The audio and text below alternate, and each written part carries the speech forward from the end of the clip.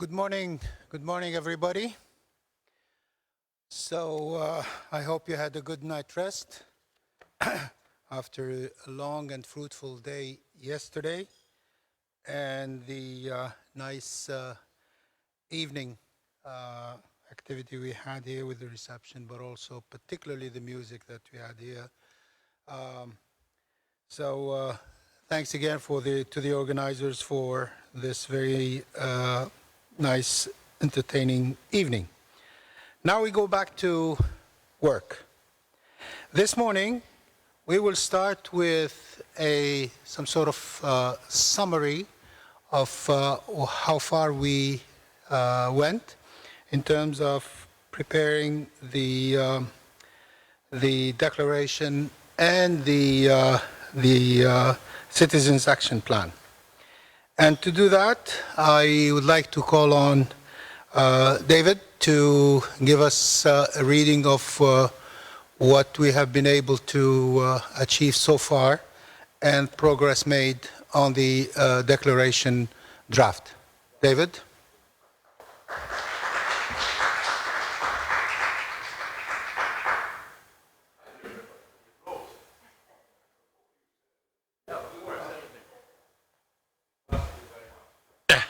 Well, as some of us, there was lots of new information that came out yesterday, which we could use in the Tallinn Declaration.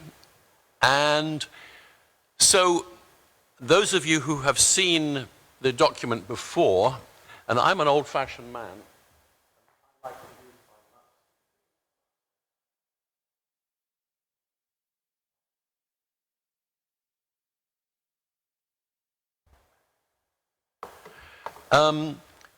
so there was much, from the document that you had seen before, there was much more emphasis on the need to recognize the changing global challenges that we have been experiencing in the last 18 months.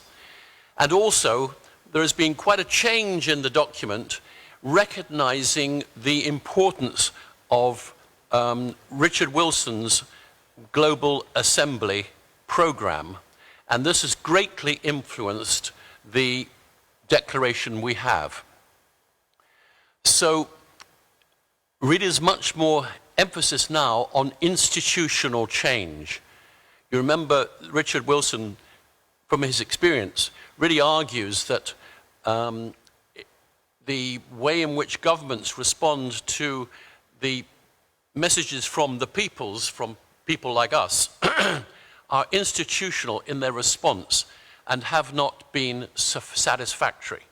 There has to be more of a people-driven program, and that is why we support fully the introduction of well-tried and novel public consultation fora and mechanisms, such as Richard's Global Citizens Assembly. And then we go on to stress a few points, 6 key elements of the United Nations 75 Declaration agreed by governments last year. Number 1, to re-equip the United Nations, providing it with the infrastructure to work more closely with the peoples of all nations across the world. You'll remember that the UN tried to do this last year, despite the opposition of governments, and the project was pretty successful, but it was something that the UN Secretariat had to fight our governments to do to reach people like us. To leave no one behind by ensuring at all times that its participants are representative of the global population, allowing all to participate, leading to their own local events. Again, local initiatives must be encouraged. To build trust by encouraging participants to set the Assembly's agenda and to agree the proposals. To improve digital cooperation, leveraging digital tools inclusive of all voices. And to listen to and to work with youth, activating youth as agents of change on their own terms.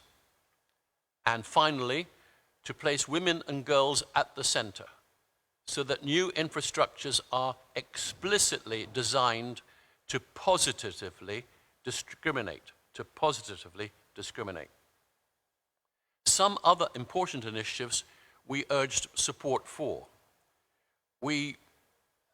Late last night, we showed our concern for the protection of the global commons, and we're disappointed that the Biodiversity Summit, COP15, should have been in Beijing, has now been further delayed.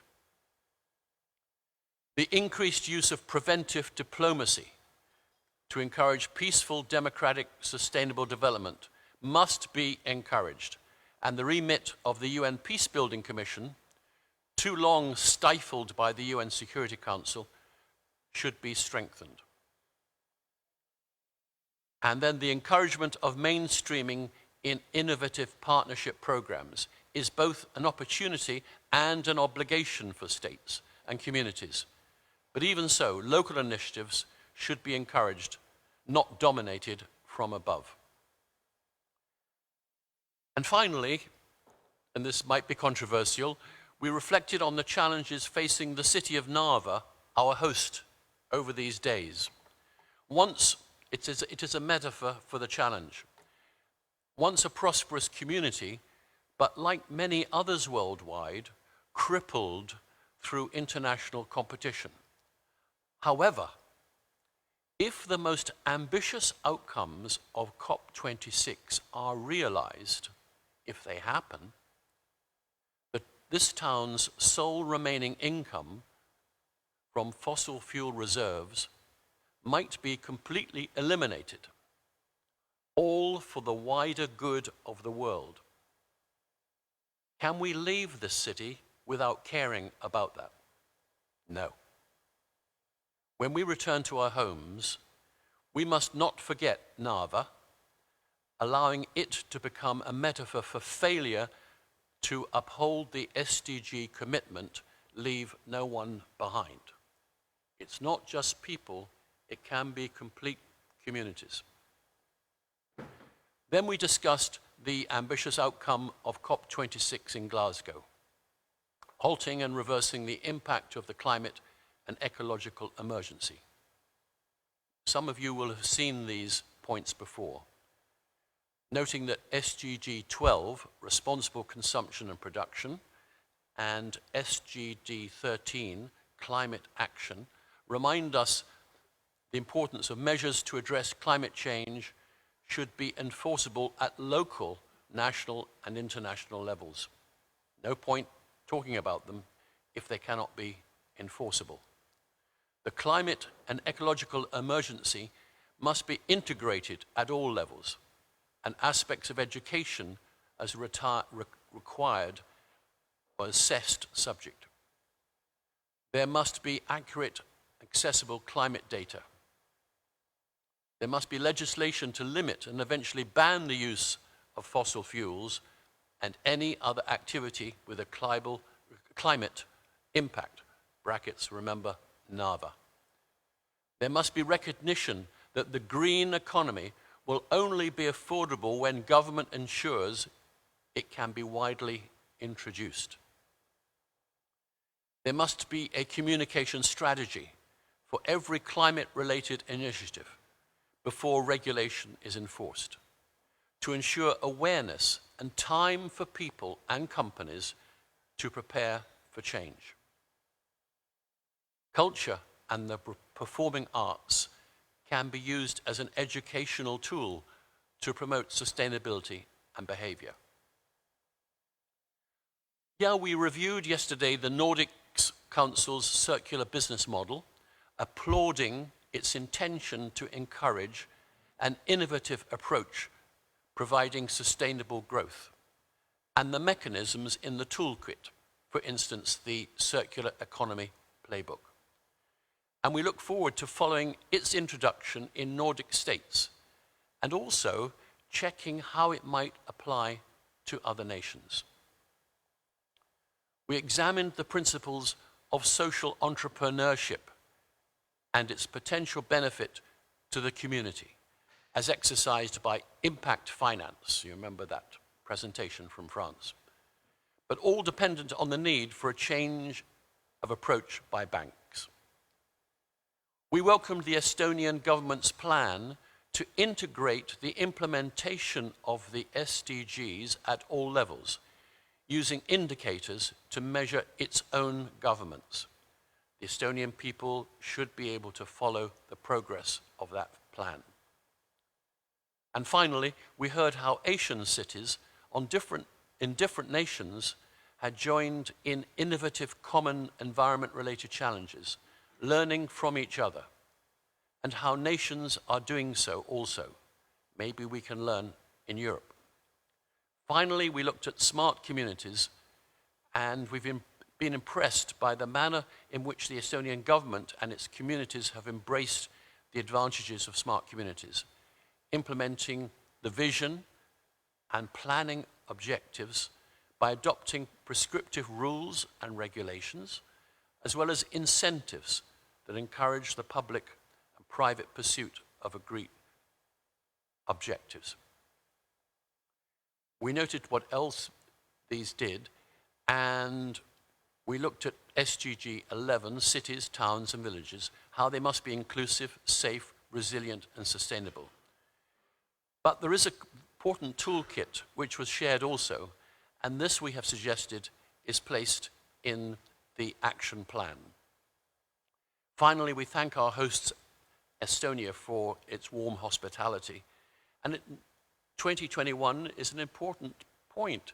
It's exactly 100 years ago that that Estonia joined the League of Nations. In 1989, in 1989, there was the famous mass demonstration, the human chain across the three republics. And when we arrived here, we met a group of 4 grandmothers from Latvia who had been part of that project in 1989.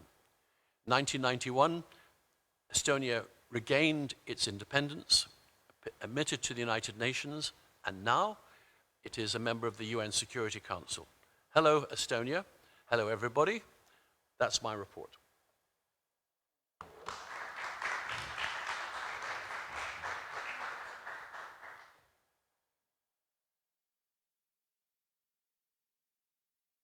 Thank you very much, David, and also a warm word of appreciation to all the members of your team for the work that you have been able to accomplish with this declaration. And I think it reflects the ideas and the proposals that have been debated and discussed during our sessions.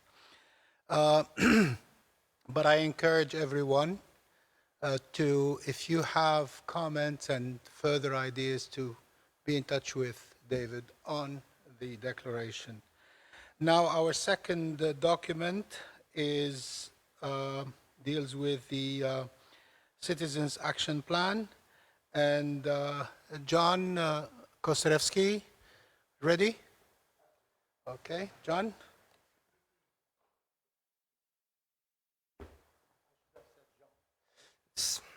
You decide. So yesterday with our group, in order to propose a more practical implementation of all the guidelines decided in the Tallinn Declaration, we focused primarily on the climate change, where we obviously decided that funds, greater public funds, are absolutely key to support social enterprises, who are here the main actors in this whole battle. Then education was also for us an important topic, where we discussed for actually quite a long time how it would be possible to integrate a sustainability curriculum in schools. We actually decided that the best introduction in this sort of such a curriculum would be introduce workshops incrementally.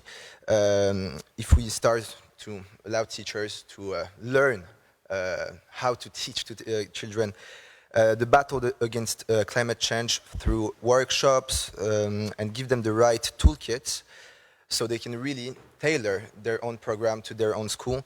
That could be a much more efficient way rather than force an entire school to adopt this whole curriculum without this phase of adaptation. And we're also thinking that this sustainability curriculum could be integrated in all the education programs in as many subjects as possible, from primary school to university, in very diverse subjects such as biology, geography, economy, physics, history, and pretty much everything.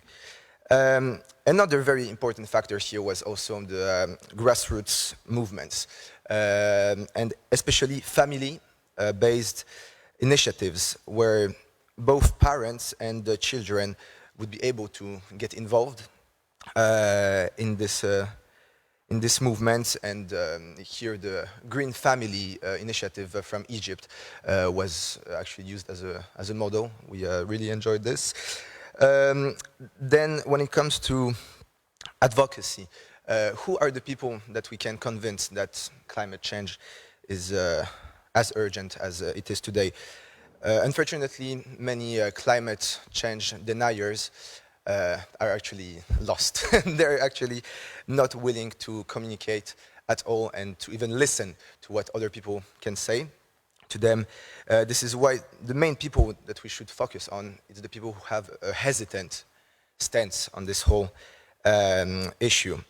They must be at the very, very center of all the advocacy campaigns. And it's really key here again to convince these people that there is a very strong link between actually the present and the future. It's not only about the future, it's also happening right now. And yeah, here we also decided that micro-targeting, which is provided by the social media today, can be very useful for this practical implementation of such advocacy campaigns. And another also important actor here, it's obviously corporations, who need to be forced to introduce mandatory disclaimers which will allow the clients and everyone to actually see and verify the source and the carbon footprint of each of their product. Increasing taxation was also described as some very useful stick, not a carrot here, for all the non-sustainable products. So yeah, just increasing taxation and penalties will be useful here. And another deposit system for industrial garbage could be also reviewed and made more up-to-date with the more efficient collection and refund of all reusable packages. And here Lithuania was actually presenting a very interesting example where 90% of the wastes were actually recycled, which is a great success that should be used as an inspiration for other countries as well. Then the smart communities. Smart communities are obviously one of the big topics that we're trying to address here. And it was all about actually finding and fostering what we called productive competition, productive contests, where the most sustainability-oriented cities could be rewarded with sort of grants. So here the example of Lahti, I think, in Finland, was very interesting, where the city in Finland was the winner of the contest of smart communities and was receiving very actually good reward for this sort of collective effort.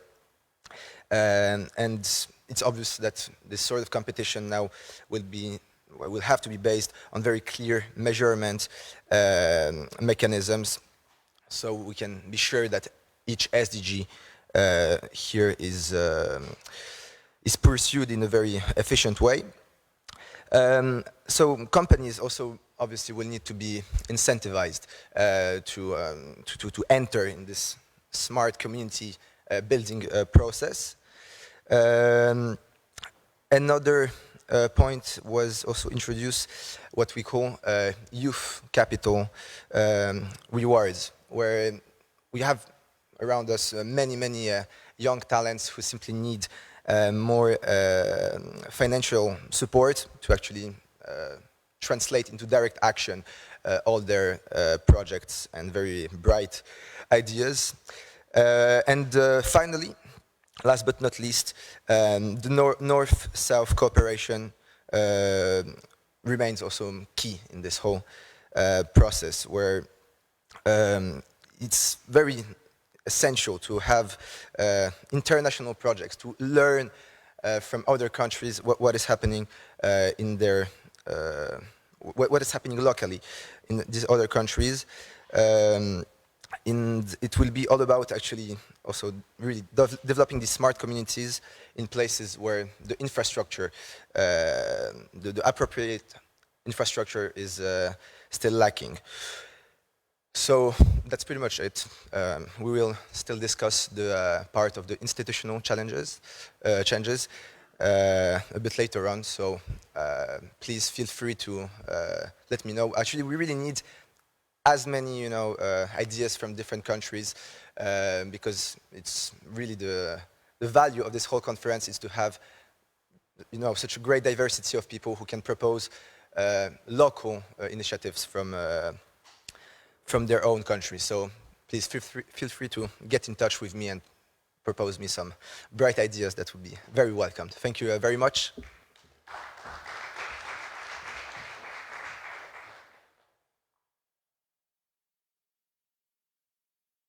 Thank you very much, Jean. Again, another very good document. I think we are on the right track. The document was really comprehensive in terms of the variety of segments. It has incorporated businesses, industries, governments, citizens, youth, just about every one of the social segments is there. Very practical proposals,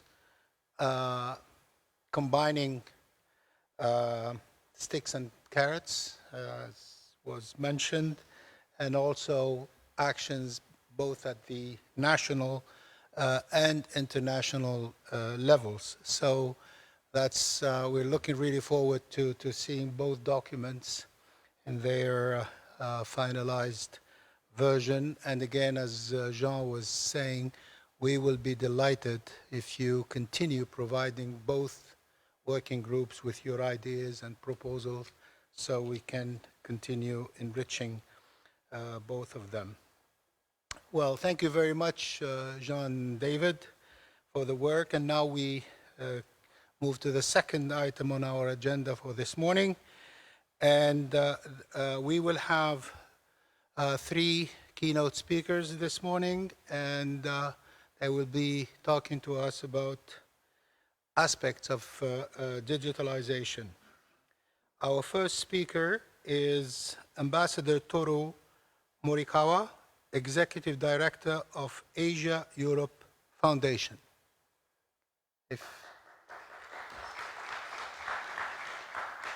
Good morning. Good morning, Pele.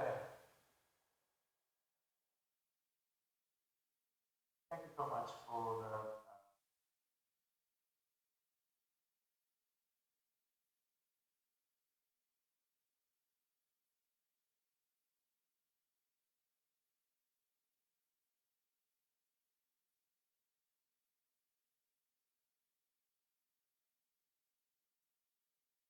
I would like to express my gratitude to the organizers of this important conference and the host, Pyramid Society for Child Development, for having the presence of Asia Europe Foundation at this conference. Unfortunately, due to the travel restrictions posed by the COVID-19 pandemic, like some other participants, we are unable to be physically present at the conference. Personally, it is really a pity that I cannot try the late break together with Estonian team. Despite that, I hope that the conversations and the knowledge sharing have been and will continue to be very insightful and fruitful. Distinguished participants, allow me to first give a brief introduction on ASEF. ASEF is an intergovernmental, not-for-profit organization located in Singapore. Founded in 1997, it is the sole permanent institution of the Asia-Europe meeting, ASEM process. Our organization promotes understanding, strengthens the relationships, and facilitates cooperation among the people, institutions, and organizations of Asia and Europe on matters of importance for these two regions. One of our core programs, the Asia-Europe Environment Forum, focuses on the issues related to environment and climate change faced by the 51 ASEAN member countries in Asia and Europe. Distinguished participants, at this juncture, the global consumption and production trends use resources equivalent to 1.7 Earths. Human activity has altered almost 75% of the Earth's land surface, and approximately 1 million animal and plant species are threatened with extinction. The degradation of the natural world is already undermining the well-being of 40% of humanity. Climate change, on the other hand, is no longer an invisible threat that could be ignored. The recent floods, which devastated part of the world, including Europe, and rising sea levels forcing coastal cities to fortify coastal defenses, are bleak reminders of why global concerted action is important. Distinguished participants, although there are already existing frameworks by the United Nations and G20 on the environment and climate change, Asia-Europe dialogue and cooperation on these issues is crucial. Now, more than ever, representing 60% of the global population, 65% of global economy, and 55% of global trade, our collective actions toward environmental and climate protection have a huge potential to effect positive change. Unfortunately, from recent figures, 7 out of the top 10 countries with the largest total biocapacity deficit globally are part of the ASEAN member countries, where the top 20 emitters of carbon dioxide are responsible for 78% of the total global emissions. 11 of those are from ASEAN member countries, 6 of which are part of the top 10 positions. Distinguished participants, despite that, now is not the time to blame. There is a need to acknowledge and understand the diversity in Asia and Europe among developed and developing countries, and even among developed nations themselves. Among countries who benefited from the first and second industrial revolutions, and those who are developed comparatively recently, where some countries prioritize reducing emissions in their national plans, others may have to prioritize access to electricity. Where some countries prioritize circularity, others may prioritize GDP growth fueled by production and consumption. The perspective of what matters the most may drastically change depending on whether you are in Asia or in Europe. It may also change intra-regionally, for example, between Eastern and Western Europe and between countries in Southeast Asia. That all the countries are facing a common crisis. This is why Asia-Europe dialogue is important. Even though priorities may differ, collaborative learning and understanding and development of practical and technical knowledge ought to happen between and even within the continent. For example, countries successful in transitioning to green economy can impart their experience, help build capacity for developing countries, decoupling their economic growth from environmental degradation and increasing resource efficiency.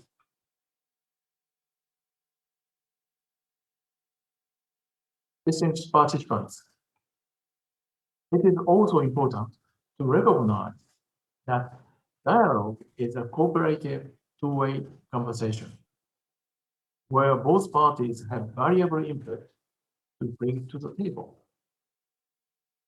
Asia-Europe dialogue is not just about developed countries teaching developing countries on how to be better.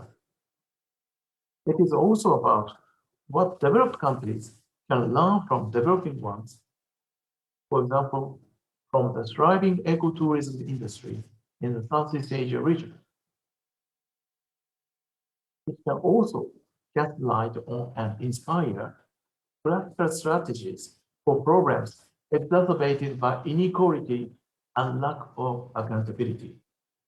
For example, high emission production factories meeting demands of a consumerist society, as well as the shipping and dumping of plastic waste to developing countries. Distinguished participants, the ASEAN framework is useful to enhance such dialogues. As such, there is a high value in revitalizing the ASEAN Environmental Ministers meeting. ASEAN, with its unique position as the sole permanent institution for the ASEAN process, is ready to be de facto secretariat for the ASEAN Environmental Ministers meeting. The meeting will be an important opportunity for leaders in Asia and Europe to reach a political understanding on the role the two continents play in environment and climate protection. With that, I conclude my remarks. Thank you once again for this opportunity, and I wish for a fruitful discussion. Aita. Thank you for your attention. Thank you very much, Ambassador, for this presentation. Very insightful and very enriching, and I think it will find its way to our conference documents and proceedings. Thank you again. We appreciate the approach, talking about that today it's not the time, or it's no longer the time for blame, but for understanding and for working together. We need to take the issue as a global issue, which it is, and maybe we need to sit down and initiate a very deep dialogue to see how we can find together solutions, workable solutions that will be the benefit of everyone, not dividing the world international community into developed and developing nations. So thank you very much. Appreciate your intervention this morning. Thank you. Thank you so much. Now I call on our second keynote speaker, and that is Marina Kaljurand.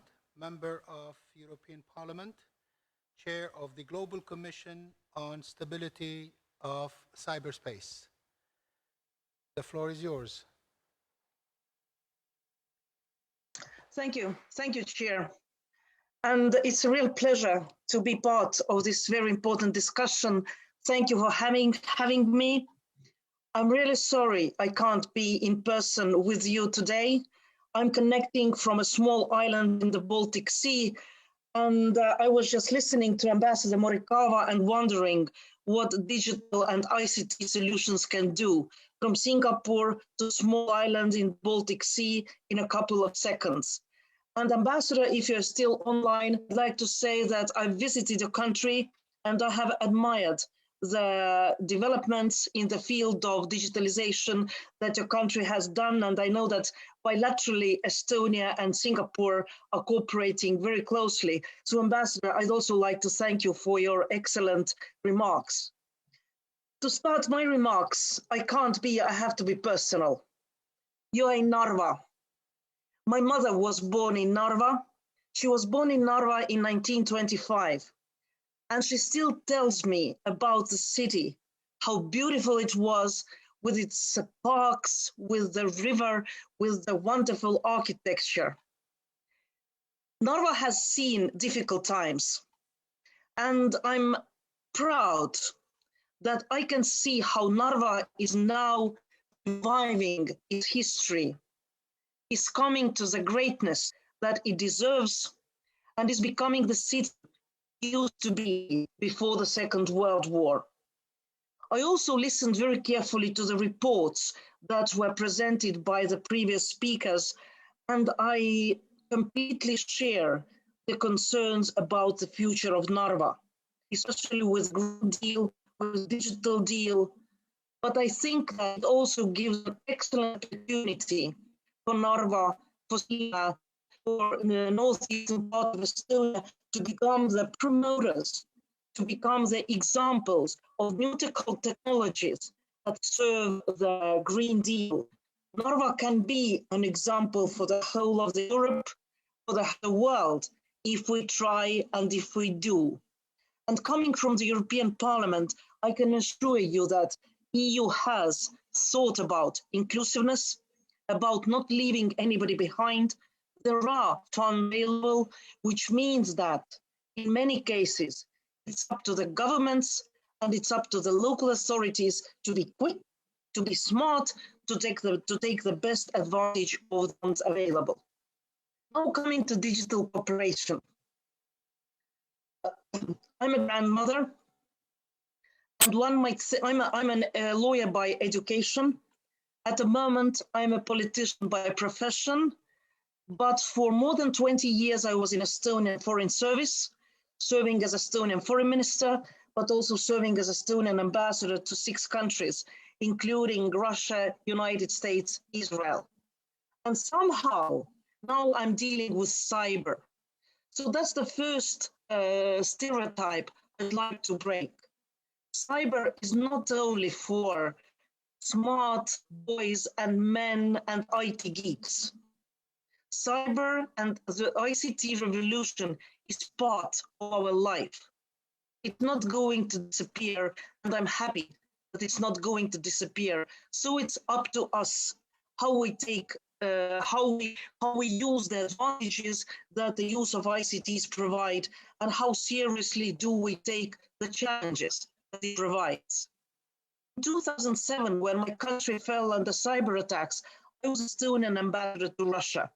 I was in Moscow, and one of my duties was to start and find ways of cooperation with Russian authorities. I failed them. As you all know, it takes 2 to tango. But we learned our lessons from 2007, not only us Estonians, but I would argue the whole world. And maybe 2 of the main lessons I'd like to talk about are inclusiveness, multi-stakeholder model, and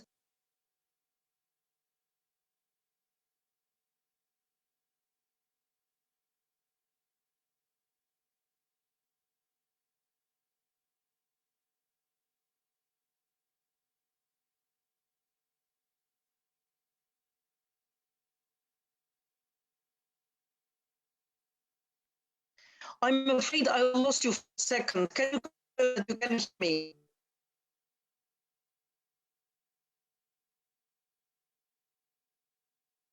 Excellent. So I'll continue.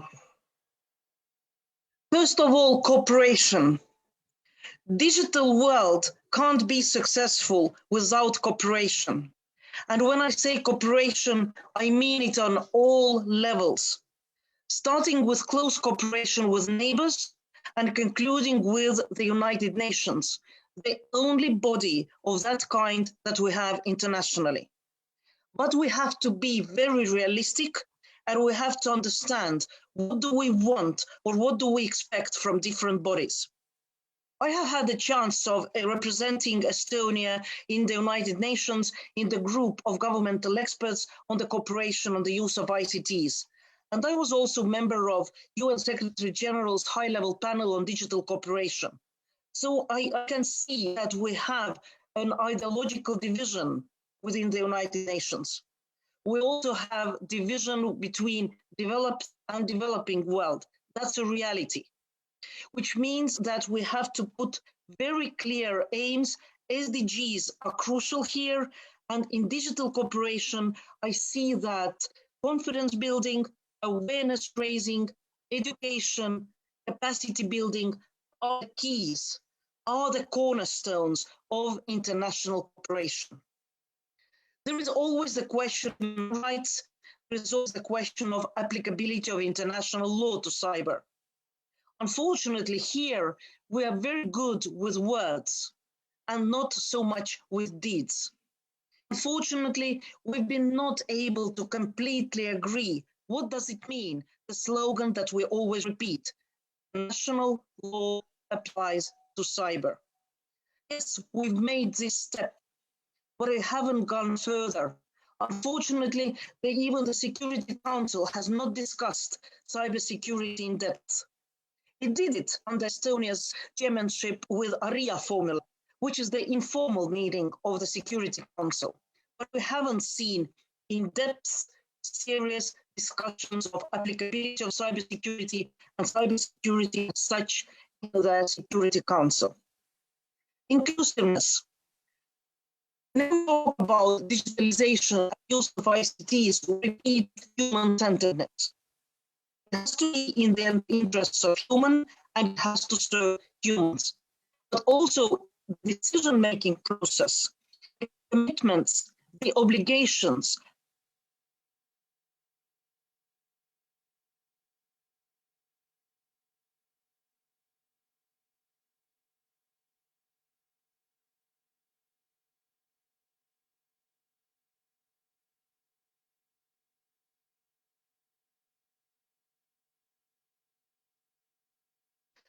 I apologize for these disconnections. Even Estonia's internet is not perfect. But as I said, I'm on a remote island. So inclusiveness, it's not only the governments that have the responsibility and should take the responsibility of digital development. For the first time in the history of mankind, cybersecurity and digital topics are not only the realm of governments. And here I fully agree what was said by the previous rapporteurs, and especially on involvement of other stakeholders and of listening to people. Because in the end, the future of digital cooperation, the future of digital cooperation depends on trust. Depends on trust among people, trust between states and private sector, trust between private sector and governments, and all the other players in the field. That's why the inclusiveness should take very seriously public-private partnership. There are several organizations, several conferences that have underlined importance of that. And in this context, I'd like to remind the Paris Call for Security and Cyberspace, but also the Global Commission that I chaired until I was elected to the European Parliament. We underlined the importance of multi-stakeholder model. When we talk about multi-stakeholderism, we usually talk about industry, private sector, academia, IT people, civil society. I'd like to add also two more tracks, politicians and people. Why politicians? Because the legislation of digital world depends on the level of understanding of politicians. And the earlier we engage them into the discussion of digital topics, I would argue the better for the legislation, the better for the future. And my very final remarks are about regional cooperation. Regional cooperation for Estonia means, first of all, NATO, EU, but also OSCE. And when I was pretty skeptical about applicability of international law, about new norms, about new pieces of international law on the United Nations agenda, I think that progress can be made regionally. And I think that EU has played and should play a leading role in this process. I hope you all have heard about the GDPR, the protection of privacy of the EU citizens and residents. It was severely criticized at the beginning, but I would argue that today it's a landmark. It's an example for many other legislations in other countries, in other nations, and international organizations. Now, when we look at the EU with digital developments, I very much hope that also in other fields like creation of AI, like digital single market, like digital ID, EU can play and should play a leading role. But leading role means not going alone. Leading role means inclusiveness, means involving all other partners. The EU is crucial to be part of capacity building and confidence building within all other nations and with all other nations who want to cooperate with us. I conclude my remarks here. Once again, I'd like to apologize for the poor connection, but it does not depend on me. And I'm looking forward to the future, to the discussions to follow. Thank you.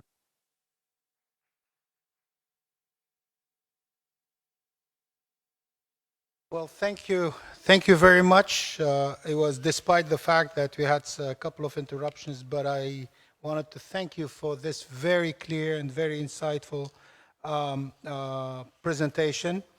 And I think it touches upon not only the opportunity, but also the challenges that lie ahead in terms of the cyberspace future.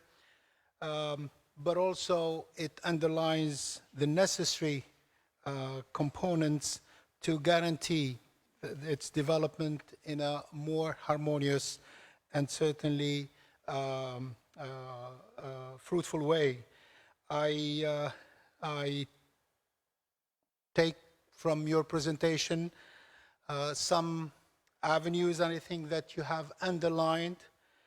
You talked about cooperation at all levels, and I think this is what we have been, one of the items that we have been discussing and debating in our conference. So I'm very, very pleased to hear it coming from you in your own experience, as much as also I'm very happy to hear you speak about trust, building trust between government people, government business, government and stakeholders.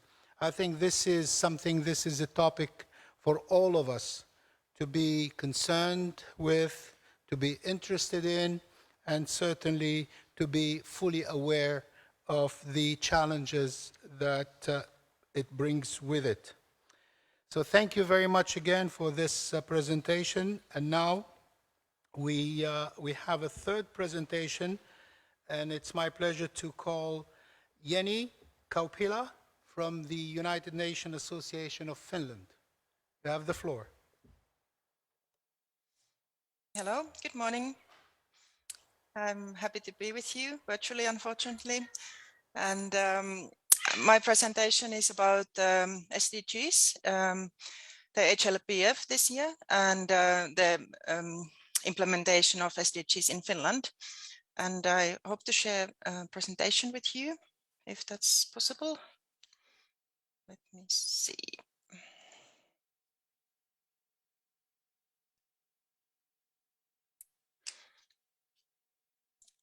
Can you see it now? If you can just say.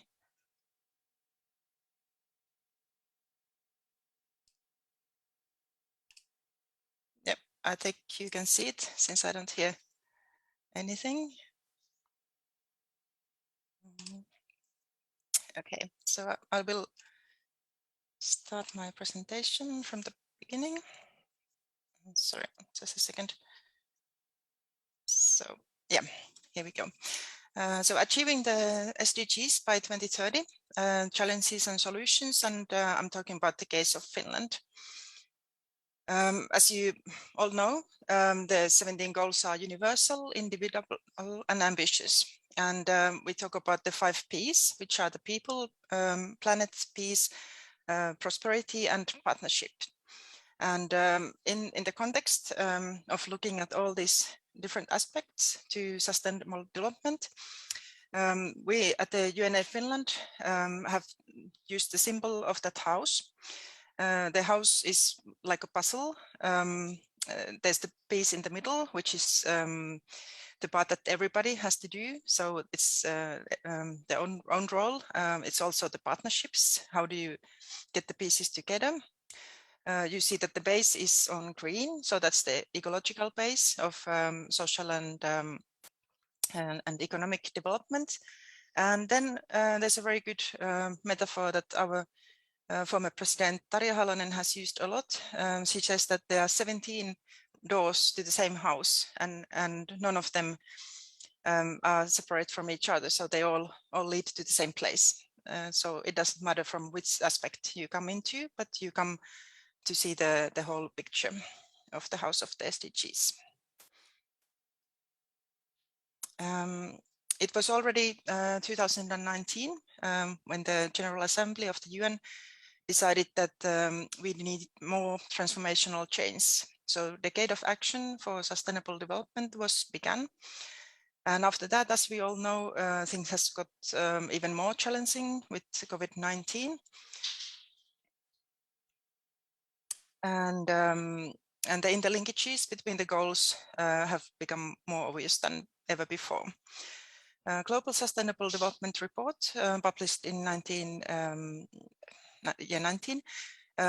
outlined the 4 alarms: climate change, biodiversity loss, rising inequalities, and rising waste production, especially plastic and electronic waste. And these are the issues that if we don't tackle them, we will not achieve the other SDGs either. And of course, now the pandemic has even more shown us that the success of other SDGs is threatened if we fail with one of the SDGs. Shortly go to the results of this year's high-level political forum on sustainable development. Finland and Iraq were the co-facilitators of the ministerial declaration. And first of all, Secretary General's message at the HLPF was very strong. He lamented year 2020 being as the global annus horribilis, a year of death, disaster, and despair. But he brought the positive message of needing to move from death to health, from disaster to reconstruction, from despair to hope, and from business as usual to transformation. And sustainable development goals being the roadmap for the future. It's the common roadmap of all the countries agreed, and the solutions lie within transformative nature of the Agenda 2030. But it does not come if we just look at like picking the raisins kind of approach, as we say in Finland, that you do whatever most pleases you and is bringing you the results. So we have to look at all the challenges as well. The annual report of the Secretary General highlights some of the impacts of COVID-19. I take a few of the SDGs here. COVID-19 impacts on SDG 1, no poverty, is horrible. Even before 2020, the world was off track to end poverty by 2030, as the goal of Agenda 2030 is. But with the COVID-19, we have the first increase of global poverty in decades. More than 71 million people are pushed into extreme poverty, and this is due to the impact of COVID-19. The same goes with SDG 2, no hunger. Food insecurity was already on the rise, but the additional threat to food systems is severe. And I will not go through all the goals one by one. I'll just raise 3 more. I think those ones that are very impactful universally. One of them is education. Over 200 million children will be still out of school in 2030. COVID caused school closures that impacted 90% of all students, reversing years of progress on education. And as you see the interlinkages between the goals, this impacts especially the girls in developing countries, where many girls will not be able to return to schools even after they are opened, because families are having a hard time economically, and girls are being married off younger than usual, and this will prevent them from access to schooling. Also, simple things for us, like hand washing. Still 3 billion people worldwide are lacking basic hand washing facilities at home. The same applies to schools and even to hospitals. There are a lot of hospitals without access to hand washing facilities. And SDG 5 on gender equality and the rights of women and girls is an SDG on its own, but it's also a cross-cutting issue on the Agenda 2030. And there are many implications of that. Some are that, for example, lockdowns were increasing the risk of violence against women and girls. The cases of domestic violence increased by 30% in some countries, and also the fact that women are more typically on occasions relating to health and social work. So women account for 70% of those occupations worldwide. They are on the front lines to fight the coronavirus. Also, the burden of unpaid domestic care work has been on the rise. The ministerial declaration was achieved, and it was a big success because we have had now several years without the ministerial declaration due to the lack of possibility to vote in person. So if there were, like last year, there were some issues that were up to vote, and there were no technical possibilities for voting online. So we lacked the ministerial declaration. Now it was achieved. There were several issues that are controversial, and I highlight some of them. So Russia introduced 3 amendments which were voted but not approved. They were regarding climate change, gender equality, and the link between biodiversity and climate policies. Israel proposed deleting language on the right to self-determination of peoples living under colonial and foreign occupation, which is a classic under UN. It's always the case on the table. Governments voted to reject the proposal, and the ministerial declaration was then adopted by acclamation. But however, NGOs, which are here referred to major groups and other stakeholders, they issued a statement saying that the declaration lacked the necessary ambition and did not address the root causes of problems and not addressing the systematic barriers. So they were still really disappointed with the outcome. It's not addressing the problems at the speed that we need to have the solutions right now. And then a few words about the Finnish National SDG implementation framework. We have had the Sustainable Development Committee led by the Prime Minister for some years. The committee is already established in 1993, and it has been under the Prime Minister's office, I think, since 2016, if I remember correctly.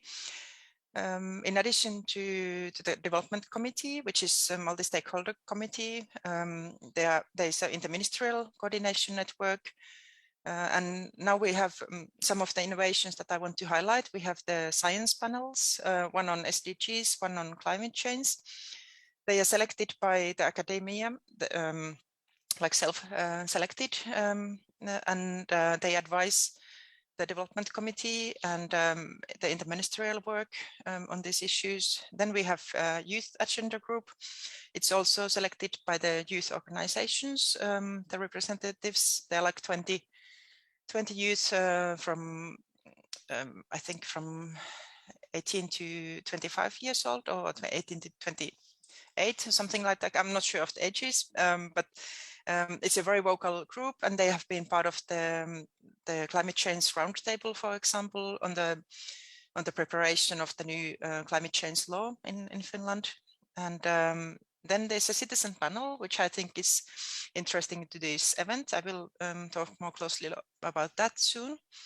And in addition to other things, as a looser structure, we have societal commitment, which means that anybody, individuals, communities, schools, companies, whoever wants to, can announce publicly how they are going to implement the SDGs, how they're going to measure it, and want to share it with others through the Development Committee's website. Finland has reported twice on its implementation of the SDGs, first in 2016 and last the previous year. Previous year, 2020, the part of the report was done by the NGOs and other stakeholders, so that each SDG was assessed independently by other stakeholders and by the state, and they were all put in the same publication without any kind of censoring or whatever inspection from the state side. So that was an interesting way of including the citizens more closely in the work. Some of the key policies and processes that we have had that I think are interesting for this seminar is that we had an independent evaluation of our national sustainable development policy, and the evaluation was really participatory in nature. So we had lots of different workshops and interviews with experts and people from ministries and stakeholders and so on. And as a result of the sort of the lessons learned and the way forward of the evaluation, it was also taken, Agenda 2030 was taken as the basis of governmental program. And the government is now reporting to the parliament every year. So this is involving the parliament more closely in the implementation. It's the Futures Committee that is in charge of the process in the parliament, and they have hearings with stakeholders and so on as well. Right now we are preparing the roadmap, Agenda 2030 roadmap, in addition to many other national roadmaps that we are doing. I am in the Sustainable Development Committee, and I can tell you the process started already last year, November. It has been really intensive process with lots of workshops, lots of independent work by the members of the Development Committee, and we have looked at the different streams. We have 6 streams that we have been looking at. They loosely follow the Global Sustainable Development reports streams, and now we are looking at the interlinkages, also doing some kind of a cross-feeding between the streams. Then we'll look at the whole outcome from leave no one behind perspective at the end, and to ensure that we haven't left out some perspectives that we still need to take into account. And then in October, November, it will be ready and presented to the government and to the parliament. And I already mentioned about the voluntary national reviews approach that we used, the whole of society approach. But I didn't mention the peer dialogue, which was used. So we got comments from Mozambique and Switzerland before reporting to HLPF. So those comments were very useful to further elaborate on the report. This is unfortunately in Finnish and might be very small for you to see from the screen, but it's just to show the citizens panel, how it worked. There were 500 people. This is the second citizens panel that has been organized, and it's organized by the National Development Committee, which is under the Prime Minister's office.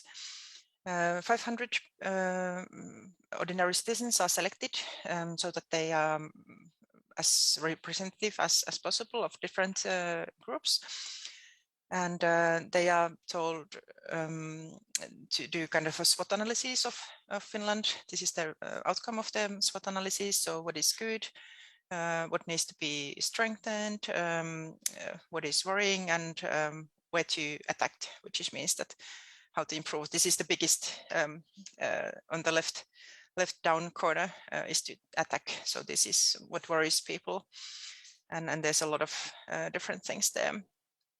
I will not go more in detail into that now. And then the results are also discussed in the National Development Policy Committee.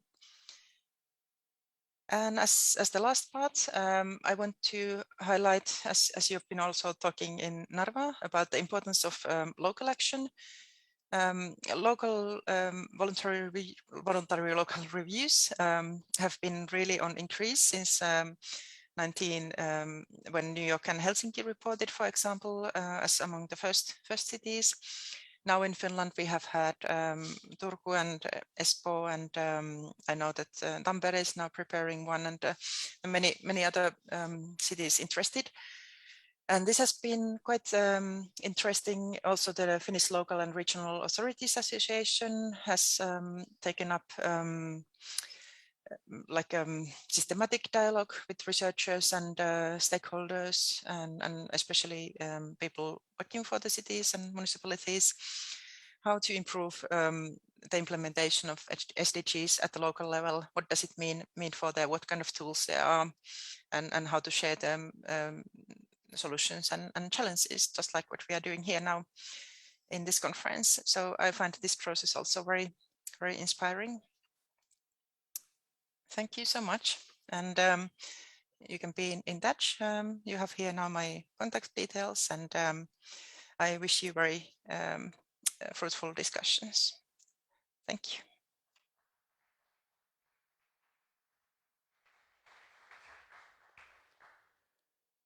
Thank you very much, Jenny, for this presentation. This is another good example that comes to us from Finland. I think it's very inspiring. I really like the 5P program, and I think it shows how comprehensive it is and how focused at the same time it is set up. And also, I think the process that's been put in place, to me, it shows a very clear path, which starts with commitment, moves to awareness, then to implementation based on transparency and accountability. And I think these are the basic conditions for success. So that's another, as I said, another inspiring example that comes to us from Finland. All right, well, we conclude this first part of our second day conference. And now we move on to our panel, the first panel of the day, and it is on digital cooperation, how to improve it. Our experts will develop some ideas about how to ensure safe and affordable digital access for all. So let me start calling on our first speaker here, and that is Dr. Robert Krimmer. He is the chair professor of e-governance at the University of Tartu, and each speaker will have 5 to 7 minutes to make presentations. So at the end of the presentations, we can have an exchange and a discussion. Professor, the floor is yours. So first of all, let me apologize that I'm only here virtually, but then again, you know, in COVID times, it's more a normal thing than the exception, it seems. But nevertheless, let me try to make use of the internet and allow me for my telepresence with you today to bring you some inputs in regards to what I believe is necessary when we talk about our digital future. Having been, despite the fact that I've been engaging quite a bit with digital, I would still consider myself as a digital immigrant. So someone that has still realized or understood and experienced the way how to deal with paper, and not only with digital means, but nevertheless, I started probably very early on with this transformation process of trying to get a hold of this digital sphere and of trying to see how can we actually master it and govern it. And exactly this element of trying to govern our digital sphere is really what is bothering me, and on the other hand is also driving my research. My research is actually focused around this digital transformation of trying to understand how does it really work. And one of the basic principles or one of the basic needs that we have is actually having internet access. Yeah. So we are in the lucky position here in Estonia that we consider the social right to have access to the internet. It's not enshrined in law, but nevertheless, you have probably seen it when you traveled to Narva, that you saw the traffic signs on the side of the road which said like internet 200 meters right. Something that I haven't seen in other countries, or where I have actually perceived this social right to be so imminent and so generally available. But when we talk about the internet, then we also have to understand that the internet is essentially a connection of local networks. Yeah. So the only thing that we can actually govern is our own digital realm. But as soon as it leaves our gateway, we are prone to whatever the others are ruling on us. Also, we don't know who is on the other side. So if we think back about the famous picture or the famous cartoon from the New Yorker, where you actually see a dog sitting in front of the computer, which has that nice tagline, you know, on the internet, nobody knows who's on the other side, or nobody knows that you're actually a dog, then this is unfortunately still true today. In Estonia, of course, again, it might be the exception because every resident has received an ID card, which allows him or her to identify univocally in any digital process who you are. It even allows you to sign contracts digitally within the framework of the European Union, where this digital signature is recognized all over. So those are really two essential elements. On the one hand side, having access, but on the other side, actually also knowing who you're dealing with. But in order to actually make that a worldwide phenomenon, then we would need to think, how can we make that happen? And one of the important things is actually to understand what the internet is. As I mentioned already before, the internet is essentially a local network that is connecting to other local networks around the world. And the only thing that we actually have to pay for is this connection of our local network to the other networks. And we don't know, or we don't get charged for when we access data on the other side of the world, because in the end, this is how it all runs together. So essentially, there is no central control, and this is actually the big power of the internet, but at the same time also the big weakness. Yeah, so the internet is actually not controlled by citizens. It's not controlled by non-governmental organizations. It's not even controlled by member states. It is actually run by companies to a large extent. Yeah, so we actually have some promising efforts like the multi-stakeholder approach, like the World Summit on Information Society or the Internet Governance Forum. But essentially, we lack instruments to govern the global data exchange of this internet. So in general, what many believe is that we just need to reinterpret existing rules, that we just need to apply the existing global rules also to the internet.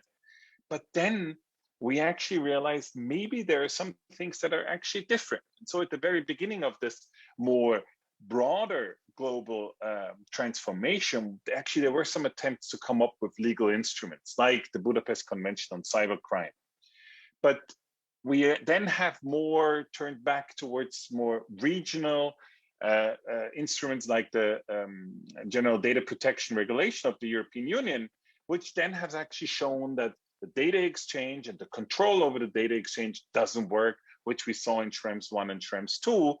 And so what do we need? We actually need a will to govern. We need a will that we can develop new rules that fit the digital age to actually protect the human rights also in this digital transformation.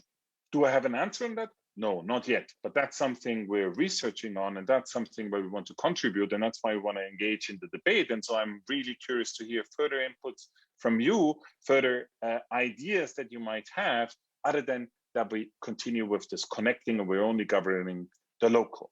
So back to you, and I hope for some nice questions and hopefully some answers as well.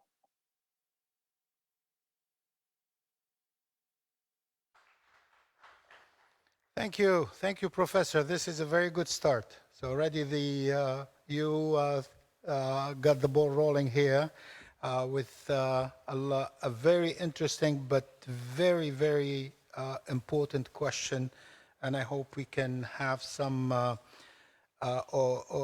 start at least to have some light on the way towards the solution to it. Thank you.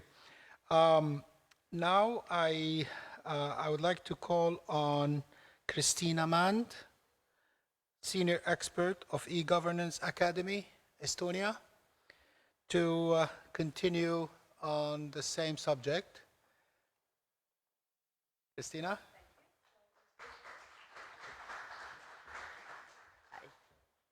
Hello. I'm so happy I don't have to apologize that I'm not physically here.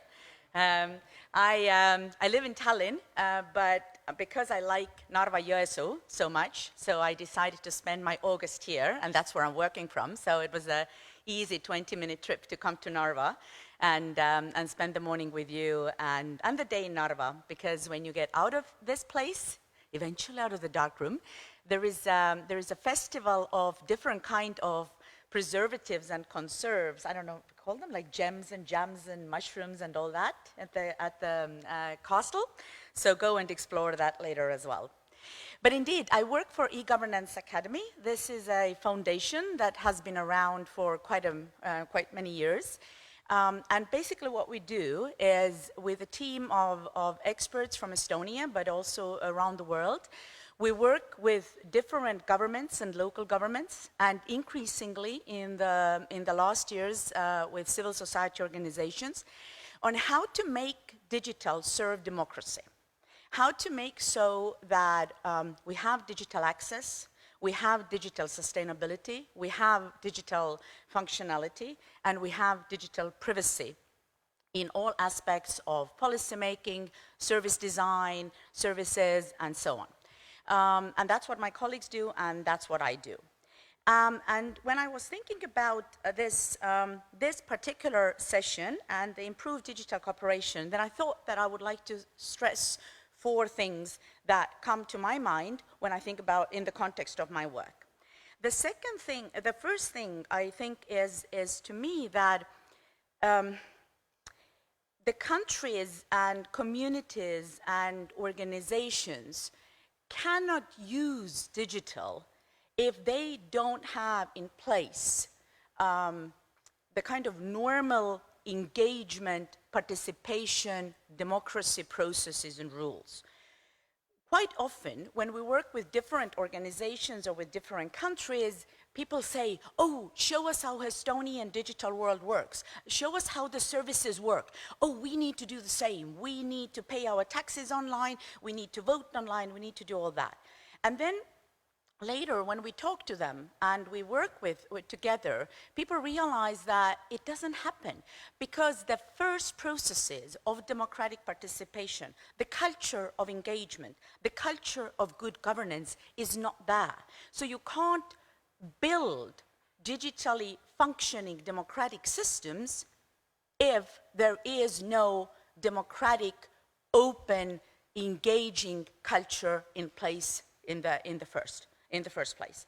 What you are doing is actually might even make people more vulnerable, those few who are so eager to use digital services to give their data at the hands of the state, and that can be misused. So that is the first point.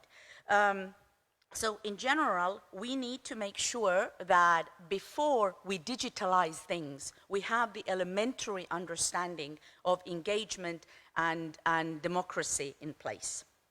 My second point is that any kind of digital solution shouldn't create further digital divide. The worst case scenario is that we create services, we create projects, we create opportunities, and oopsie daisy, only 5% of the people use them, right? Or then we realize that, wait a minute, there's 20% of the population who has no idea what's going on, and they are kept away and kept off from the services that they should actually have based on their elementary human rights, right? And the digital divide can create new kind of vulnerable groups. Typically, in the context of democracy, in the context of a local community, we tend to talk about people who have been marginalized, who are poor, who don't have access to education. But this kind of system, the digital divide, can create totally different groups. They can be very small. And the problem is, sometimes they talk to each other. Quite often they don't talk to each other. And they exist in their own little bubbles and have no idea what's actually going on. So Estonia, indeed, is in a situation where, because of our ID card, which is mandatory, most public services are a priori digital. And then there are ways to make them accessible to those people who either don't want to or cannot or are not able to use the digital version. But what I can see from working with different governments around the world, with different organizations around the world, is that there is this dream to make it digital without actually thinking, but how can basically everybody have an opportunity to use it? If they don't want to, that's a different story. But they cannot, because they don't have access. And that, to me, is a major problem. So, number one, the democracy needs to be based not on digital, but digital based on democracy. So we need to work on that first. And number two, every solution we create should make sure that it's not creating a further divide. The third point that I want to say is that forget about digital agendas. Digital is not a separate thing. It's like human rights is not a separate thing. Environmental and green concept and understanding of the world is not a separate thing. It's a horizontal thing. If you do health policy, you have to think about the environmental impact your choices are going to have, and you have to understand what the digital opportunities you have and the digital responsibility you have when putting those policies in place or putting those services in place. So sometimes countries and communities and organizations approach us and say, oh, help us create digital agendas. Like, what the hell is that? Okay? If you want to have healthcare policy in place, you want to have education policy in place, you want to have foreign policy in place, you want to have social services policy in place, then political level, economic level, social level, digital level and environmental level should be horizontal, through which you look if your policy is achievable and is not producing more harm and is, okay, it cannot satisfy everybody, but it's giving the best access possible to the solution that we want to have. Again, digital should serve democracy, not the other way around, and that is super important. And I'd like to conclude with a fourth comment that I think that digital cooperation needs, is the understanding of digital responsibility. We have companies who are doing their best to serve their clients and offer what their clients need. Sometimes it just doesn't work really well. I'm sure, and I know by personal communication with Mark Zuckerberg, that he didn't mean Facebook to create hate speech, yet it does. In his wildest dreams, he really, really didn't see how big Facebook is going to be. Okay? So the exponential growth of digital solutions, the malleability of digital solutions, and the pervasive nature of digital technology, it's absolutely everywhere, like I mentioned in my previous point, needs that this topic needs to be dealt with care and responsibility. Companies do it on sort of company norms and ethical guidelines places because they have no other choice. And then we teach people through digital maturity and digital literacy and digital skills how they should use the services, how they should use the autocrafts, how they should behave in internet. We talk about cybersecurity and all that. But what is missing to me is the talk about the higher level, the values and norms of what digital responsibility means, which to me is very similar to the discussion of human rights. Yes, different countries interpret human rights differently, as different companies interpret the digital responsibility differently. But at least we have had discussions about human rights, and we can easily say that, okay, what country X is doing or what country C is doing is not really appreciating human rights, and we can sue them.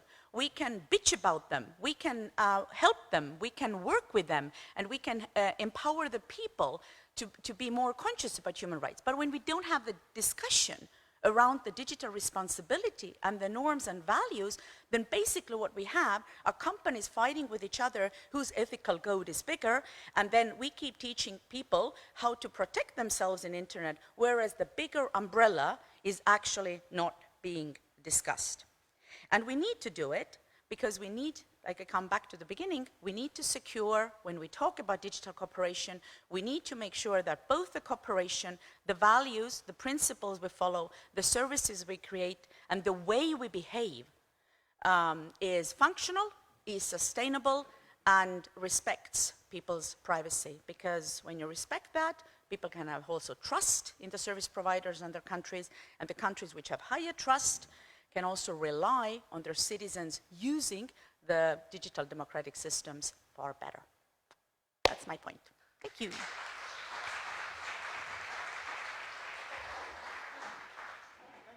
I sit here or go back there? Please. Thank you, Christina. That really was very gripping presentation. I think it really sets the stage for a very good interaction and discussion. Our next speaker is Martin Kaivats, Estonian National Digital Advisor, Estonian State Chancery.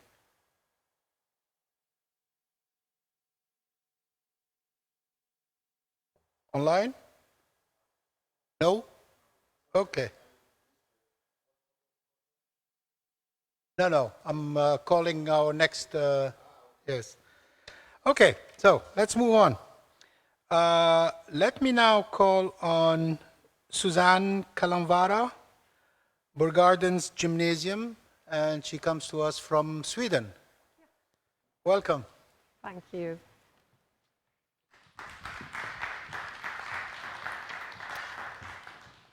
So, well, I hear you can hear me. My name is Susanne Kalanvara, which is a Finnish last name, since my father emigrated to Sweden after the Second World War, like many others of the Finnish workforce. And I will continue on the same thread, talking about digital competence. And I would like to start with you standing up, because you've been sitting so long, and I have noticed from the back that you are quite digitally competent, because that is the only thing you do, isn't it, when you sit nowadays down. So could you just stand up and walk to a person you haven't spoken to and ask them this question? Do you know anyone in your family or at work that is a total digital illiterate, that doesn't know anything about the digital world? Do it now. You get 1 or 2 minutes to do it before I continue. Yeah. Yeah, you can. You can, of course, of course.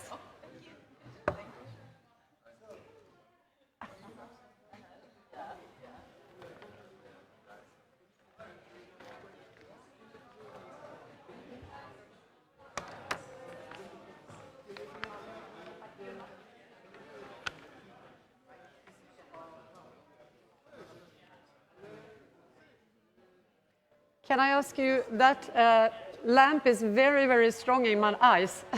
Is it any possibility to tune it down? No? No? Okay.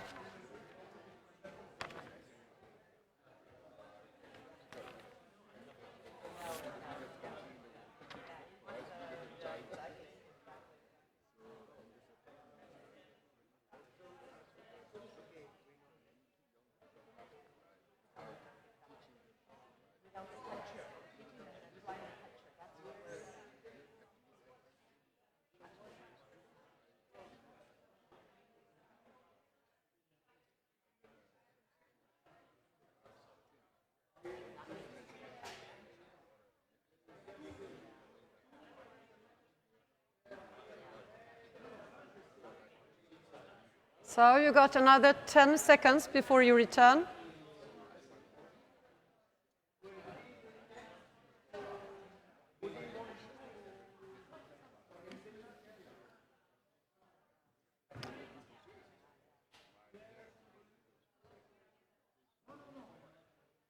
Okay, I kindly ask you to return to your tables. It seems like you had a lot to discuss.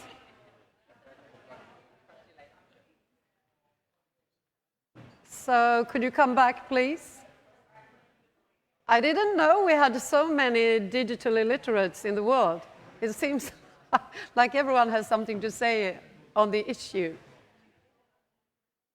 Okay, so if we just, is it possible to bring them all up here? But if we just ask how many of you, did all of you know? Can you raise your hands? How many of you know someone that is digital illiterate?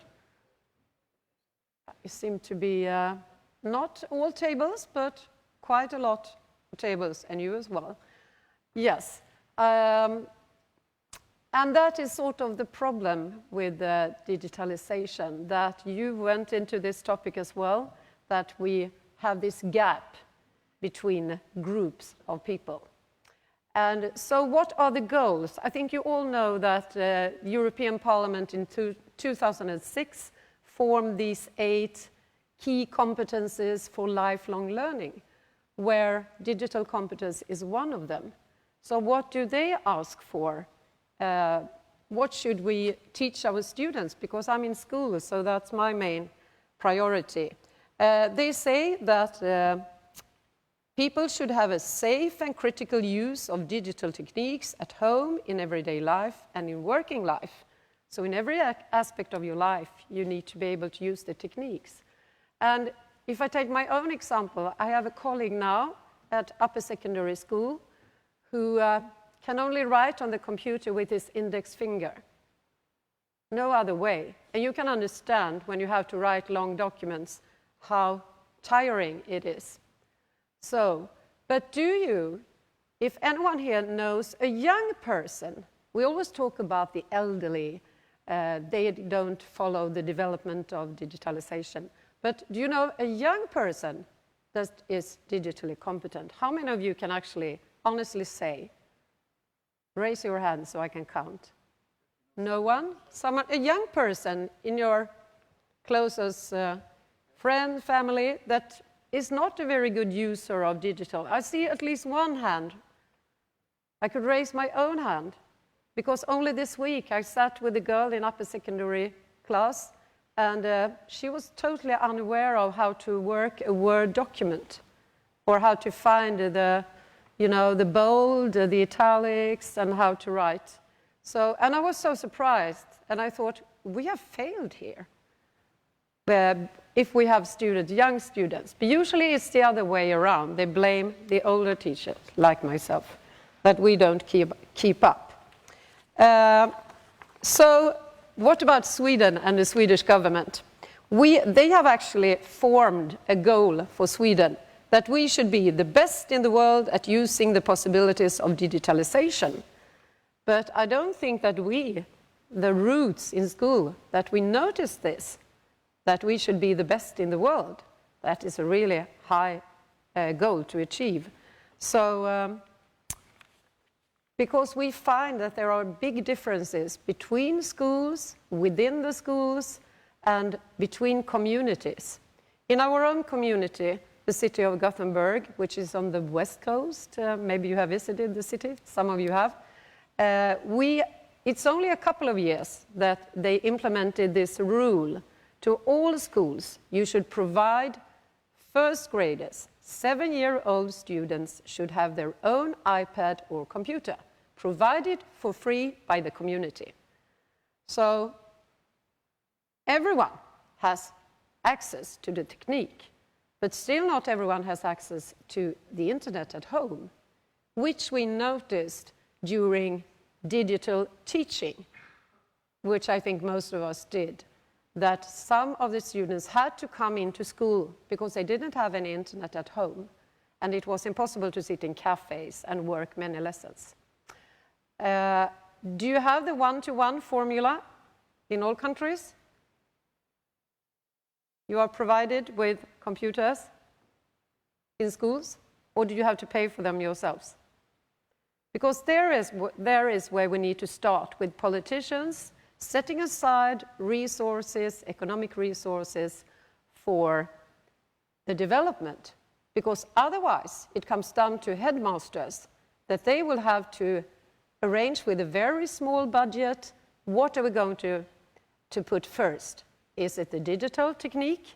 Then it means less staff. So is it worth the price? Less staff, more computers. That is what they deal with, headmasters, how to develop. And what about those who don't follow? Usually headmasters, they tend to rely on a few persons, like teachers that are very good at digital technique. They put the responsibility in their hands to drive this forward. And some teachers do it, you know, teachers, we want to do exactly like we used to do or what we want to do ourselves. We don't follow rules so well. So we get this gap. So how do we deal with teachers who don't continue? I guess you can name a teacher that wasn't so good at digital development in your school. I certainly can and still can. So that is one of the problems. So I hope we meet in a workshop and can discuss together, further discuss these questions today. Thank you. My time is up.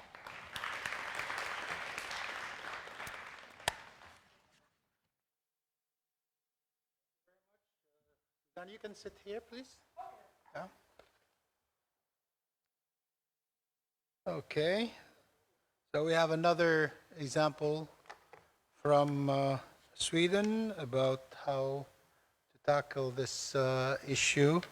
And do you see it as generational gap or? Partly. Partly. Okay. All right. Now we have on my list, I would like to call on Andrius Bekis, CEO of Goal Hub Lithuania. Hello? No? Yes? Online? Yeah. Can you see me? Oh, okay. Andreas? Yes, Good I'm to see you here. again, Andreas. Okay, nice to see you also. All right. So, thank you first of all for organizers that it is this opportunity to present my presentation through this digital, in this digital way. And it's like last couple of years, we really, I think, developed a lot of skills in the digital world. And the thing it is, when we are talking about digital, we also, in this way, have to talk about SDGs. And when we are talking about SDGs, I had pleasure also to watch the conference yesterday.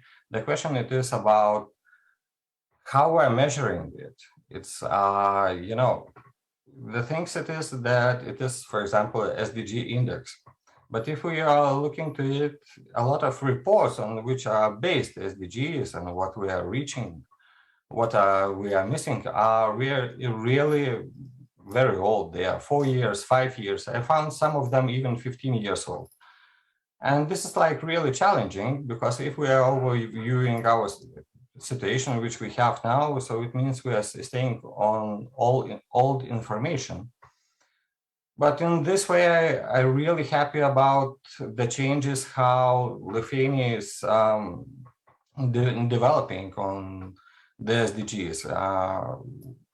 There is national planning document, which really involved a lot of things for reaching the SDG goals. The trouble it is maybe sometimes, which we find out that we are over pushing SDGs. Because for example, in 2024, we are preparing new programs for the schools where SDGs will be everywhere. And for example, one of the strangest examples that I found that during the lessons of religion, the teachers will need to explain how religion documents approving the SDGs.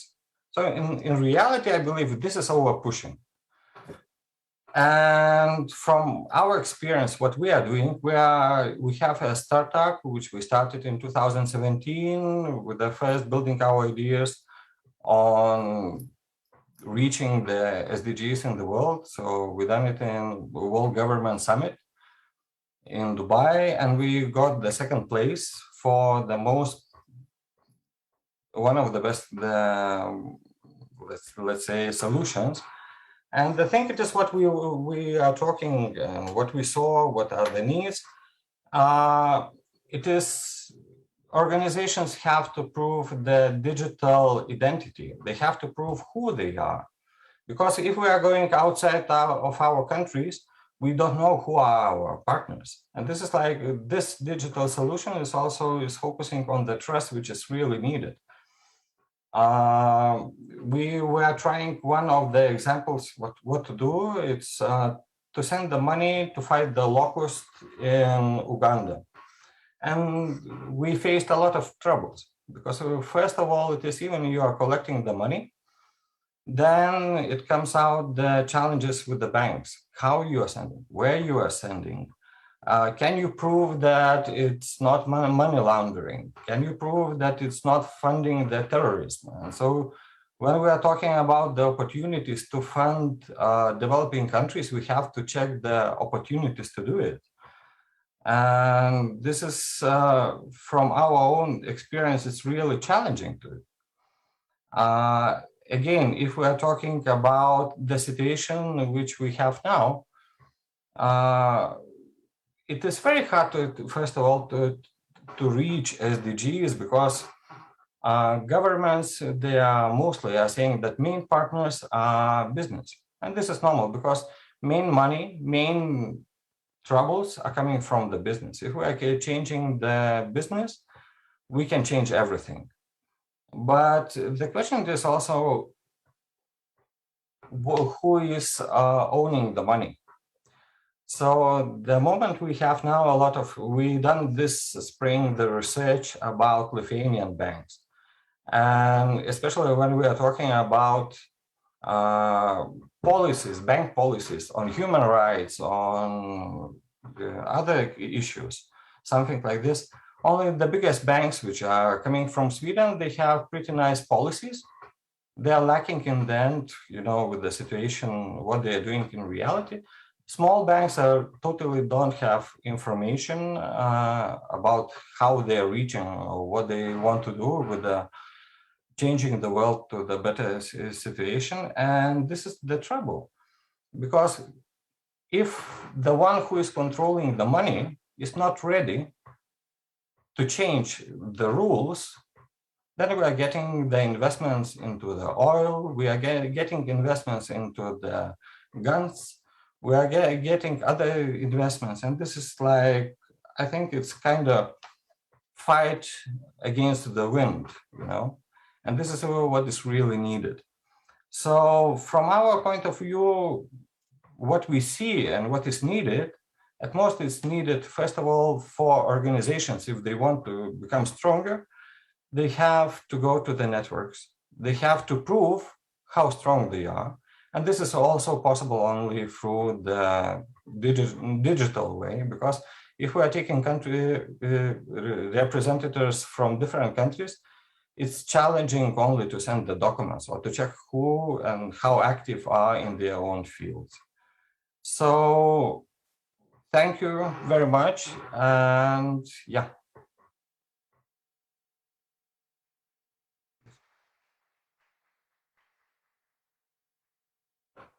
Thank you, Andres, for this presentation, which really shows another aspect, maybe, of the challenges that we have dealing with the financial procedures and the bank policies, and I think it's important to have that in mind. Our next speaker, I think I'm going to catch him before he sits down. Jean Kastruyevsky, London University. The floor is yours.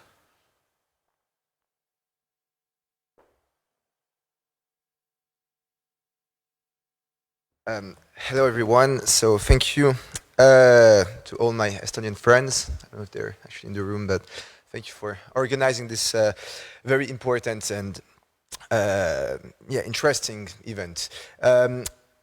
My experience is based on a very strong interaction and sustained interaction with actors from the tech sector. I worked as a political consultant for many companies involved either in the 5G telecommunication sector and also some social media. For those who know me, even though these people were my clients, I really have a hobby recently is to actually criticize these tech giants, because yes, they need a better framework, and they need to respect this framework where they can develop their business. One thing that is also really important is that we cannot ignore the tech corporations today. Most countries are working with these big tech companies, and all what they do is give them fines, new taxations and regulations. But there is a lack of a vehicle where governments could interact with these tech companies in a more positive and collaborative way. And we see that people in the government are actually recognizing this today. That it's not only about IT structure and, you know, what citizens use. The big tech is also a huge field where geopolitical force is actually really present. One very new, interesting trend in diplomacy today, it's called technology diplomacy, or some people call it tech diplomacy. Very fancy word, but which is actually very, I think, crucial and appropriate today, where the most recent trends of this diplomacy are aiming at creating a better dialogue between corporations and institutions. Whether we like it or not, companies like Facebook and Google are actually playing a more and more important role in our societies. And we actually need to appoint ambassadors we can call them like like we want. I would call them tech ambassadors here, who should be really knowledgeable about what these tech companies are doing, and they should be actually aware of how can we align the interests of a certain nation, of a certain society, with the business development activities of these big tech giants. So here again, it's so important to remember that you know, these slogans proposed by Mr. Zuckerberg sounds amazing. It's all about connecting people, creating these communities. That sounds great, but what does this actually mean in real life? I think we should not be today so focused on connecting people. We should be actually more focused on harmonizing people. Because, you know, at war, I think we're actually very connected, you know, when we have this very intense family dinners where plates start to, to fly in the air, we are also very connected. But I don't see any peace and harmony in such a situation. So it's all about wondering what we actually want. What sort of community do we want? Of course, it's very important to build these communities. But do we want a safe and authentic community, or do we want a sectarian and exclusive one? Because what we see today in places like Myanmar, the US elections last year, the business model itself of Google is extremely harmful, and certain people are simply not aware of what is happening in their brain when they're actually using these social media. Last year, at the first conference here in Tallinn, we proposed this very ambitious project to maybe propose a human rights declaration 2.0, which would be actually more adapted to the needs of today's global and digital society. So it's all about pushing these efforts forward to ask all these big tech companies to really classify and exclude any sort of hate speech on these platforms. So that was the corporate dimension. The other dimension that is crucial here for us today is obviously what citizens can do to improve this digital cooperation. What can we do in our everyday life to just not fall in the trap of the artificial intelligence? Because again, today many people think that artificial intelligence is, you know, some evil robots in the streets, you know, just throwing some lasers at people, but that's really not the case. The AI is already present in our brains through these algorithms and these very, very complex devices. So one thing I would really like to underline here, that our main, I would say, the only actually competitive advantage that normal people have against the machines, this is not knowledge. We are not as smart as these machines, that's obvious. So the only thing that we can develop and, you know, have this advantage over the machines today is consciousness. We should really work on, you know, instead of going constantly outward, because all this social media, it's about only intense and very external expression. We should really ask ourselves if you are not trapped in, I think, what you called a bubble. We call this eco bubble, where people are just trapped in this sort of feedback loop. They cannot think by themselves anymore, because they just end up by seeing what they want to see instead of seeing what they need to see. So again, we all know this quote today, that if we don't pay for the product, we are the product. But a more accurate you know, version of this quote is actually the real product. It's not us. It's actually the very subtle but real change in our behavior. After we are constantly absorbing the sometimes very, you know, toxic amount of information on this social media. So yeah, it's all about, again, going inward and asking ourselves if we don't have this sort of feeling of either fear, resentment, jealousy, anxiety that is rising in us, because it's very often related to an excessive consumption of social media content. So again, here meditation could be a very useful effort for us to just break this very toxic cycle. It's important that if we are not using this social media as a professional tool, please do turn off all your notifications. It's absolutely crucial for our mental health, and I'm saying this as the first person who was emotionally really harmed by excessive consumption of this sort of content. So again, let's just keep in mind that Facebook is based on, just making us addicted to its content, and that our greatest private property is our brain. So let's keep in mind that it's not the technology that is changing, but it's actually ourselves, our brain, which is here the most impacted by all these technologies. So that was my point that I wanted to make here. Thank you very much.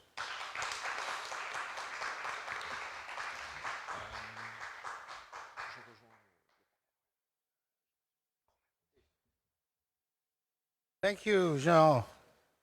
Very interesting way of looking at the issue, and I'm sure that you're going to have a lot of interaction with our participants. And so, to move quickly, so we allow time for the discussion. Let me call on Michael Kavouklis, the Europe House of Roads, and he comes to us from Greece.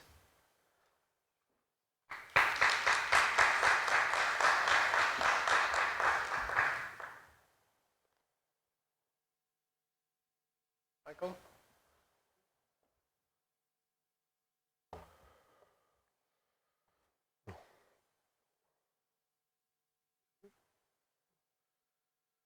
So, thank you very much. First of all, allow me to thank the organizers, take this out, of this amazing conference, and especially Vasily for inviting me. It's a quite refreshing and alerting optimistic procedure so far, and I really hope that I contribute to this global conversation in Narva, Estonia, to the best of my ability.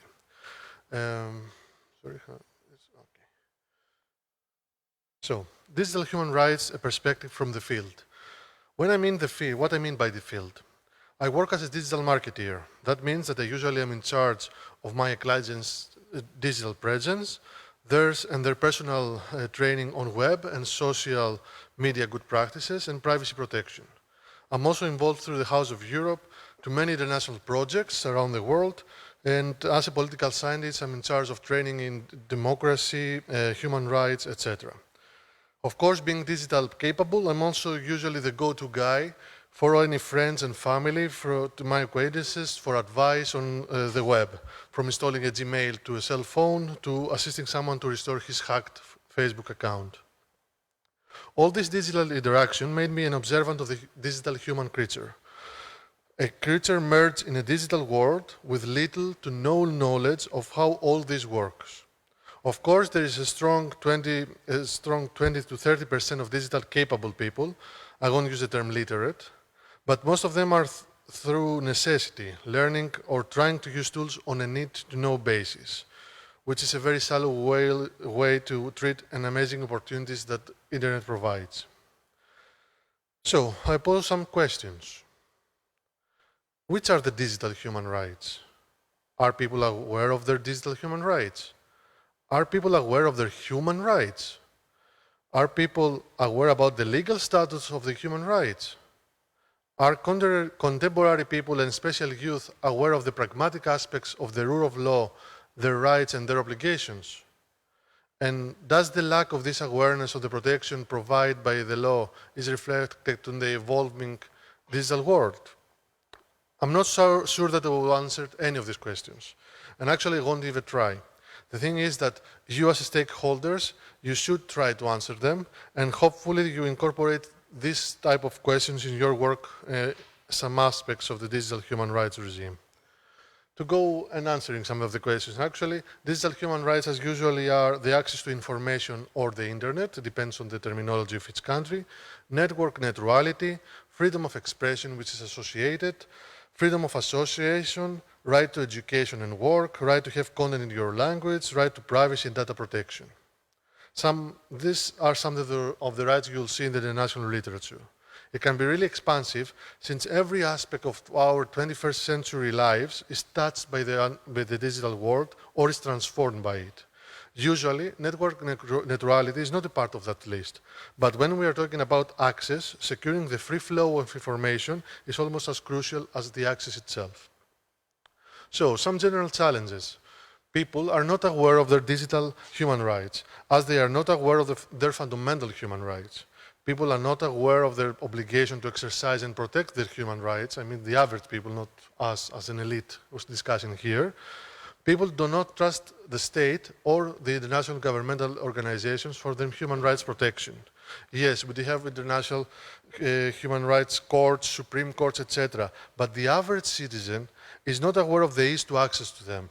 Usually it requires a civil society organization or a huge legal firm to get access to all these nice protection tools. Of course, because of all of this, people dismiss their human rights as irrelevant, non-substantial, romantic, or even idealistic structure for some. And get back to the internet.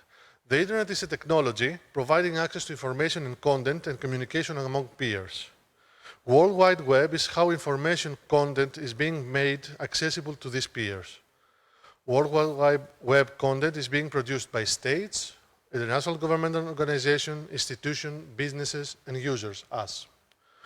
The access to the World Wide Web is or should be part of the right of access to information. However, remember when I started talking, I mentioned people using their internet access in a need-to-know basis. They use it to send an email, upload their status or say something on the Facebook, post a nice picture on Instagram, provoke somebody or poke him on TikTok. They do so mainly above 60% through smartphones and tablets with pre-installed, pre-set up applications where they just log in. Most of them actually even have an email address just to log in on Facebook. They don't use it as an email address. So, an access to a social media platform is not a part of the right to access. It's a service of a contracted use service of a client to a business. Caution, I would like to demonize Facebook and all these social media tools. I work with them. I take advantage of all these nice tools. But we have to say that every tool has many uses. With a knife, you can prepare food, you can sculpt a nice sculpture, or you can kill a person. So it is up to our character and our skills to use it properly. And that's crucial when we are talking about human rights. We have to be aware that we're entitled to them, but we are also responsible to exercise and prepare them and protect them for ourselves and for all. So, the standard citizen is with access to the internet in its simplest daily form is actually a consumer using a service under specific terms and conditions.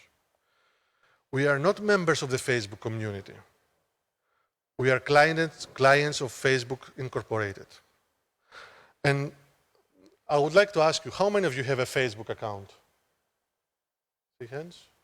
Facebook accounts, not all of you? Oh, nice. How many of you have read the terms and conditions of Facebook before you tick, I accept them? Only one? Two? Nice. I have seen worse results in that question. For most of the average internet users, his/her capacity as such is actually that of a consumer. As a client, he gains access to a service provided by a multinational company, usually based outside his country, agreeing to terms and conditions he almost never reads, to only people here, and in exchange, he provides his content, and trusts his privacy and his relation to this private sector entity. The average internet user, as a consumer, she actually uses his rights as a bargaining mean to a service. He entrusts the application and products of his rights of expression, association, and privacy. His content and his preferences and his association are handed as data, personal or big, to an entity of his country in order to provide him with personalized experience. This personalized experience means that the user only sees content that is deemed similar to his or her preferences by an algorithm, ideally. This user only sees ads that are more possible for him to make a purchase of a product or a service. And the user is prompted to develop new relations and interests similar to the ones he currently possesses. based on an algorithm or other factors. But this personalized experience entails risks. And I mean it like advertising that they exploit all these personalized things to target my clients. The content of the platform is served by ways the user is not actually aware or understands how. The user waives a large portion of his rights, including the ones of intellectual property, in order to exercise online rights like the ones of expression or association. And the consumer is being bombarded by ads that make him more susceptible to consume. At the end, this personalized experience means that the user is deprived of the pluralism and diversity of the available content across the web. The citizen transforms the exercise of his and her rights to consumable, tradable goods, and the user can be easily manipulated not only for his consuming habits, but also for his or her social and political behavior. So, if we add to this data safety, client safety, lack of transparency in handling the data, digital tools illiteracy, the internet's malevolent powers, because there are also these kind of things, intellectual property matters, multinational aspect of internet, multiple jurisdictions. Facebook is based in America, their services in Ireland or India, and we are in Estonia. So all these jurisdictions apply the same thing.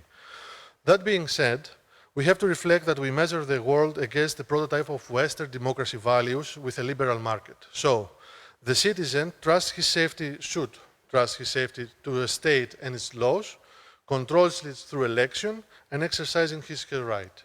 The consumer controls the market with his or her money and how he chooses to spend them. So how we secure digital human rights in the 21st century? We return back to basics.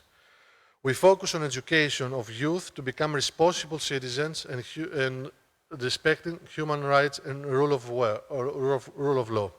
We strive to develop a state and institutions that are trustworthy, transparent, and reliable to our protection.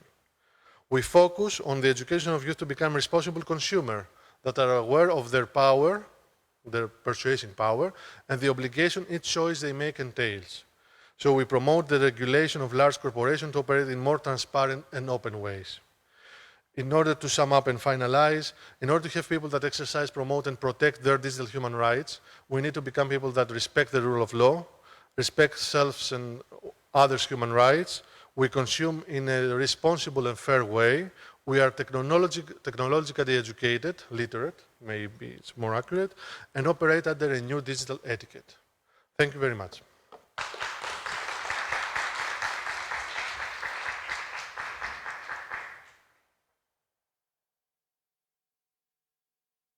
Thank you. Thank you very much, Michael. Very interesting approach and certainly eye-opening presentation on what's behind that screen when it comes to, I think we spoke of Facebook, but others are also in the same situation. Okay, now, I think what I'm going to do today is just open the floor to all of you. I've heard the presentations, so if you have questions, proposals, ideas, please come forward. Be aware of the fact that we also have Professor Robert Kimmer, Andres, and Ms. Marina Kaljurand. They are also with us, still connected, and they are following the discussion, so you may also address questions and remarks to them, and we'll try to get them to respond to your concerns or to your ideas. So, who wants to take the floor first? Please.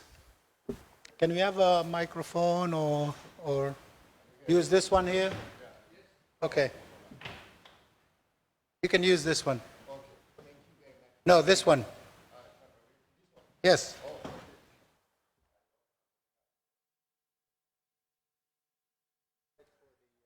Yeah, thank you very much, speakers. Really interesting because I come from Crossing Borders and we are developing a curriculum about, we call it DIL, digital information literacy.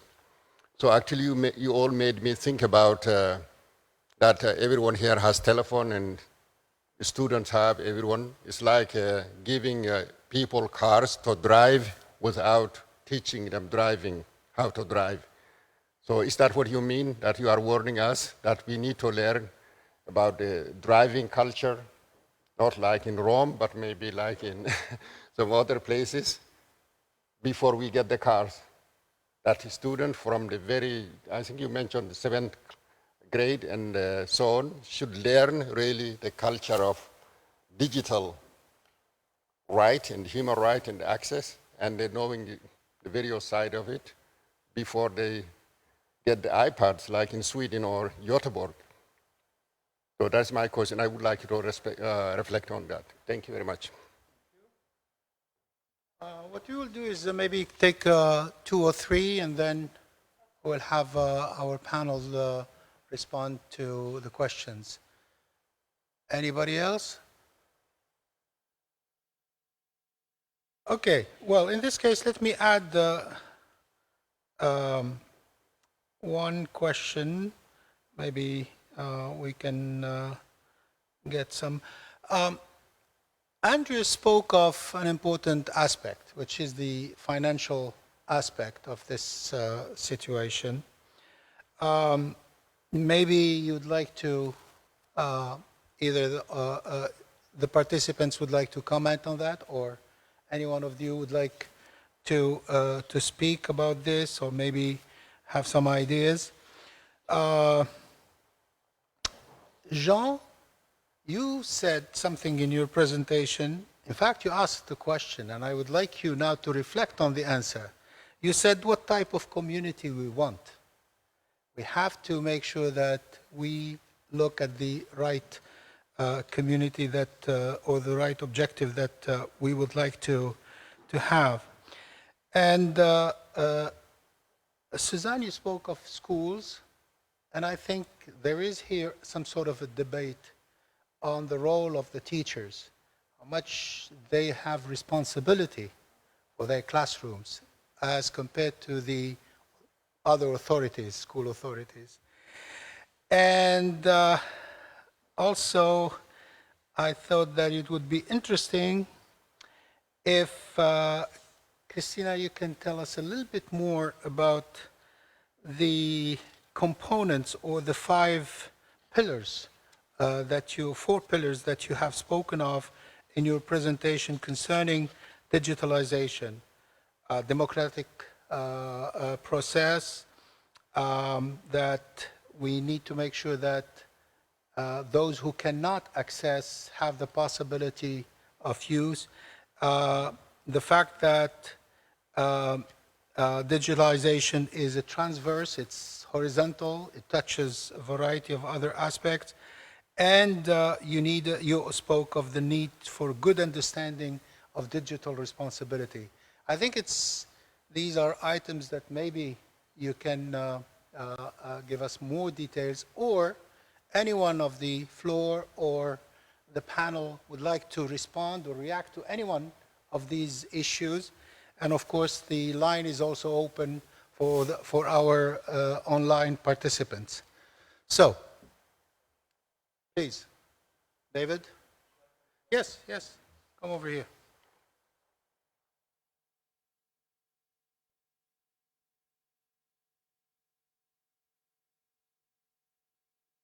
So, the dangers facing us with the large tech industry and our partners is very clear. We've also heard how education is so important. Can any of our educators tell us about a successful school program advising students that they should read the small print first? Or is this something that already is happening too late? Okay, who wants to take the floor first? And you answer any question you want. Yeah, or Marina? Yes. Okay, Marina? Yes, thank you. I will not risk putting on my camera. Instead, I prefer you hearing my voice. So as a matter of fact, I have a couple of questions. Thank you all presenters, excellent presentations from your perspectives. And I apologize if I use only your first names, not risking wrong pronunciation. Robert, you mentioned the importance of discussions also on international arena. You briefly mentioned IGF and the political will.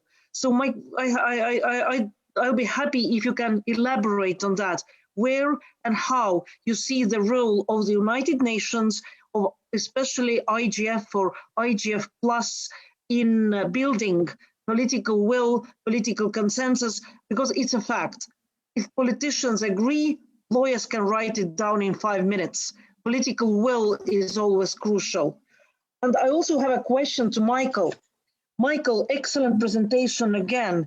And I'd like to ask about personalized ads. As you know, we are having a very heavy discussion today in Europe from the perspective of digital single market and the consumer rights.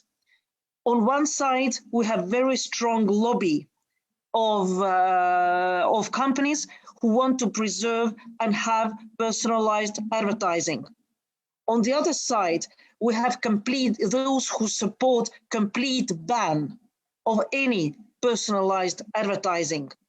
So, Michael, how do you see the discussions going, and where can we agree in the end? And maybe my last and general question to everybody, if you can reflect on that, the question of trust. I think everybody mentioned it in one form or another. Christina mentioned trust when talking about digital IDs. Susanna mentioned trust. Andres mentioned trust, which is important for safe and secure online banking. Jean mentioned trust when we talk about social media platforms. So also, we will be happy to hear about elaboration of the concept of trust from your perspective, how it can be,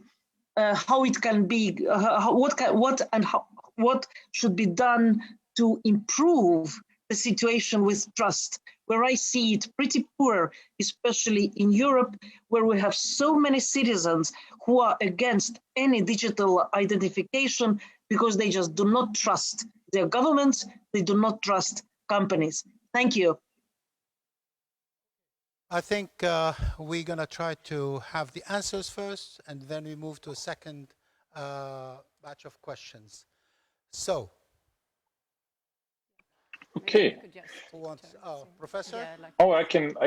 I mean, maybe the order of the questions might be the easiest to follow. So I just thought I start with this. So I mean, Marina, I mean, you rightly point out. I mean, you need to develop the political will, and I think that's exactly where it needs to start. We need to stop thinking that the internet can be governed with instruments of the paper world.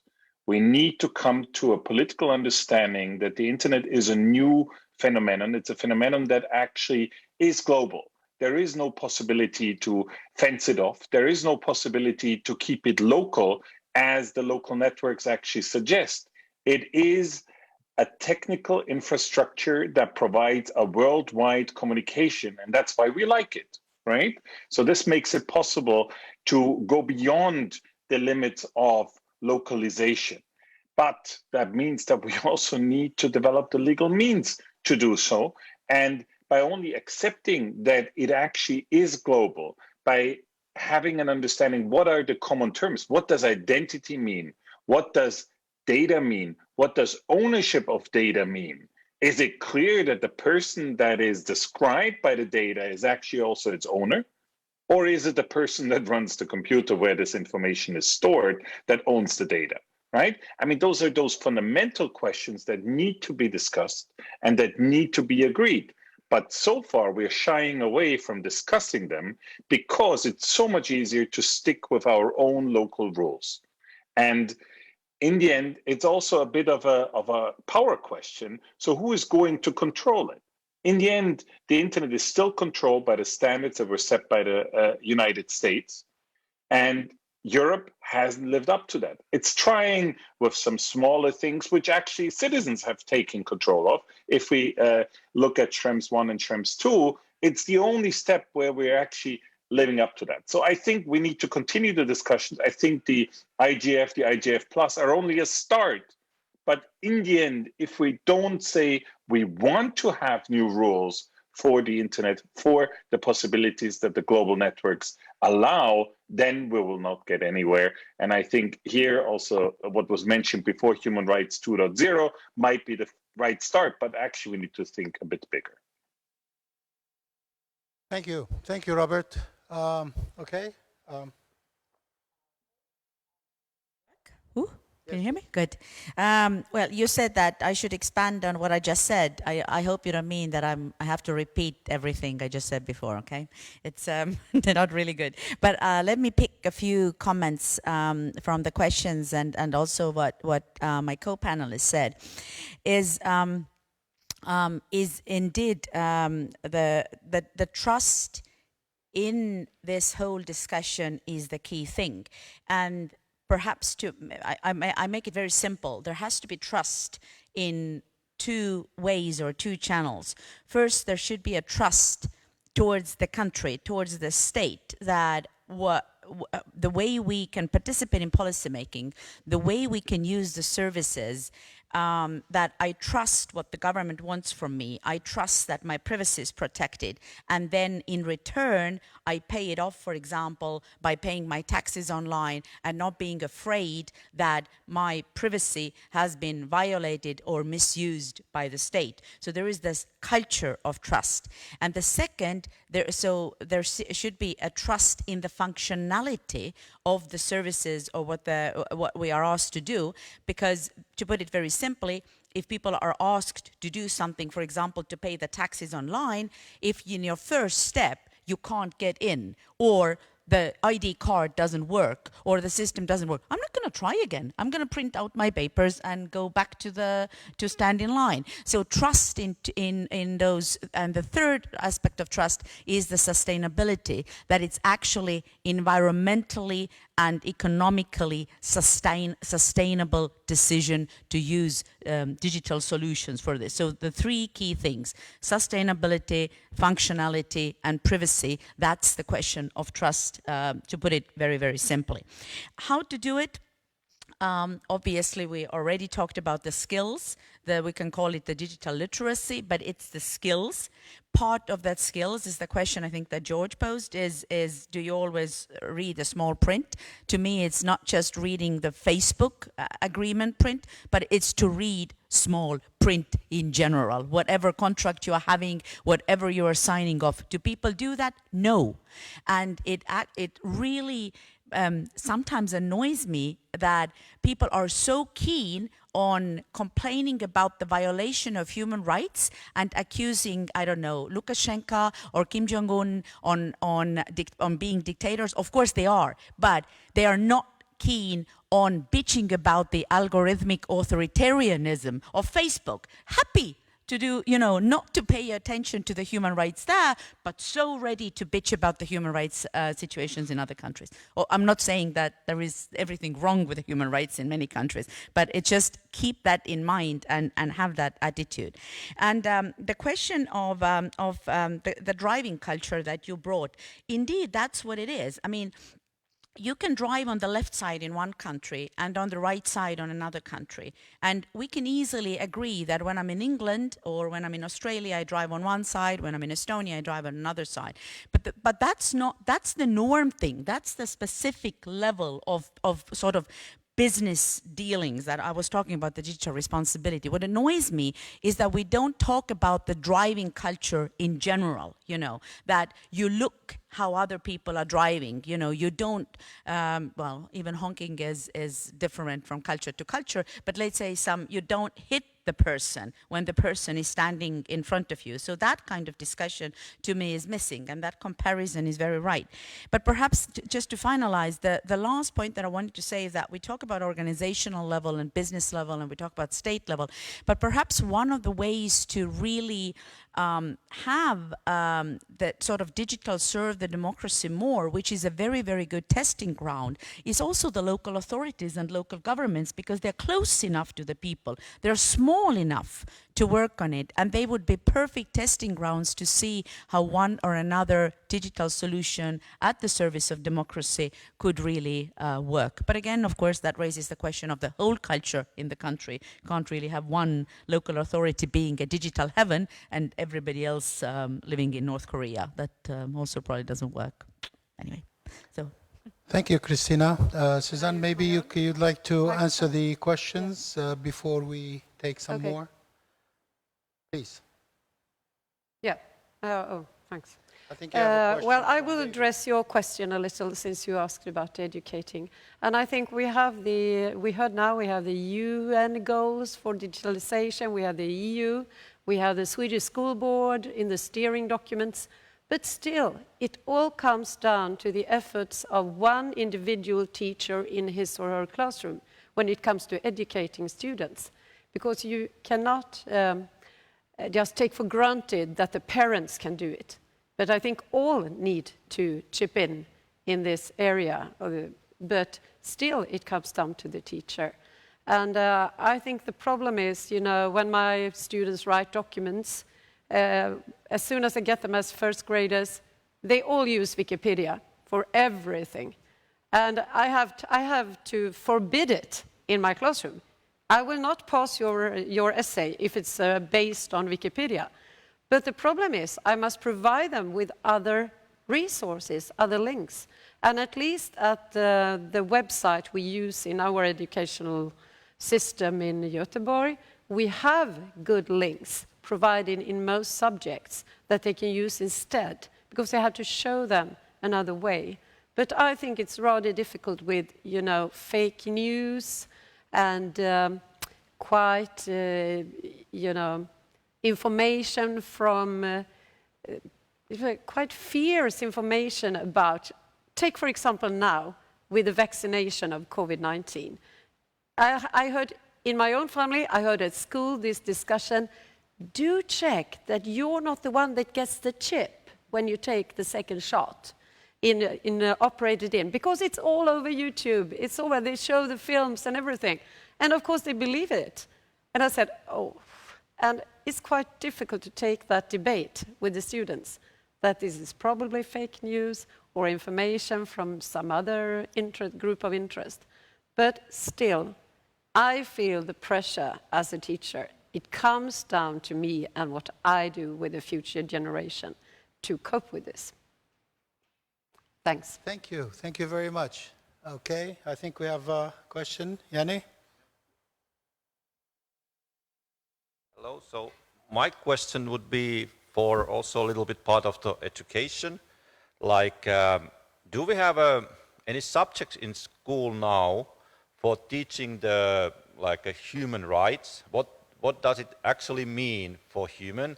And where do you find the information, and who will tell you where you have the human rights and how you can use them rights? And same thing about these digital rights.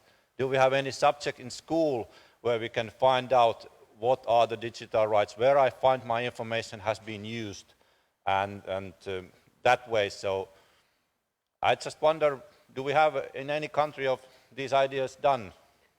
That's my question. Well, I can continue maybe, because we have it in the national steering documents, in the first and second chapter of the steering documents for all schools. It says that we should do this, but I think that we don't do it, because when it's not a subject that is graded, so then we sort of, oh, there was no time this year, and not this year either. So I think that's a problem. So we should have a subject for that and have an exam for that for all students who need to pass, so they can be part of the society, exactly. Like digital society in the future.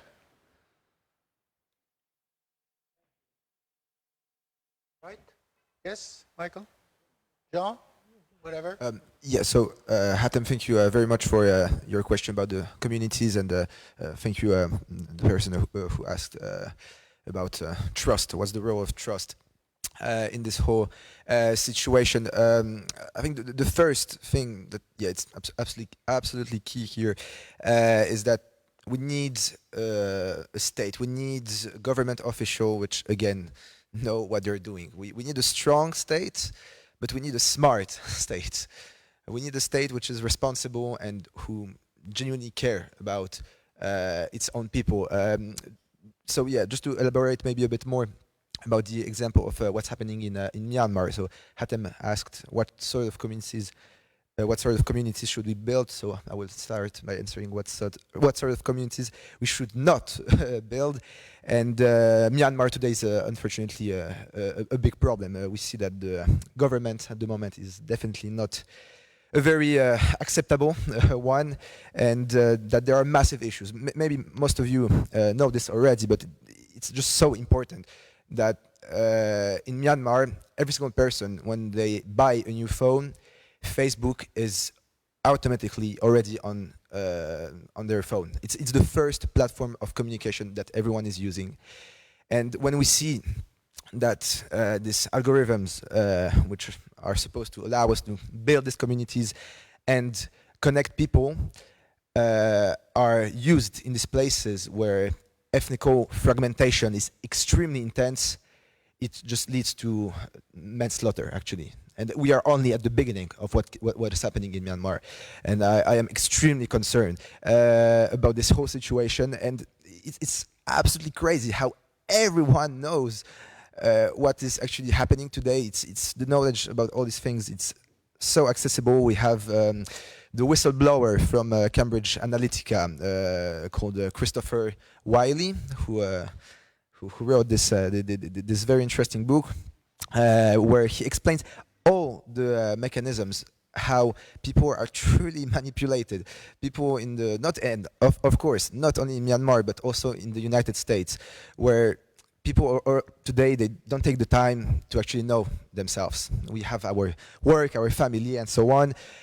And the things that there are people out there who are paid for, if we don't know you, these people will know us much better than we do. And they're actually paid to organize these supposed meetings where it's all about sharing certain common ideas, but it just ends up in very intense extremism, as we can see it, again, what's happening with the US, Myanmar, but that's, again, only the beginning if we don't manage to find the right solution. And so here, yeah, the state, I was speaking about this technology diplomacy, but it's all about cooperation between government officials and the tech giants. Because if we have such sophisticated algorithms about, these adverts and so on, we must have also algorithms about verifying what is hate speech. Because again, violence is always beginning with words, and it's all about finding these communities where it's all about sharing and not about excluding. That's my point. Thank you. Michael? Thank you. I would like to reply to Marina's questions before. There are two scales on that, two parts. The first is the digital single market and the private personalized ads. For the last part, I would like to say that I have the privilege to be both a user, because I see advertisements everywhere. I'm a publisher because I own websites that actually publish ads, so I have data of the behavior of my visitors, and I am an advertiser for my clients because I put advertisements for them in various media, including Facebook, Google, etc. So, we don't have to demonize everything. It's not evil. Multinational companies are not necessarily evil, but it's different. We are talking about digital corporations that are based in America with different ethics and perception of human rights and privacy than the ones in Europe or in other parts of the planet. So this is one of the things. Another thing is that what Robert said, internet is still evolving. It's not something concrete and standard. 10 years ago, if I would tell you that all your photos will be vertical, 16:9, because of the stories that Instagram created, or if you have to start shooting every photo in square measurement, you're going to say that I'm crazy. But this is a fact now. It changes our behavior in parts. The thing is that for me, the personalized ads is not so much of a problem, because when we say ads, we are talking about the banners or some text in very specific areas of a website. And the thing is that we as users are accustomed to actually making these spaces in the websites we visit as blank spots. So after some time, we stop looking at the ads. We just see blank spots. We don't see the right or left sidebar because we know that there is an ad. So this is not a problem. The problem is with the content that is manipulated, because Facebook changes its format, for example, very often. You can see that. This is because we are getting accustomed to the ad spaces, so we need to have new experience to see more ads. The problem is with the ads that are inside the content. I have the 3 or 4 statuses from my friends, one from a page that I follow, and then I have a sponsored ad. This is treated as a content, not as an ad. So it is imposed to me more easily.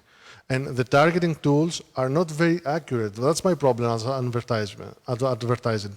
I throw money, usually, because the targeting procedure is not very effective and accurate as it should be. So the personalized part is en masse. It's not personal to me, but to have large people similar to me. So this have to be very accurate, because if it was personalized to me, addressed to Michael, it would be very accurate and very effective. But no, it's to the masses. That's the one part. The second part about the digital single market in Europe, the most terrifying part for me is that all the mainstream and, how to say, institutionalized platforms that we use today are American-based. We have not a single European-based or developed platform, company, social media, whatever you want to take. We have some nice programs, some open source things that are based in Europe. I saw also Malwarebytes is here in Estonia, I think. So there are some nice tools that we should use, but Google, Facebook, Yahoo in the past, Microsoft, these giants that handle most of our internet life in the Western world, because Russia, China have different platforms for themselves, are controlled by American corporations. And this is not bad per se, but it means different mentality on how they work, different ethics, different perception of the legality, different jurisdictions. That's why, thankfully, the European Union is quite easy to put large fines to these companies, and in order to protect us with all these irregularities, not intentional most of the time, but just different perceptions. And hopefully, I hope that all this corporate tax, global corporate tax related discussion being done in G7, etc., will be implemented and also provide some ethical or moral clauses for the rule of the operation of this corporation inside our countries. Thank you. Thank you very much. So do you believe that this needs to be changed? And is there a way to change it? What needs to be done? Well, I will use a word, an ancient Greek proverb, metron ariston. It means measure is everything. So we need to be, not to be absolute, not to ban all personalized ads or put everything on personalized ads. We have to be moderate. Everything has to be measured and be carefully observed, because digital world is a free world. Like Instagram. Instagram is a disruptor on how we actually behave online. Picture became everything, a photo became everything. We have the hashtags, the square format, all these behaviors that are now a part of our lives. It's something that came with Instagram. And Instagram, although a very successful country, now it's a part of the Facebook group. So we have to be careful on how we evaluate all this and how we protect with the tools we already have. Trading law, market shares, monopolies, antitrust, all this stuff are applying to the digital world. And to share my greatest fear ever, you know, all of us, most of us use Google. Okay, we have Gmail, Google Analytics, Google Weather, Google News, etc. I really like Google. I'm a fan of Google as a service, as a company, etc. Actually, the past 2 years, I also pay services to Google, the same services you have for free. I am a subscriber to have a better version. I really cannot imagine the day that Google will start charging for all of this. And then we will have something very tremendous happening if it ever happens in the world. Thank you. Questions? Yes, I'm coming back to you. Just questions? Question? Yeah, come in.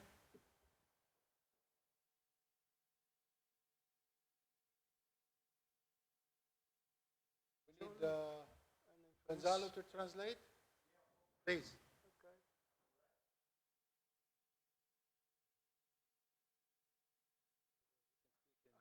You can speak in Spanish and Gonzalo will translate. Pero quería hablar en español para que los compañeros lo traducen. Okay. He will speak in Spanish and I will translate. Gracias. You're welcome. La gran preocupación que yo tengo para ahí, cómo nos podemos confrontar dos mundos completamente diferentes, como son un mundo globalizado, que es lo mismo que la digital, el mundo de desconocimiento. Okay. Well, one of his biggest concerns is how we can deal to work together between the digital world and the world that is not connected. Okay. Pero que sabemos que hay mucha gente que no entiende de la informática, muy menos de la tecnología. We know there's a lot of people that doesn't understand nothing about informatics and less about digital world. Okay. Pero que el programa que se puede hacer con el mundo cada vez más exigente, sí, de la exigencia del mundo, ¿cómo se dice? ¿De licencia? Sí, no, de exigencia. Exigente. Okay. Okay. Yeah, que el programa que se puede hacer para ayudar el mundo muy exigente con las personas que no entienden nada de tecnología y tenemos otra cuestión que es la protección de los datos. Si no se entiende de tecnología, no se puede entender de transacción de datos. Y tenemos un caso que es diplomacia tecnológica. Okay? Yeah, I'll try. He's saying that our current world is much more exigent in related to the need to the knowledge of digital world. So how can we protect the people that has not knowledge at all related to the digital literacy and also the other thing? And how can we work to something like a diplomatic technology if there's something that they're already working about this issue? Okay. La cuestión es, entonces, si tenemos los dos mundos, ¿qué podemos hacer por un futuro por las personas que no tienen conocimiento de nada y cómo los derechos para esas personas que no entienden cosísima ninguna tanto So we have this world about when we have a lot of people that has no idea about digital issues, and the other world that it's very exigent and advancing with technologies. So how can we help the people that it's outside the system in digital issues? Okay. Y eso no es problema de África, no es problema de Europa, no es de América. Es algo que sentimos en África, sentimos en Europa, porque yo trabajo con muy niños, jóvenes en Portugal. Yo sé que hay problema generalizado sobre eso. Okay, Tanto, this is a global problem, not just a problem of Africa or Latin America or incoming developing countries. It's a global problem. Okay. ¿Qué se puede hacer? What can we do about with this problematic? Okay. Thank you. Thank you very much. Thank you, Gonzalo. All right. Okay. So I think part of the questions. Okay, I'll do my best. Pero para responder, para mí es exactamente la pregunta de responsabilidad digital. It's exactly the question of digital responsibility. To talk about those questions, it's the question to discuss among the local communities where some of those groups live who don't have access to digital solutions, the question of local authorities, the question of states, the question of multinationals and intergovernmental organizations. I don't have an answer to you exactly, but it's the discussion that needs to happen.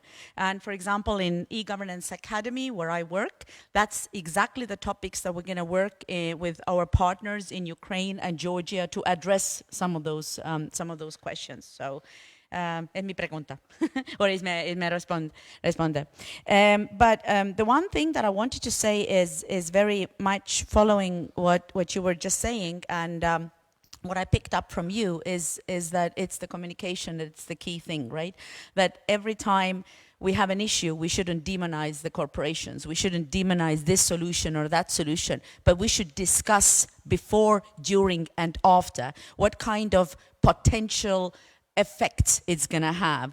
It's like you do in your normal project management life or in your normal policy implementation. You do a pre-assessment, you keep monitoring and evaluating and learning, and you do a post-assessment. So it's probably the same thing, and you communicate openly and transparently about it, right? So if we have an ID card in Estonia that everybody uses, a few years ago we had problems with it, nobody hid it. It was transparently communicated to the people what to do, what the extent of the problems and danger could be, what people shouldn't do, should do. Because the trust and communication is quite rooted in the Estonian society, at least I think so, then there was no major damage done. So it's the open and transparent question. My last comment, I just wanted to comment on Myanmar, that 6 years ago I worked and lived in Myanmar. And I remember how in the period of 5 months when I was there, when I went to live in my small village, there was no ATM and there was no internet. And when I left, there were 7 ATM machines and overflowing internet. And then I remember how I worked with a local education institution who was trying to use or trying to teach local Shan children in Shan language, not the Bamar language, which is the main language. And one of the key things that they thought, the teachers and the local communities, is that when we get internet, when we get Facebook, then we can do everything in the Shan language. And one of the first things we did is explain that be careful, talk about it before, see what it can do, what not. But apparently, based on what you were just saying, people or the country adopted a solution which was offered to them, which was probably affordable, right? And which probably was also enforced by Facebook because they see a market opportunity and they use it. The problem is the folks weren't ready to say, wait a minute, let us think about it first. They accepted it because it was the only solution probably there. And that's where we are right now. By the way, I'm not on Facebook because Mark Zuckerberg told me 15 years ago not to go on Facebook. So I'm not there. Absolutely delighted to hear the last sentence, because I'm also not on Facebook. Thank you. Okay, any more questions?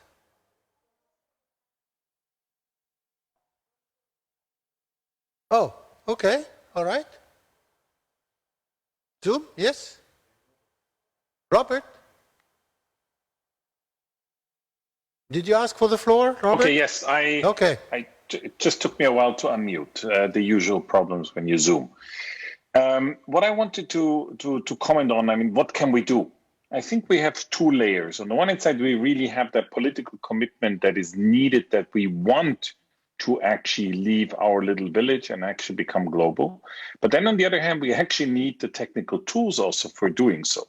And that's what we can see at the moment happening on the European realm right now.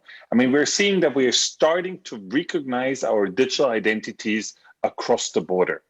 Yeah, and that is only the first step, that we actually allow people in our digital services with a foreign credential.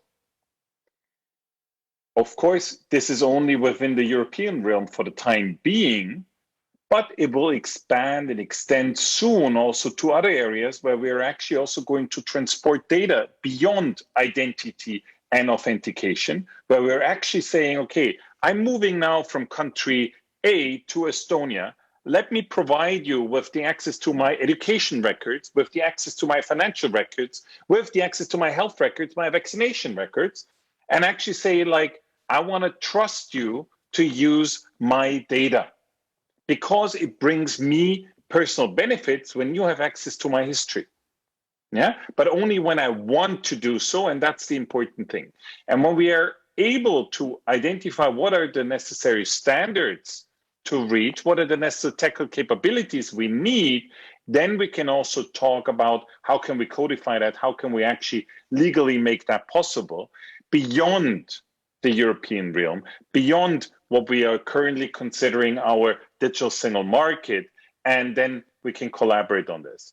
But still, we need to come up with certain basic legal standards that we want to achieve, because otherwise, as you rightly said, so Christina, just before, the technological opportunism and the market-driven approach that the private companies have might overrun us, and we'll be doomed to use what we have. Thank you very much, Professor. Any more comments? Yes, Michael? Yes, sure. So basically, the last part, the technological advancements. The thing is that everything, we have two aspects of the digital world. The one is the information, the content, which changes how we receive it actually, because content we always had. The Homeric epics, Iliad and Odyssey, the first written word, was before they've been written down, there were 600 years being orally negated to the young Greeks as a school teacher, and then they were written down, then go to papyri, and through Bibliotheca Alexandrina they were saved and became part of the world. This took 3,000 years. Now a digital book can go around the globe in just 1 minute, which is a different perception of how we deliver. The tools change. The other important thing is that how we actually perceive technology as a means to, in our contact with the state. Even things like PIDs, the personal identification data, our ID cards are relatively new. Back in the Austro-Hungarian Empire, you needed a passport to navigate through cities, not just like that. So all these perceptions are quite a development of technology. And my worry is that I'm a young person, okay, but I still remember things without the internet, because I predate internet as a mass product. So the thing is that back then we had 2 or 3 generations to adapt to a new technology, to printed paper, for example. Printed paper is a fact of 14th century. Books in mass is part of the Industrial Revolution, and goes on. Now we have technological advancements every other year, and people cannot adapt it. I'm worried about people, the young children of today, under the age of 20, they don't have an experience of a non-digital world. And allow me 2 anecdotes, small anecdotes. 3 weeks ago, we have a fire in Rhodes Island, and because of that, we remained for 12 hours without power on the island. It was crazy. We are going to get crazy. No cell phones working, no television, no Netflix. At the midst of the summer, everybody closed in his home. In the middle of the summer, sweating. No go to the parks or the beach. And another thing is, just this morning, I read a small cartoon from a Greek cartoonist. It's a grandma, and the grandchildren goes to her, and she wants to put her to sleep. And he said, "Grandma, tell us a very scary story in order to sleep." Yes, there was a time that there was something called a landline phone. It was ringing with a bell. You cannot stop it. You cannot turn it silent, and you could not know who is calling. Really, Grandma? Wow, tell us more. Yes, and there were people going to travel, and they're getting back with printed photos, and you have to visit them in their homes to see the photos. Really, no Instagram? And this was how scared the kids come.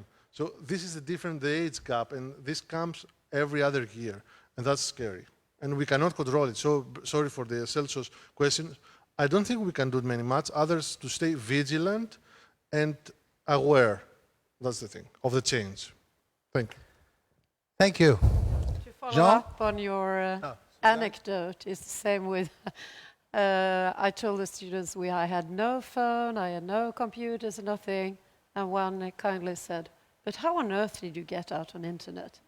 So it's the same kind. But to sum up, from my point of view, I would like to say according to research, there is an obvious connection between educational level and economic resources when it comes to digital competence. And we might compensate for that. In schools, we can compensate with education, but we have to equalize sort of economic resources to make it available, because we can't have half of the population have the latest technique and half of the population always have the second-hand technique, because the gap will widen again. And one measure we take in Sweden is that we offer all, from 15 years old and onwards, we offer them summer jobs within the community. And when I ask the students, what do you do with the money? What's the answer?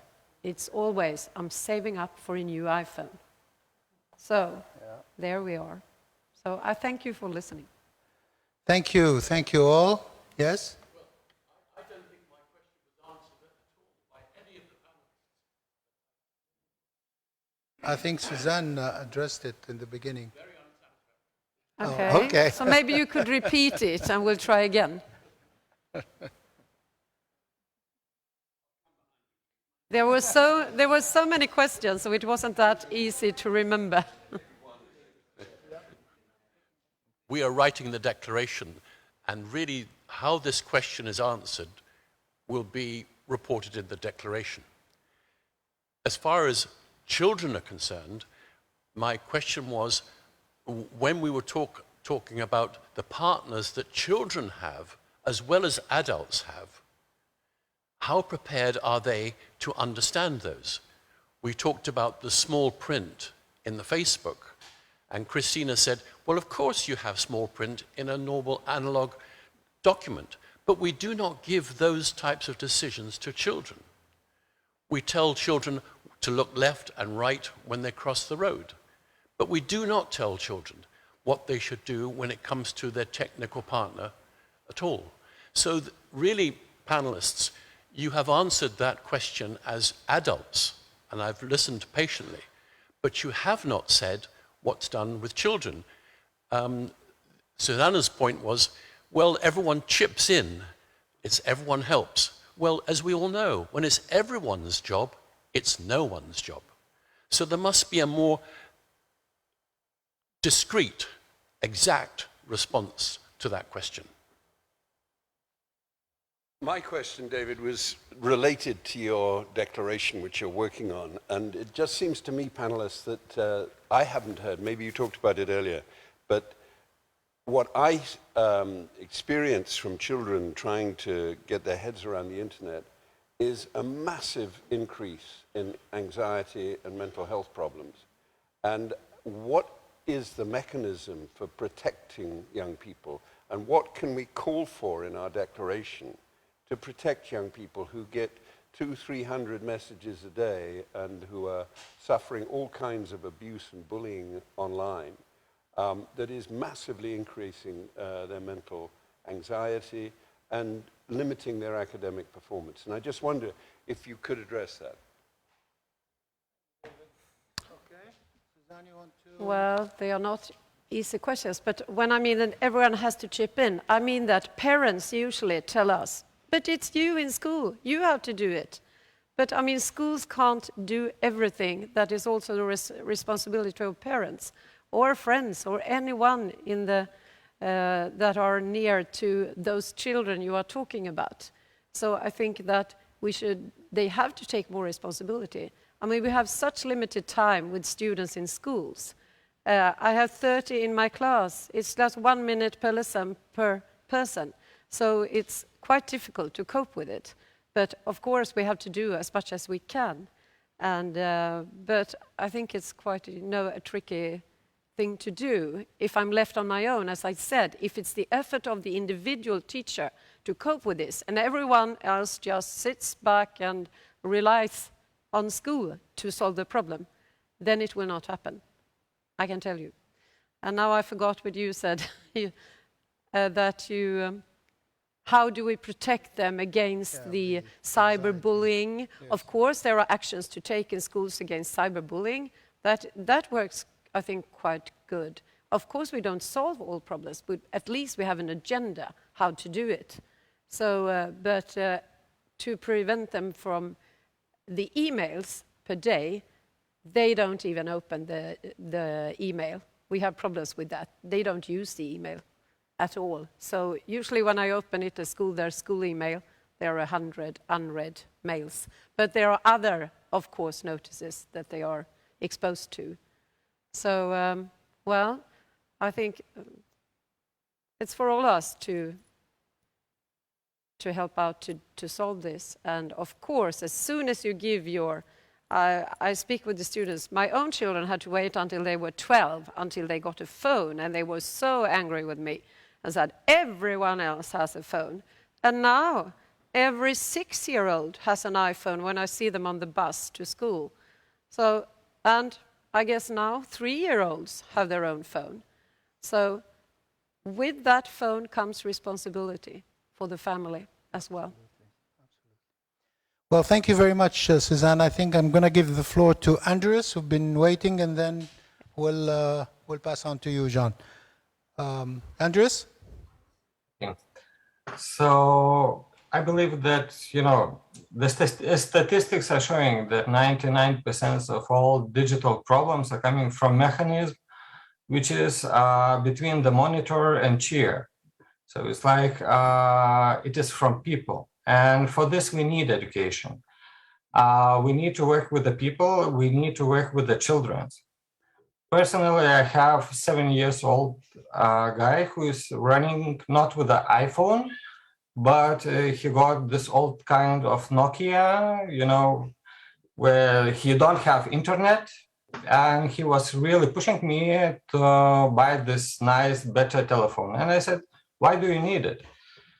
The question is why we are buying the things, why we are doing one or another stuff, you know? It's like we're working with him a lot on learning how internet is working, how to program. But for the telephone, I prefer for him to have possibility to call. And if by accident he will crash it, for 10 or 15 euros, I will buy another one. So it's not a big deal, but I will have possibility to communicate him. So in this way, I believe it is huge responsibility of parents, because schools, they cannot do everything.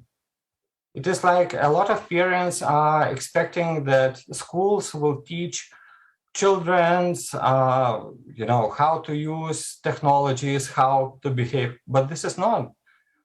It is about 60% that family really are making impact. And for this, it's like, I think it's our responsibilities. Thank you. Thank you very much, Andreas. Okay, Jean? So coming back to David and David's questions, yeah, I think we really should not consider kids as a completely separate, you know, category in this whole protection from cyberbullying, because at the end of the day, I think we all agree that kids are not stupid.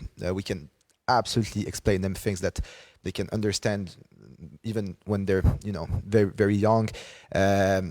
Because, yeah, at the end of the day, this cyberbullying, it's just like, you know, any other hate speech issue. And so here, the first, you know, in this whole chain of reaction, it's the civil society, which starts to ring the bell.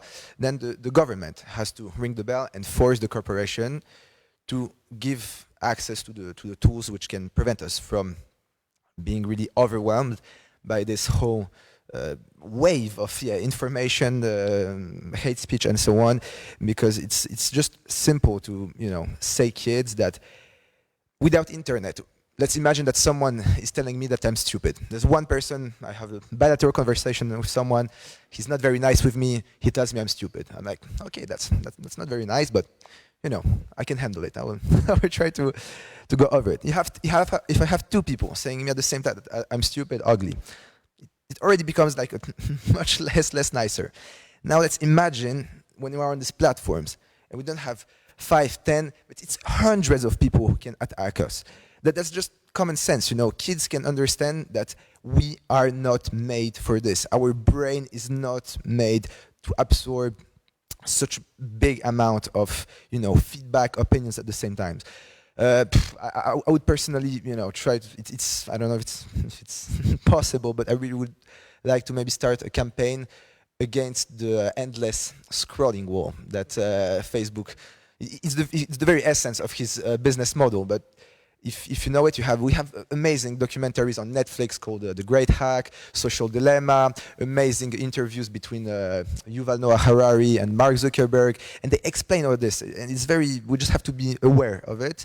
And kids can be aware that the endless scrolling wall is based on the cash machines in the casino.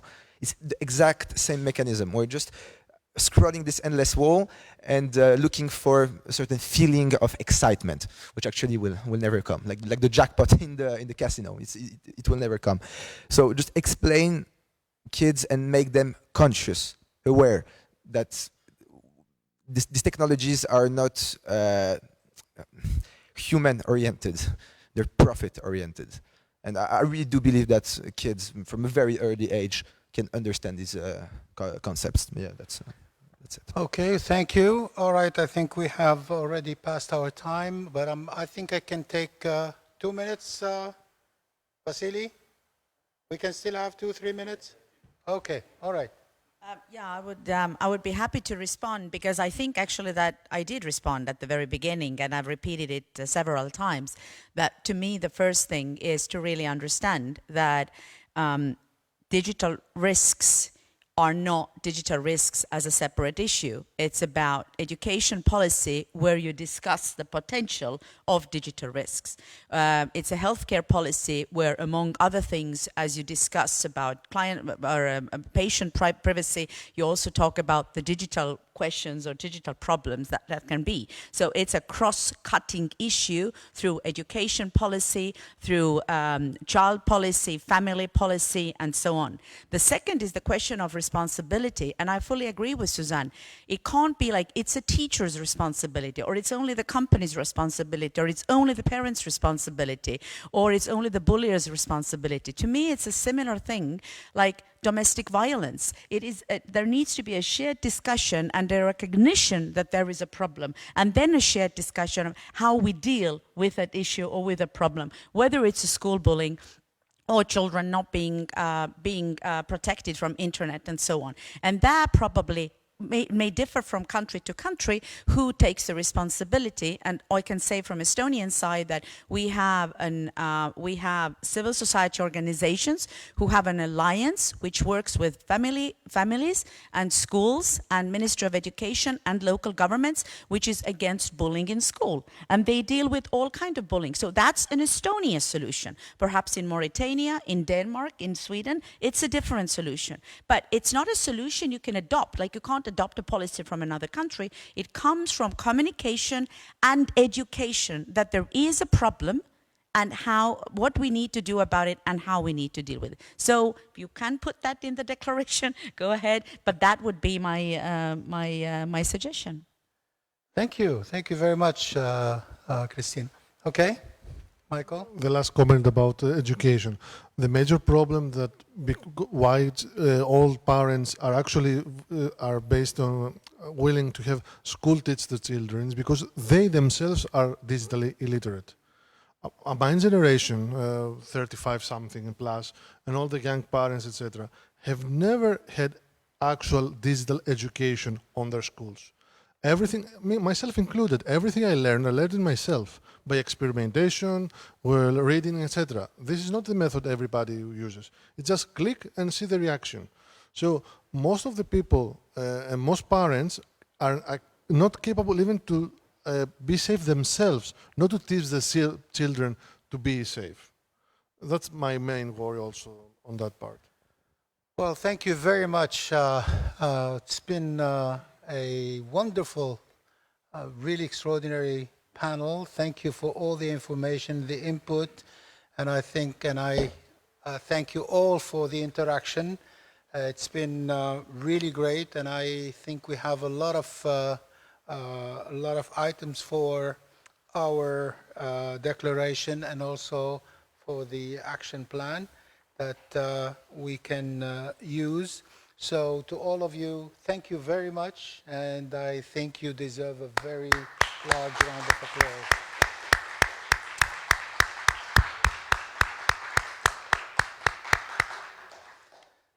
Thank you. Now we have lunch. So see you all down.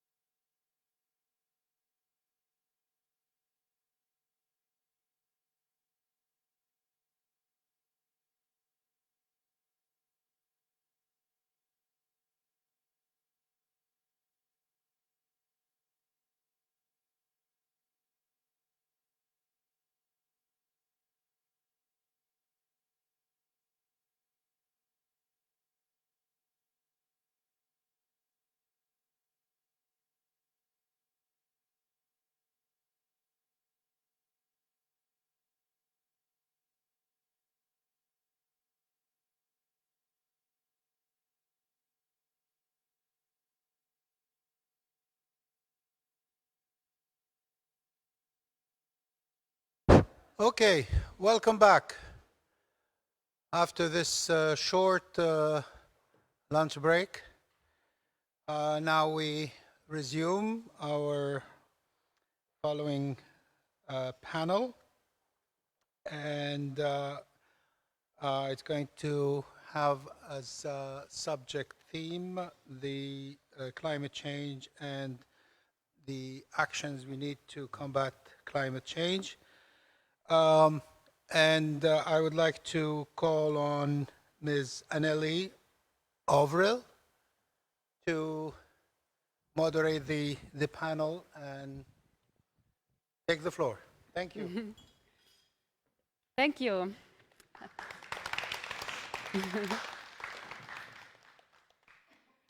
So I hope you enjoyed the lunch, and now it's time to take action.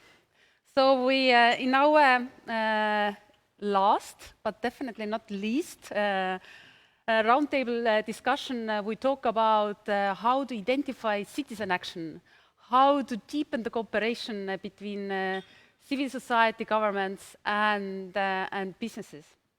But first, I also would like to introduce myself. I'm the executive director of Let's Do It World. And Let's Do It World is the largest environmental organization.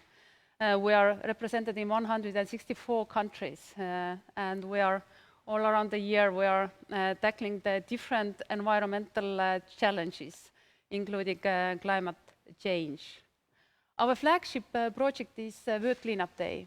World Cleanup Day is happening always on the third weekend of September. We have organized it 3 times.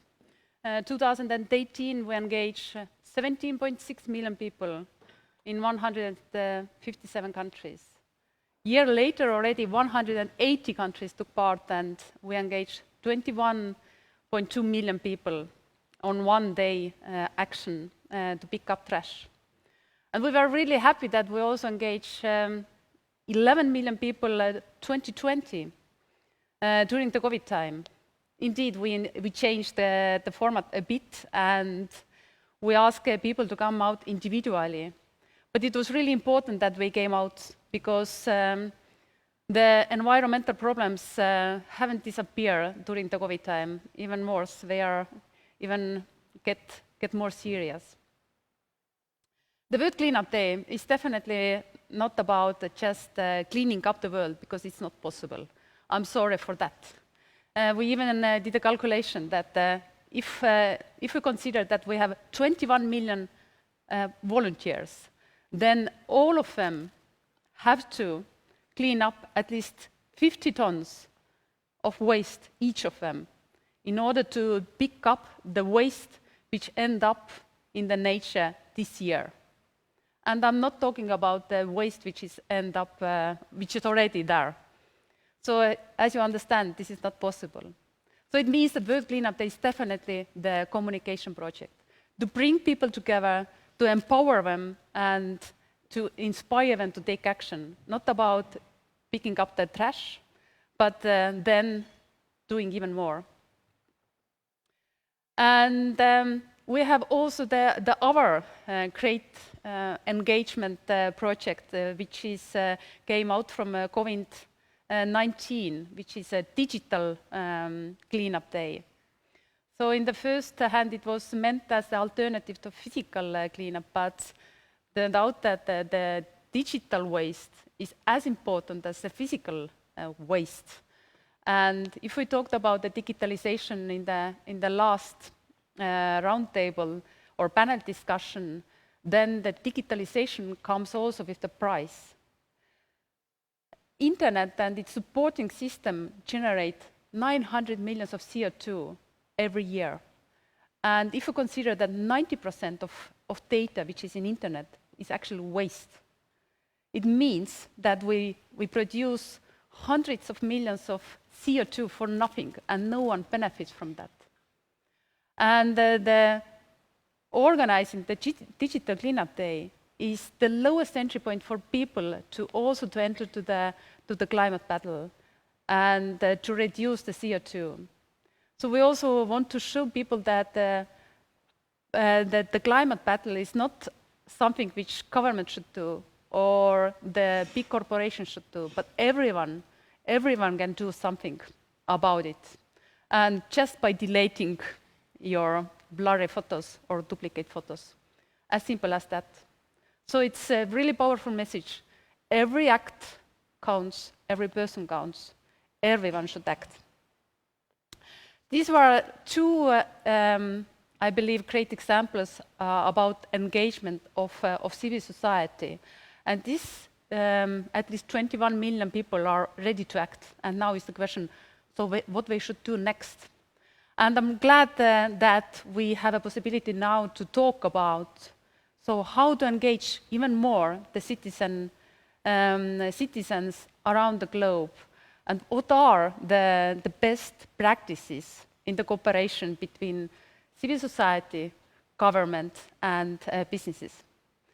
And first, I would like to ask here our first expert.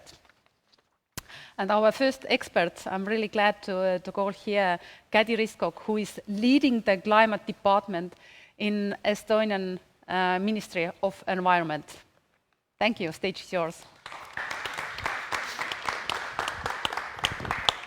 Hello, everyone. I'm really glad to be here in front of you and to have met so many interesting people who are thinking about environmental topics today and yesterday from different countries. So very glad to be here.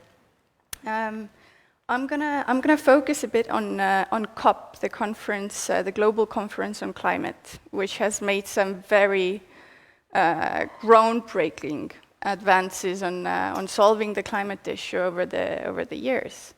In 2015, most states in the world agreed on the Paris Agreement, which states that we have to stay under 2 degrees of climate change, and if possible, try to stay under 1.5 degrees of change. And since then, the COPs have focused on, okay, so now we have set the goal, how are we going to get there?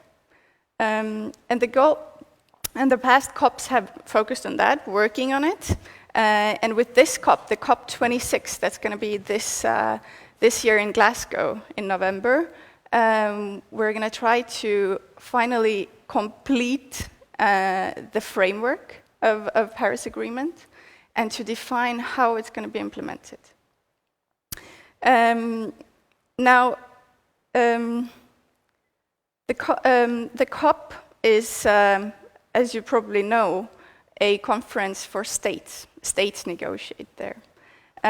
So the main actors are states, and hence the discussions are very macro policy level, and they set the global framework and the systems that are going to define how we're going to change, right? But now bringing in the civil society part, when we look at the climate change, both the causes and consequences of climate change are very different when we look at the different regions in the world and the different countries.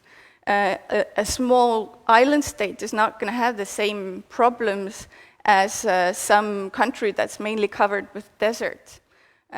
So there's different causes, different consequences, and therefore also the solutions to climate change, both for mitigation and adaptation, that different regions and countries can bring to the table are very different.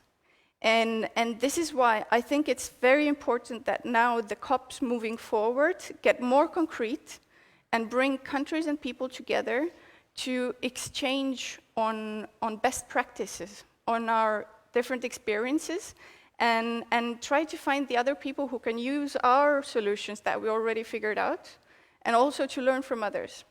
And here I think the civil society plays a huge role. First, of course, in participating also at the COP conferences to speak to different countries, different people, and to find those solutions and exchange. But the main job, I think, for the civil society organizations and activists is before COP, to make sure that first people are aware of the problem. Why is it that we have climate change? What we can do to diminish our impact on climate. That's the first step. That's the first work. And then moving beyond that, we have to bring people to action. How are we going to bring about the change? And here there's several solutions to that. I like looking at whole systems. I see a person, myself, as in my different roles. So I wake up at home, I make my private, personal decisions, how I'm gonna treat my waste, what kind of electricity package do I use, stuff like that. Do I go to work with public transport or by car? Those are my choices. But now the most part of my day, I spend it at work. So a big change that I made some years ago in my life is that I decided that I'm not gonna have a job where I'm working to slow down or make the climate change work. So this is my decision, and for some reason, I have received enough information about climate change that made me come to that conclusion.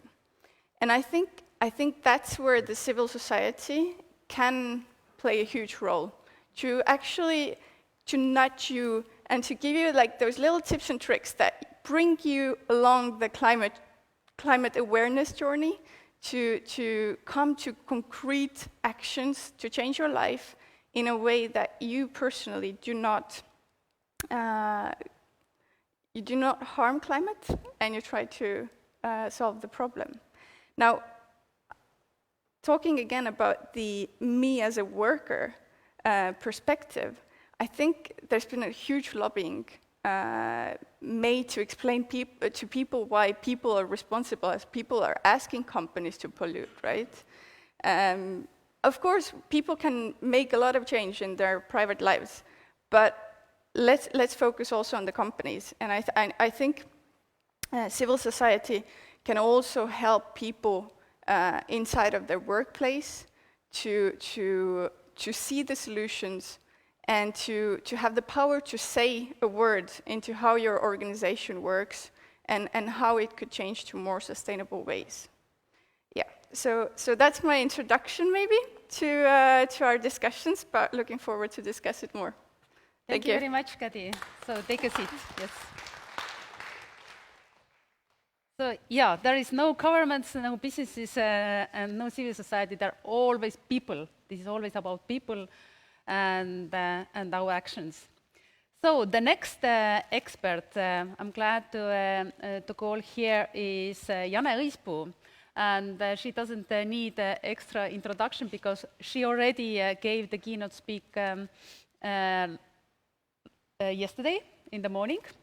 And just to remind you that she's leading the political team at the European Commission representation in Estonia. And please come here and express your thoughts about this topic.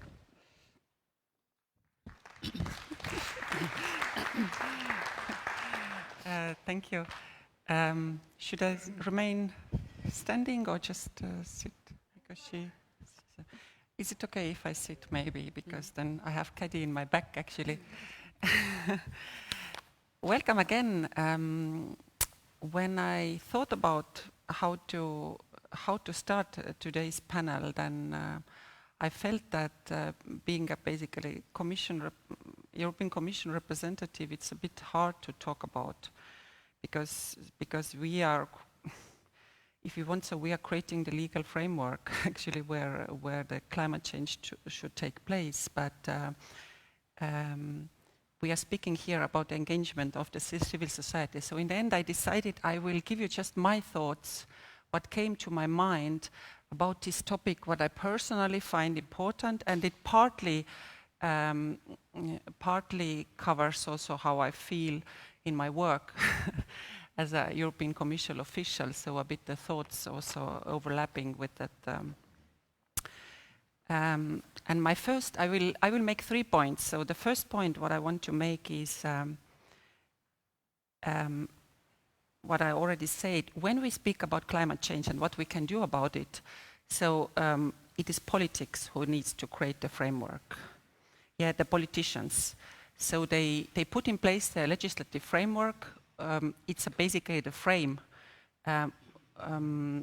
It's a kind of right of the direction where we should go, but in practice the action should be done. I mean, who really implements the transformation to green economy? These are the people and these are the businesses. Maybe a little bit what Kadi was speaking about. So the politics is only creating the frame on different levels, on European level, national level, regional level maybe. But the people and the businesses are those who have to implement that. And regarding businesses, I don't perceive that it's a big issue, because if the conditions are set from the politics, then the businesses act according to this set frame. So when we set the frame for green, sustainable and circular economy, so the businesses have a space where to move and they adapt them accordingly. So we can see already now how for example, it's very difficult to push ahead with fossil projects because the banks simply refuse to finance them. So the framework has changed. But what I find a bit more difficult is to take people on board, because they will not adhere to the reforms if they feel that they are not part of it, that they don't profit from it. If they feel rather that they lose because everything will get more expensive, more complicated and so on. And I mean, there are many examples already when you see in France, for example, the protest of yellow vests and so on. So, so we see a refusal by the normal people, and this is why I think it's absolutely key when we move ahead with the policies to stop or slow down the climate change. The most important thing will be to take people on board. And we have basically to explain on every occasion, we have to tell them why this change is necessary, why the reforms are unavoidable, and how they, in person, and the community and the society profits from it.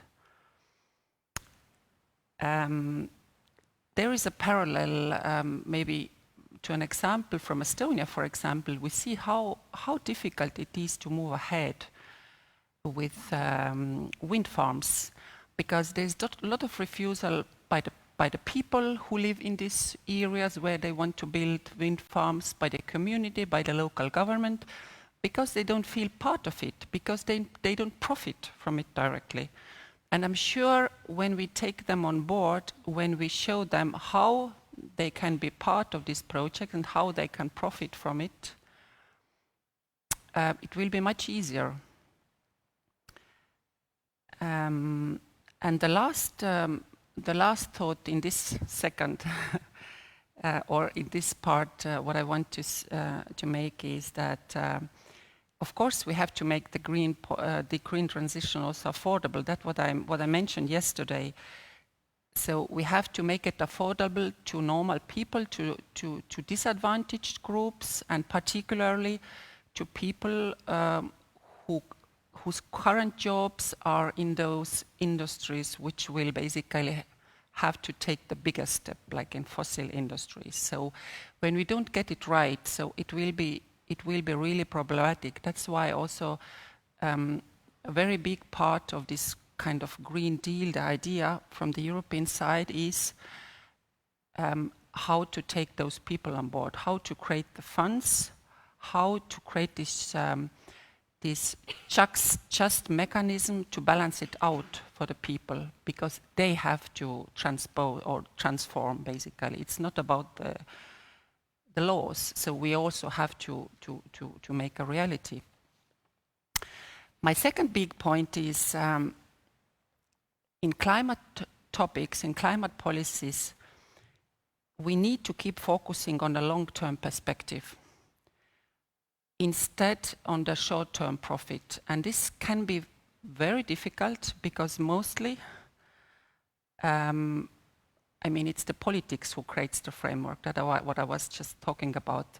But a policy cycle is much shorter than this cycle we are speaking about when we are speaking about the climate change. So we don't see the positive results in the short term. It will take a long time.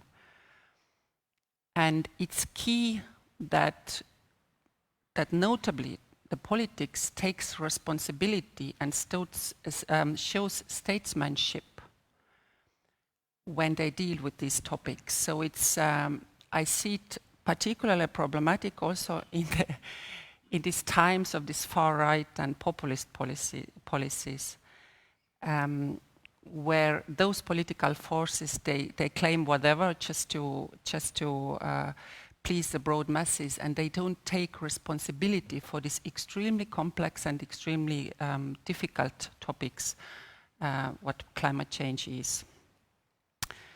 So sometimes I think it's even much easier on the European level because we don't have this close dependency of our voters on the European level. So basically the European leaders, they are, as you know, European Parliament members are elected, but directly elected, but the European leaders are selected by the heads of by the member states, basically. So it's I feel it is even easier a bit to show the direction on the European level, but it's very hard on the national level to implement it for the national politics and then for the societies. My third point is we have to subordinate everything to the climate politics.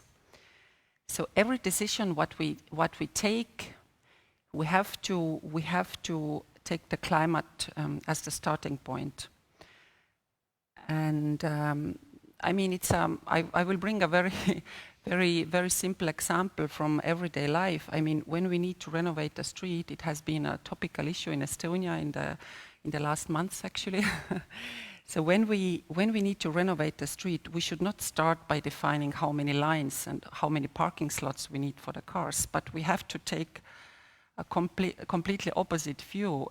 We start thinking how we keep those big trees, what are there now, what really help us in our everyday life when we walk on the street, when there's a heat wave, when they provide so much shade. So we have to think about how we keep those, how we build a street that is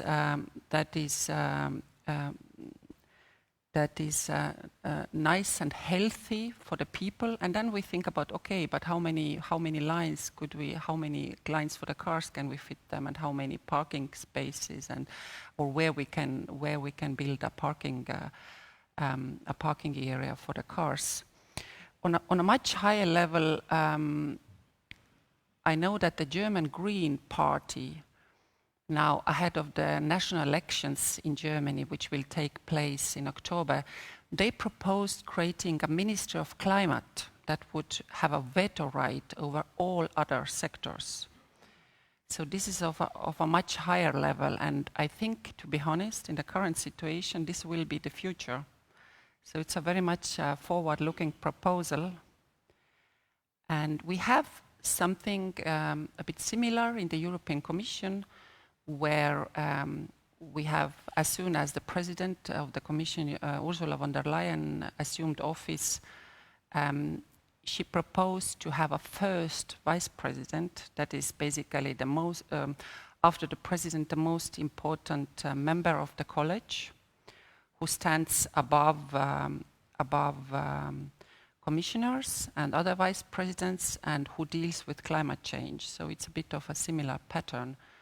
So this will be probably the future, that whatever we do, whatever decisions we take, we always have to think about what impact it will have on climate, and how do we do it to put the climate ambition first. And as a conclusion, I would say, if we don't do it now, if we don't put the climate first now, I mean, very soon we have no other options than that to adapt to the changes. So it's now still time where we have probably possibility to select maybe between different options, but very soon, if we don't do it, we will have only the opportunity to adapt. Thank you.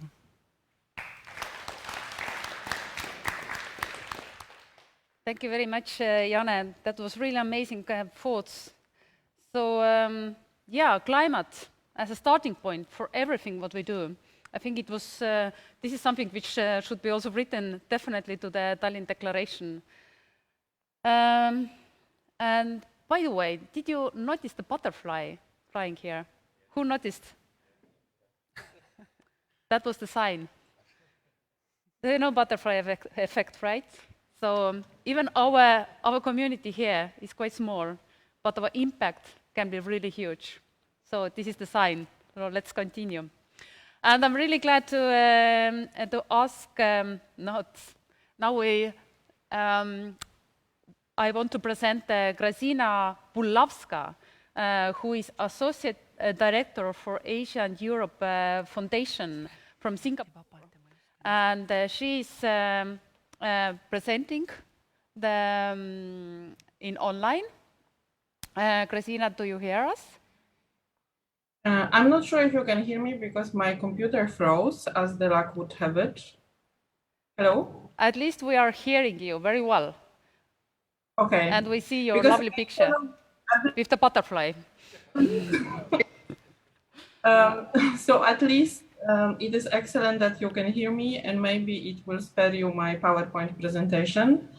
But at the same time, I was very inspired by what Jana have been mentioning, because I come from Asia Europe Foundation that is based in Singapore. And Asia Europe Foundation is the organization that is the physical body connected to informal dialogue between Asia and Europe that is focusing on what is important for both regions. And I am running within this Asia and Europe huge geographical space, the project that is focusing on environment. And we have recently looked into issues related with plastic waste and how it is connected with climate change. And when I have been listening to all your inputs about that, how important are people, how important is stakeholder dialogue, how important is engagement and the feeling of ownership, at the same time, it came to my mind that without good policing and good governance, it would be very challenging to have all those things. And I am saying this based on multiple stakeholder meetings that we have been hosting, because as Asia Europe Foundation, we are always trying to find out what makes policies work, how governments can connect to the civil society, what kind of synergies and leverages can happen in order to make sure that certain things are moved forward. So when I'm saying this, what I always find very interesting is that if, and this was also mentioned before by the previous speaker, if we put priority on certain things, which would be in this case putting priority on climate change, but we will forget to involve people, and we will forget to make sure that everybody is informed and included and has opportunity to learn what is the consequences of certain projects or initiatives that are taking place. It will be very difficult to make things happen and make it happen in the meaningful way. And when we have been during our work of Asia Europe Environment Forum, that is also done in a partnership with multiple organizations, we have decided to look beyond policy. Because very often there is policy work that is very important, that is analyzed. However, some of the policies, in some cases, stay just on paper. And then when we can have a look at those policies and it is sometimes very difficult to assess what actually has happened at the country level, at the international level, and at the global level. Hello, can you still hear me?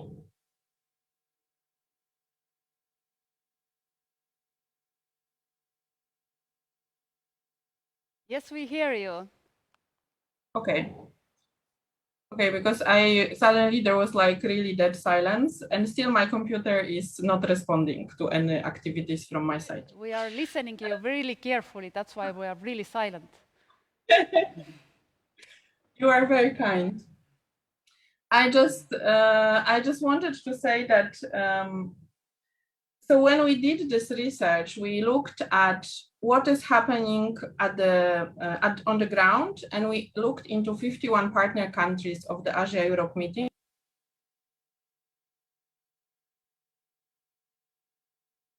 So seems we lost Krasina. We don't hear you anymore.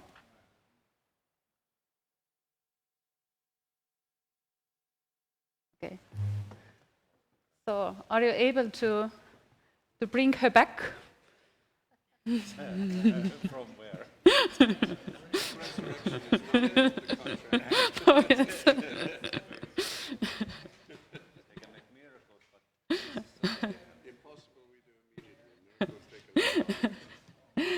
Maybe we then go to the next speaker, and if Krasina will return, we can also continue with Krasina. But the next expert is Gonzalo de Castillo from Argentina, and he is the director of Consulting Center of Sustainability, CISUS. Is that right pronunciation? Yeah, in Spanish it's Jesus, but it's Jesus. fine. Jesus, no Jesus. No, Jesus. Jesus. I hope, but not. And you are also director of the Club of Rome in Argentina, Yeah. right? Okay. So you have really amazing best practices to share. So Yeah, it will be quite difficult to add something of value after you, but I will try to do my best. Well, basically, I already have the chance to share with you some of the concrete projects we are carrying out in Argentina, specifically trying to implement the circular economy approach in urban areas, specifically in slums. But today I want to speak for something different, trying to share with you more conceptual or theoretical issue related to one question I will try to answer, related also to the topic of this roundtable. And the question is why, even when we know related to the climate crisis, we cannot take the current actions that the SDG 13 is calling us to take. And to do that, the first things I would like to share is what I consider it must be like a well-known truth for everybody in this space. And this reality is that we already have like never before in history, our humanity has like never before in history, infinite scientific data that points to the seriousness of the crisis we are living in. And we do not only have at our disposal of this information, but also we have at our disposal almost all the knowledge in terms of material knowledge, economical knowledge, political knowledge to solve this problem. And even when we have at our disposal all what we have, we cannot take action. According to the IPBES report, for example, we are in the way to extinct more than 1 million species in the world. And also, according to science, we only have no more than 7, perhaps 10 years, according to the last report of the IPCC that was recently released a few weeks ago, to trying to prevent the reality of runaway climate change. And with this runaway climate change, what we will be facing, it will be the collapse, perhaps. This is a personal approach, but I really believe that we are really near of the collapse of the system, at least till the system as we know it till today. And this is nothing new. My organizations has released in the year 1972, the Club of Rome, the Limits to Growth report. And in this report, more than 50 years ago, the Club of Rome says that it was absurd and even suicidal to think the possibility to plant infinite growth in a world that is already finite. We already know quite well this, but even when we know, we cannot take action. 25 COPs have passed, and we are still trying to arrive to this famous goal of reducing CO2 emissions, and we are each year, even with the pandemic context, incrementing the CO2 emission concentration in the atmosphere. So in Argentina, we used to ask ourselves, why? Why with such a clear problem? When we have at our disposal all the technology, all the information, we already know how to solve the food production problem. We always know how to reduce CO2 emissions. We always know how to build better houses. We know all. And even though we cannot take actions. And perhaps we have to ask a different question, and it's why? Why we cannot make the changes we have to make, and also what challenges we can identify that points to why alternative models, such as the one we already talked with the circular economy, of many other systems, for example, of the regenerative development, and many others, have not yet become mainstream in our society. And perhaps this has to be with this graphic I am bringing here. If we analyze the growth tendencies over the last 70 years, we are going to realize that a lot of indicators that you will see on the right part of the screen are still being used by our system to validate that even if we have some unintended impacts, the system was able to sustain itself. And all these indicators from 1950 till today, 1950, I remember it's the moment in where the great acceleration begins. You will realize that all the indicators related to human welfare has incredible increases. For example, the world population, or the GDP in real terms, or the foreign direct investment, or the paper production, of everything you want see or analyze, even much more better things that, for example, the life expectancy. All these indicators have grown incredible during the last 70 years. And of course, thanks to these indicators, the system is saying, okay, we have some unintended impacts, but in general terms, we are doing the things much more better than a few cycles. How do you say cycles? You understand me? Okay, cycles. Well, but if you see on the left part of the screen, you will realize that all these positive indicators have had also, as a counterpart, a lot of equal impacts in other indicators related to the Earth system and the ecological variables. So, as well as we have a lot of positive things in world population growth, real GDP, etc., you will see that we have equal impacts on the incrementation of carbon dioxide, incrementation of many other greenhouse gas emissions, but also in, for example, the transformation of domesticated lands, in the terrestrial biosphere degradation, in the loss of biodiversity, and so on. All the problem is that all these indicators was in some way invisibilizados and not shown. Basically, because we put all our lights in the other part of the scene. And again, basically because if you analyze the more related to the specifically human goals indicators, we are doing the things quite well, or much more better than some time before. If not, sorry, this is in Spanish, but you can see the different part of the screen. In one part, we can see that even if we are not fully fulfilling the goals related to the human development indicators, we are doing the things very well. For example, we are advancing in the goal of trying to end hunger in the world. We are advancing in the work to reduce the evitable death of children under 5 years old, and so on. We have a lot of very good advances in this point. But if you see on the other side of the screen, you will notice, and this is very similar to what Shane was saying, that all the indicators related to the environmental issues are going in the opposite, on the opposite of the goal. So I don't know, you can see the goal that is gathering us together in this table, the goal 13, we are on the opposite. The goal of reducing the contamination of the oceans in the opposite. The goal of trying to neutralize the degradation of lands in the opposite. The objectives of reducing the loss of biodiversity in the opposite. But again, the system says, okay, you have not to be so negative. In general terms, we have managed to lift, for example, billion of people out of extreme poverty.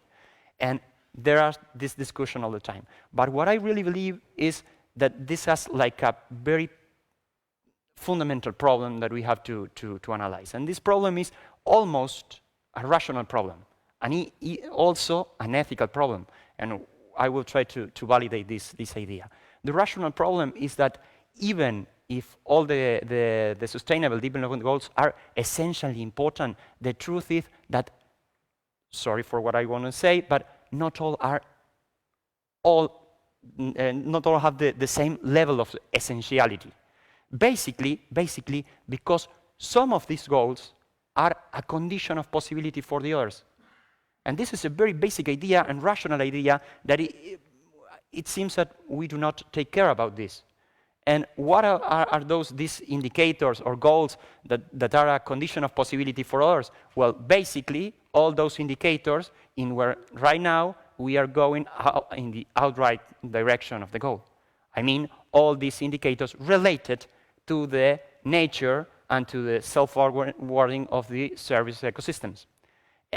Basically, because without nature, we won't be able to do nothing, directly nothing. So, instead of presenting the Sustainable Development Goals in this way, I truly believe we have to present them in this way, in a totally different way that reflects that in the roots of the goals, we have to put all these goals related to the safeguarding of natural ecosystem, in the action on climate, and many other issues.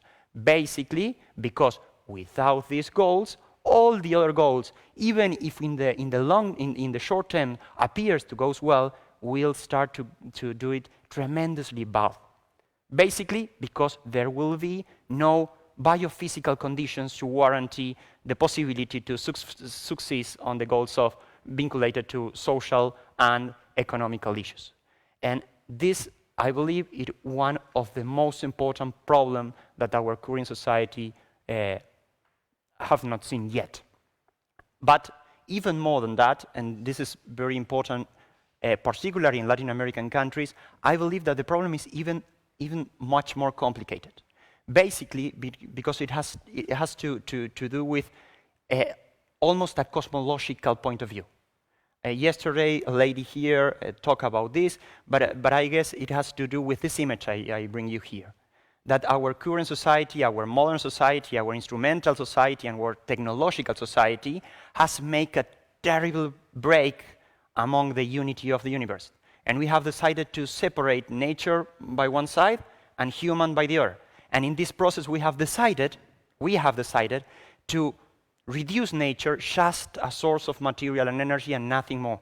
We have, in Spanish, cosification of nature. I don't know if in English you understand what I am meaning, but we have killed all the value of nature. All the value of nature, and has just reduced nature as a mere material thing. And what is the philosophical problem of this approach? That even if we like it or not, we as a human being are nature. So we are nature. So if we give value to nature, we are doing the same with ourselves. And when we do the same with ourselves, it is quite difficult to move in an ethical way. So just to finalize, I want just to ask you a very, very, very simple question. If I would ask you, which is the most important value that you can identify in our planet? The most important value? Anyone? Anyone? Love? Dirty? Solidarity. Okay. Oh, it's great. It's the first time that all the public says something totally different to what I think. But I will say what I believe it's the most important value, at least for me and for many other people. The most important value is life. Basically, it's life. So, I guess we are not all agree here, but I believe do you believe that life is a value in itself? Okay, you can raise your hand, basically. Okay, if life is a value in itself, and if I show you this image, what do you think about how is our current society working? You can see the evolution of the human population and the extinction of species in the world since 1800 till today.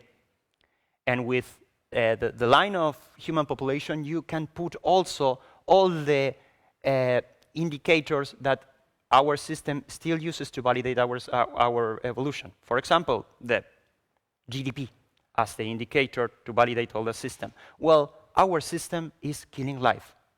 And if we believe that life is a value, we should accept that we are working on an unethical way.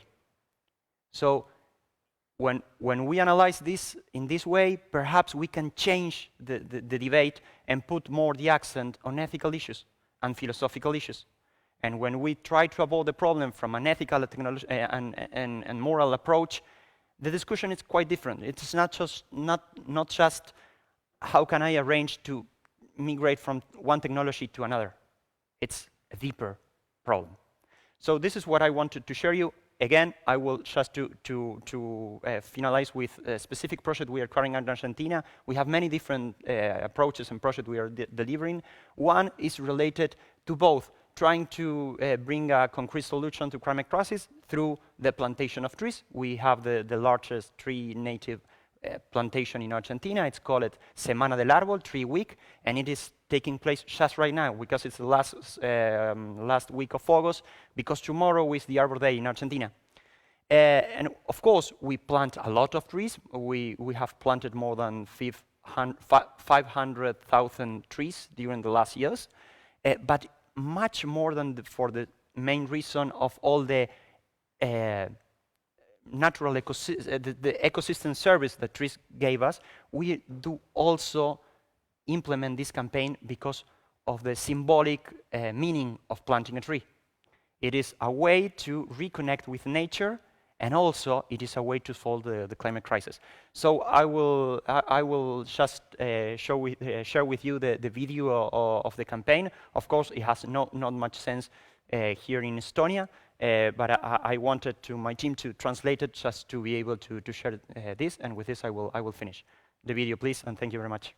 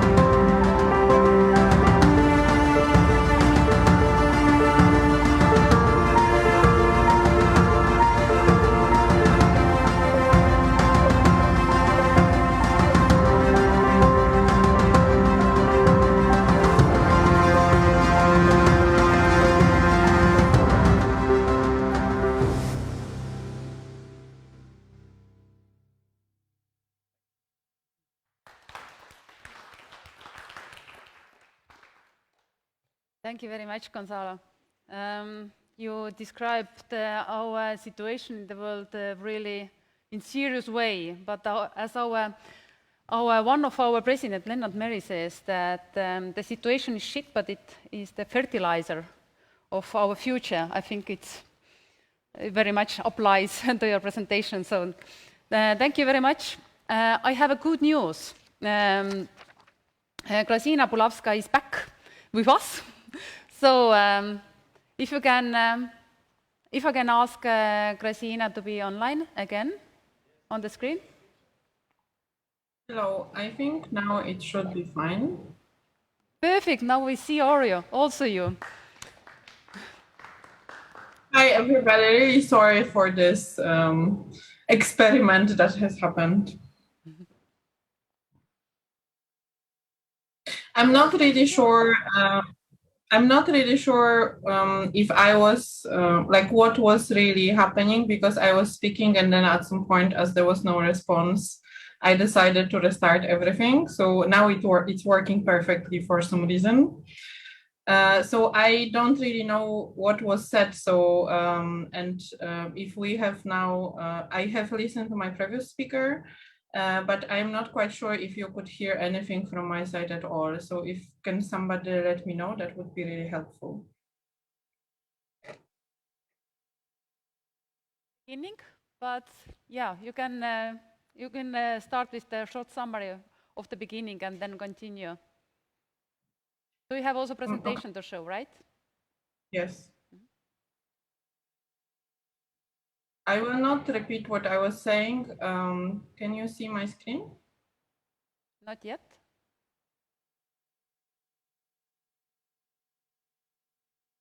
Yes, now we see. Okay, so I will just briefly summarize that I will just focus on what I wanted to share with you. Asia Europe Foundation is the physical organization that is the body of Asia Europe meeting. And I am working in Asia Europe Foundation, among other things, and I am in charge of Asia Europe Environment Forum. That is a consortium of different organizations. And since 2003, Asia Europe Environment Forum has been working on environmental issues with sustainable development goals. We have taken the approach that environment is overarching theme for everything that is happening and embracing economy and society. So with this in mind, we have been moving forward looking into SDGs. And we work with Stockholm Environment Institute, that I know there's also a speaker in this panel, but Asia Center, not Stockholm office, Institute for Global Environmental Strategies, Hans Seidel Foundation, and Assam Eco-Innovation Center, that is Korean organization that is looking into SME eco-innovation. And what I wanted to say was mostly related to the research we have done and the correlation of plastic, single-use plastic waste and climate change.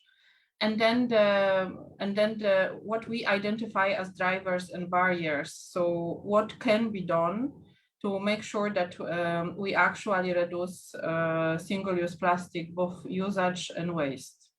And also a little bit what we are doing, because we are working on different topics, not just on environment. We also work on climate change and human rights. And then we have events coming later this year. So I just wanted to say a little bit that, that the research we have conducted was triggered by the fact that we always, as a relatively small project in the sense that it is Asia Europe to cover, but we look for the angle that is not so, like the path that is not so frequently followed. So our idea for this research was triggered by the fact that nobody was really talking that much about single-use plastic reduction.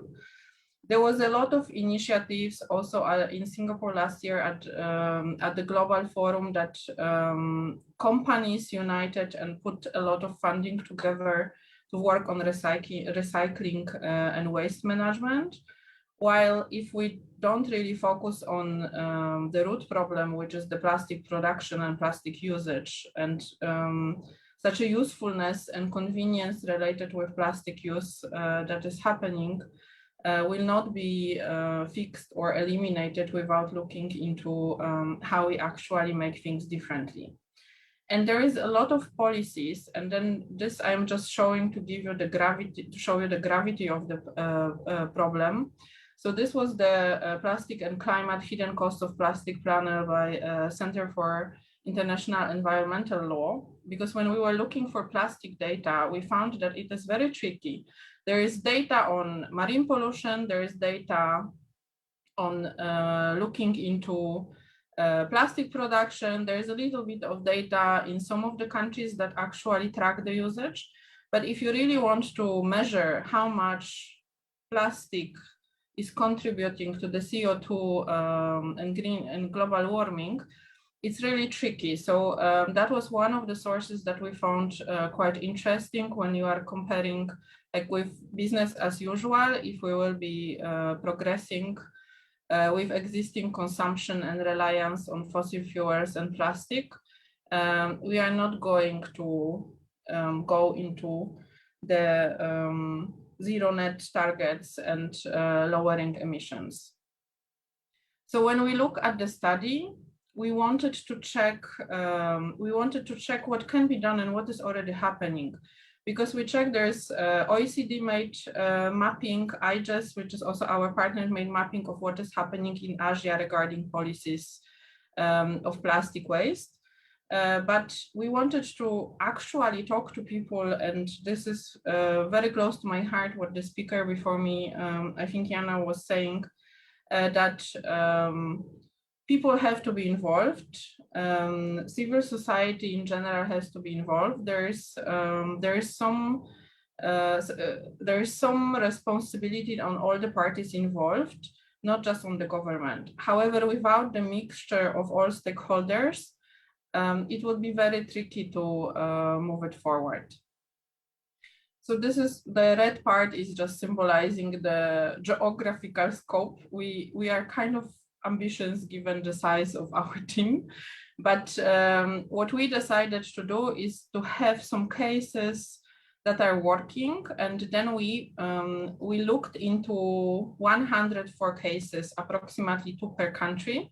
There's 51 ASEM members, which is like the whole EU, and most of the countries in Asia, plus Australia, plus New Zealand. I mean, Asia-Europe meeting is political body, therefore I say Asia-Europe, but it's actually more continents, but the meeting, like the name is focusing on Asia and Europe.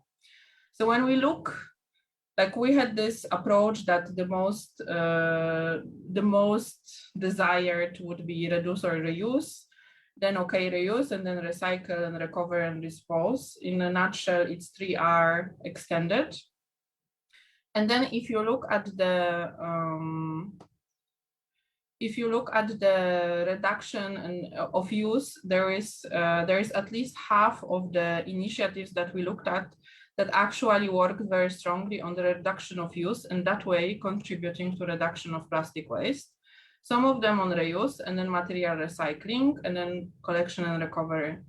But if you think about the global numbers, which is when you have recycling that is single digit, it's really tricky to just rely on recycling and believe that if we just recycle without, as the previous numbers were showing, without actually reducing reliance on plastic, it would be very difficult to have results. And the organizations we looked at were mostly medium-sized organizations. We didn't look at the big corporation, also because it's very difficult to classify what is the origin of the initiative. Because if there is, I don't want to say names, but let's say certain big corporation has a foundation in country X, and then they made one small grant to do something. It's very difficult to say if this should be counted as this country initiative or it is counted as the country of origin initiatives. So unless there was like very clear origin, then we were trying to avoid looking into what big corporations are doing. We wanted to see what people on the ground are doing that have different resources. What do they need to scale up? What do they need to be empowered? Because it's also the level that we find we can operate and make a difference to see. And then the scope was like mostly city level or national level, which is like the geographical impact of the innovation. So for example, how far was the outreach? And some of the organization had international, but in this case, as I mentioned before, it was hardly ever the organization that is looking into global multi-corporational activities. It is more like neighboring countries, more looking into regional scope. And among the entities we interviewed, we had businesses, NGOs, or civil society organizations in order. Other would be, in this case, for example, city that is having public-private partnership, and within this framework, they have initiative. And then mostly recycling company, retailer and distributor, which is like we didn't look into shops. It was mostly like service businesses, restaurants, and the plastic industry company. It would be the companies that are also like delivering packaging, like what do they actually do? Social enterprise and other businesses. And then when you look at activities, the elimination of plastics was quite high in most of it. And then awareness raisings and trainings. And what is interesting, which is also what came across, the biggest impact or the most meaningful impact was among these organizations or businesses that combined what they do with education. And COVID actually helped to increase the impact, in the sense that a lot of awareness raising went online. So this actually synergized efforts and helped certain businesses to extend the scope of the activities. And when we look at the innovations delivered by the studied projects, this I found quite interesting, because most of the innovation came from nonprofits. And then like businesses normally would focus on reduction or recycling, but they would not. I mean, the initiatives we looked at that were longer than 1 year and so on and so forth. The innovation came from nonprofit social organizations. It was also related, for example, with the fact that they didn't have that much funding, so they needed to find alternatives. And engage more with the community to make things happen. And as wonderful as it sounds that it is so impactful and so on and so forth, this actually shows the issue, because it's not even about businesses or like civil society. It's like a bit human nature that we like to do what is easier and convenient. And in the times when I was participating in conference in person, I remember certain discussion during coffee breaks that if we ever manage to make sustainability convenient and easy, not that if you are a company based in Singapore and you are importing whatever food from Europe, that you need to invest in packaging, and if you don't want to use plastic, you need to offer alternative, but then a container has to be packed in a certain way, otherwise the goods will be damaged, and so on and so forth. But if it would be the other way, that it would be very difficult and it would require negotiations for a company to actually use plastic at the packaging, because the standard operating procedure would be to use different material, and it will be required during extended period of time from the companies to actually adjust it. And sustainability as a convenience would be default mode, and it would become business as usual, that it is very difficult. Like also somebody mentioned before me that banks are not giving credit anymore to the investments that are relying on fossil fuel subsidies. DBS, which is Singaporean bank, refused was the first bank in Singapore that was further on followed by other banks. That was the bank that refused giving huge loans for the investment in coal power plants in Vietnam, among other investments. They were interested to invest in the wind energy. And then if the country, or because we are talking about multi-million-dollar investments, and of course they cannot cease the operation overnight, but if this is the fault, and if policymakers and civil organizations, but also business operation, try to think and come together and think about solutions that will allow this to be convenient, easy, and smooth. Like world is full of innovation, And it is actually, I'm pretty sure in some instances, not always, or it might be cheaper to brainstorm about innovation, find different solutions, have different approach, and make it convenient. And like kind of fast food of sustainability. If we have this approach, this model that is working and is profitable and it allows others to understand and it's convenient and usable, that would be, I would say, very easy for us to move forward with achieving targets. And then when we looked at this implementation drivers and barriers, it is not what I said before, it's like kind of my thoughts based on multiple surveys that we read with different stakeholders. Of course, the issue is funding. Of course, the issue is commitment and technology and capacity building and government regulation and market mechanism. But if you look at this and you think about it, it is always like this situation is very familiar for anything, in the sense that whatever you do, you need to have people that are committed. You need to have some kind of budget. Technology most likely exists. There is maybe some need for capacity building. And here I wouldn't like to actually put at the same level developed countries and developing countries. We are talking totally different level of challenges related to capacity building. But then there's also government regulation, but also something that I don't see much anymore. Maybe it stopped being trending or stopped being keyword, which is related with good governance. And then of course, market mechanism in the end of the days. But companies will not fix problems for us. In the end of the day, we are not able to fix problems for us. Government alone cannot fix problems for us. There's this need for discussion, exchanging idea, but then looking what is actually happening. So we also look like what of these projects can be scaled up. And basically most of this project can be scaled up, multiplied, and so on and so forth. And I am like, and to be frank, most of these projects can be introduced in any country.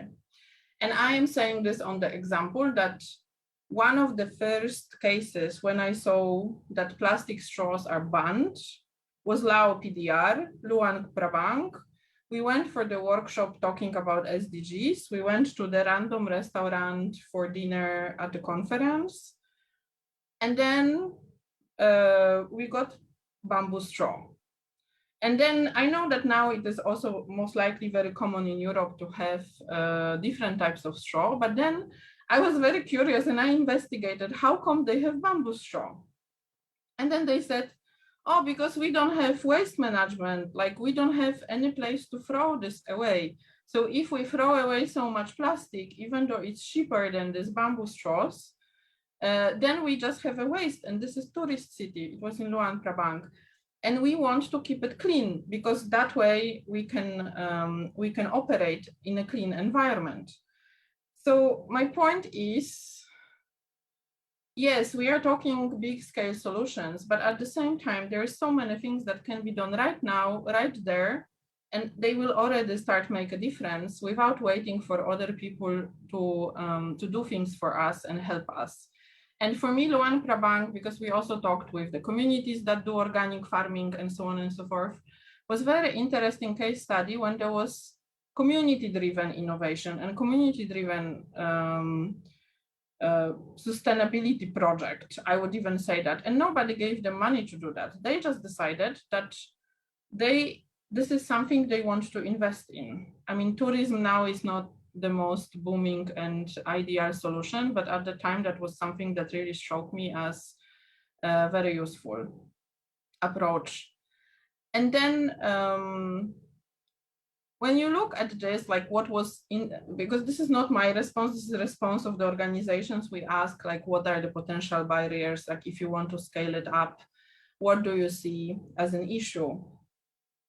And I think this, I can give the example of green procurement. For example, if we had global standard on green procurement, what does it mean? Without every country or some of the countries having similar regulations, when you look at Asia, there is no standard of green procurement of any kind. But that one single-handedly, like if you make such a regulation, and even if this is guideline and then some of the governments introduce it, this already can cut enormous amount of waste. Because we are not talking here about making huge companies changing their ways. We are talking about small organization having impact on national scale, maybe sometimes on the international. What do they need to actually increase the volume of the operation? And then, of course, there is issue of incentive and collaboration, but in most cases, when we are talking with the organization that already thought about it, they don't need further capacity building. They already know that people need to be educated. And we have this enormous potential in every country of the organization that are kind of experts. And if they just have a bit more push, maybe we will reach the tipping point, and suddenly this will be like movement that will move forward. And of course, I'm not like advocating for a global movement on reducing plastic waste, but we have talked about this before, like how much we contribute, how much our office contributes, what are our daily decisions that contribute to certain things. And most of the people at this conference also has enormous influence regarding policy making. So like looking at those things that can be achieved now really makes a difference. And I remember once I talked with one of my colleagues that was working in multiple developing countries when the poverty is unimaginable. And I don't want to use the numbers to talk about poverty. For me, poverty is something that should be gone, like as it is now. And he was saying, yes, all these SDGs, this is all great. Can we do something to make a difference right now?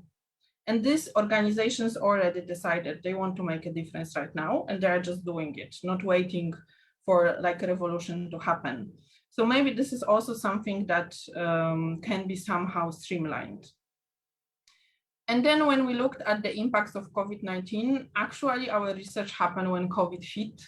So we found it very difficult because most of the companies and organizations kind of shut down offices.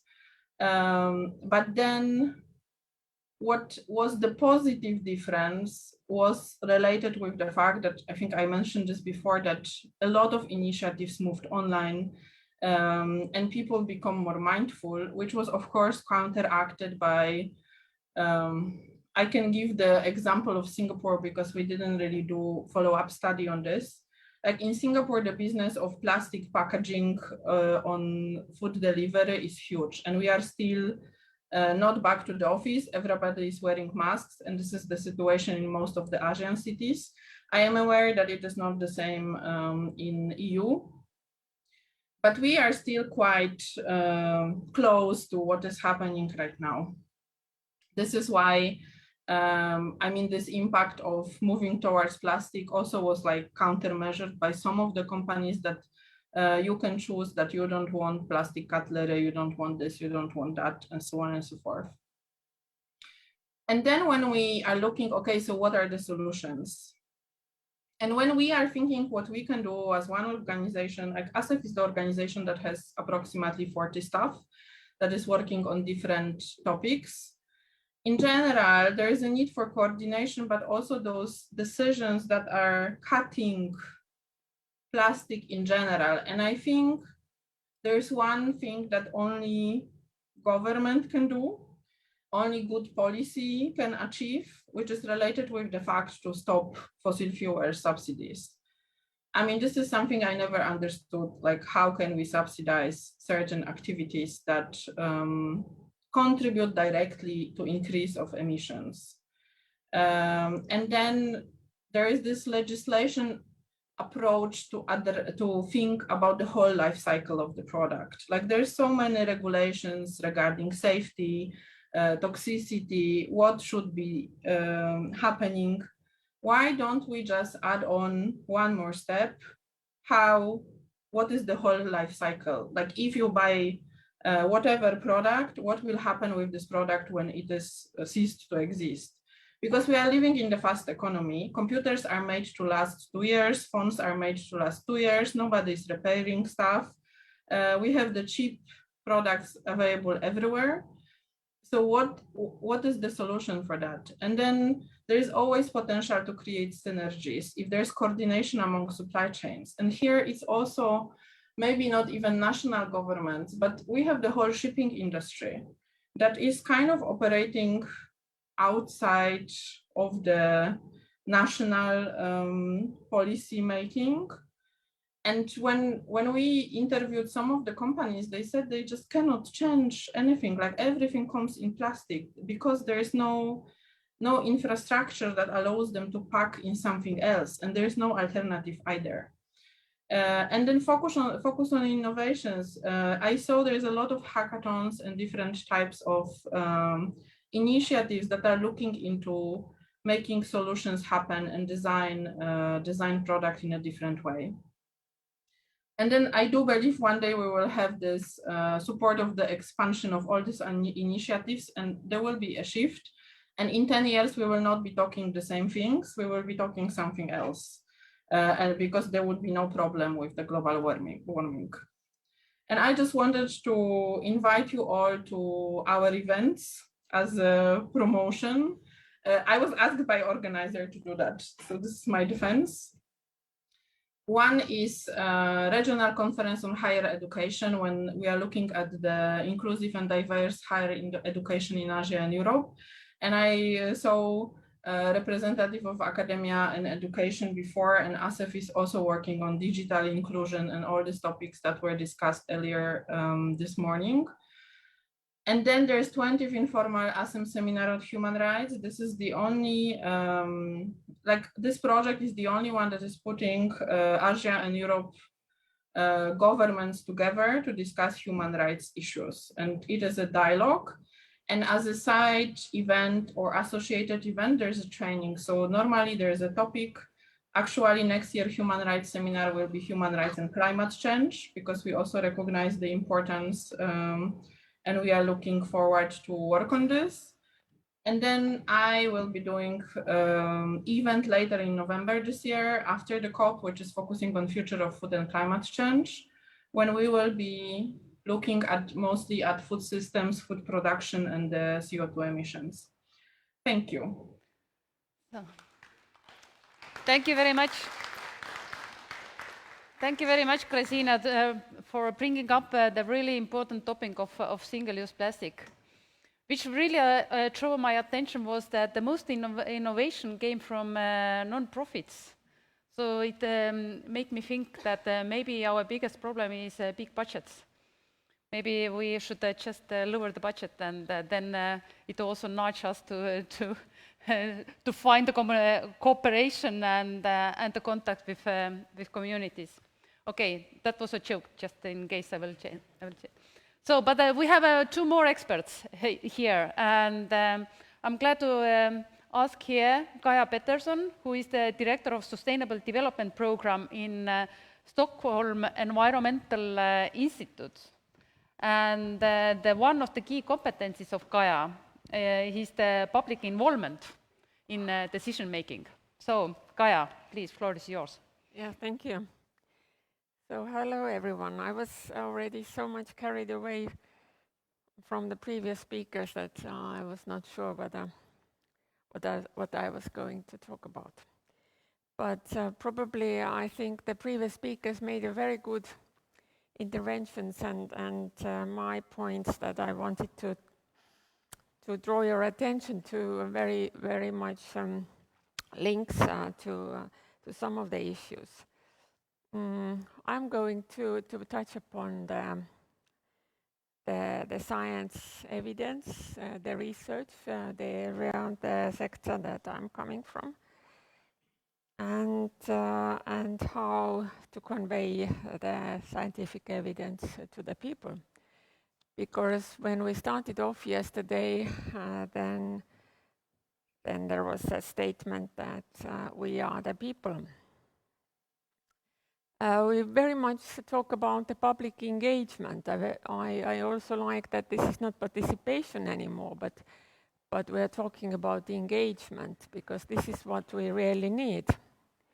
Not just unidirectional information flow, but we want something back. We want people to express their views, their values, and also to develop solutions. When I'm thinking about a typical or idealistic structure of a society, it very much resembles, for me, a normal distribution curve, as you may picturize it in front of you, where you have this 68% in the middle, and then you have those extremes either way on both sides, those 16%. Largely in a society, it's the same way, that you have a bunch of the society of the population that you have to address, I mean, as a politician, as an expert, as an NGO. And you have then the two extremes. One is the 16% that are the champions, I would call, because they take the lead, they move on, they take very quickly on board different new initiatives, new technologies, not so much questioning about what would be the impacts of applying them. And then the other extreme, where you can do what you want, whatever effort you take, how much money you put into, you don't convince them. They are just very conservative, and the scientific evidence will not convince them. So I would put my attention to, or at least in my institute, because our slogan is from science to policy, to this 68 plus 16, which makes up 84% of the population. How to address with the new information, new knowledge, this part of the population, of the society. Having acknowledged that society is not a unified bunch of people, but it's a diverse mixture of individuals, families, communities, organizations, with values, perceptions, expectations, dreams for tomorrow and future in a longer perspective. When we look at the climate change, I think this is very good example, because this is where the beliefs and the scientific evidence have been colliding for a long time. And even with the IPCC reports, and we are going to hear more during the Glasgow meeting, that when the first reports came out, so now we have the sixth report, there were 2,000 scientists, 4,000, 10,000, now we have 40,000. So how much evidence you should have and provide to the society in order to convince that yes, there is a climate change happening, and it's happening now, and probably we are already late. So the truth is somewhere out there, to quote a famous movie, but how to convey it to the people. I have been working in environmental policy research almost 30 years already, and I'm really very happy about that. The work that myself and my colleagues have been doing are now giving some signs of success. What I mean is that the EU policy has a major change. It has become cross-cutting. In the 1990s, when I started my research at the SEI, then we continuously proved that environment is nothing isolated, staying separate, somewhere in the back in a silo, but it has to be incorporated in all other governmental policies and also global policies. And now with the new administration at the EU level, this is happening.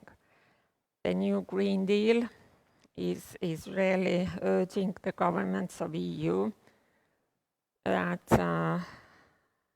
the limits of the natural environment should be taken into account when we develop societies and economies. And Gonzalo also showed this planetary boundaries graph. This very much concords with the thinking and with the concept. So this is the wedding cake concept. The Finns showed us that this is a house where the basement is the natural environment, and everything that comes on top should be in balance what the base provides. So this is another way of picturing it. Picturing and visualizing is very important for the people, because this can capture, as we say, thousand words. A picture can show more than that. And this is a question to a larger audience, of course, and to the communication people. When I'm looking at the communication department of my own institute, which is located in all the major continents, in 9 different centers. So the only department that is growing is the communication department. And it has its objective reasons for that, because we need to communicate, and communicate. How to do that? There are no good solutions. So it's more like a case-by-case approach. But definitely the education is the key. But and the critical thinking, of course, because providing information, the information is enormously out there. Everybody can fetch the one that it's he or she is looking for. And trust the evidence is another thing. How to make people to trust the scientific evidence while the science is developing itself. The knowledge is growing. And this was also very pertinent and very visible with the COVID situation as well. So coming back to the initial, this normal distribution of a society, I would suggest how to convince the people, how to provide them scientific evidence, how to develop critical thinking, and how to bring that into families, individuals, communities, and society as a whole. Thank you.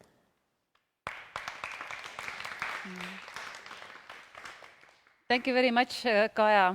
So it's really, we have 14,000 scientists who says that we have a climate change. So, and it's really great question. How many scientists do we need to really convince people that we have climate change? And you touched the really important topic about communication, which is really close to my heart. Communication. But we have the last, but Harrison itself said that it's not least, experts. Harrison Pollack is the environmental attorney who lives in California, and he spent 20 years to can I say, inspire governments to take action and also consider environment as the part of the decision making. We try to inspire them, but we sue them, is what we really do. By the way, in Let's Do It, we end up many times that in order to have a positive impact on the environment, we have to break rules or law. So that's really ironic that we have create the laws which actually keep us back Well, we try as a lawyer to be on the right side of things. I know we say wear the white hat and support the efforts to do the right thing. I'm used to speaking from a podium. I'm going to try this. I wish I had worn my black turtleneck and jeans and could show you what all the cool things my iPhone does. But I will say that even if I were Stephen Jobs, I know that coming as the last speaker or the last panel at the end of a conference, I'm sure that no matter how interesting what I have to say is, you are probably hoping I will be very brief. And so I will do my best to accommodate that.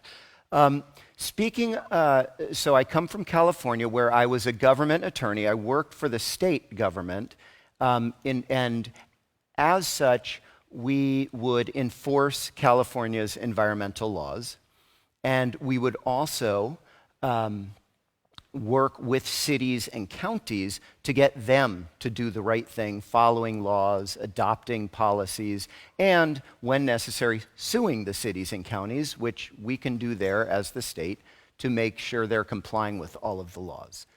I think when we talk about solutions for climate change in the United States, we took one very important step when we got rid of Donald Trump as president. And yeah, exactly. So unfortunately, though, the idiocy, the lies, the distorting of the truth that people like him represent have not gone away, and we're of course going to have to deal with that going forward. That's not what I'm here to talk about, but my point in California is that even under 4 years of what had been unimaginable environmental policies, California and many other states was able to make tremendous advances and steps forward, in spite of what the federal government was doing. I think one lesson to draw from that, of course, is we need to hold our politicians accountable.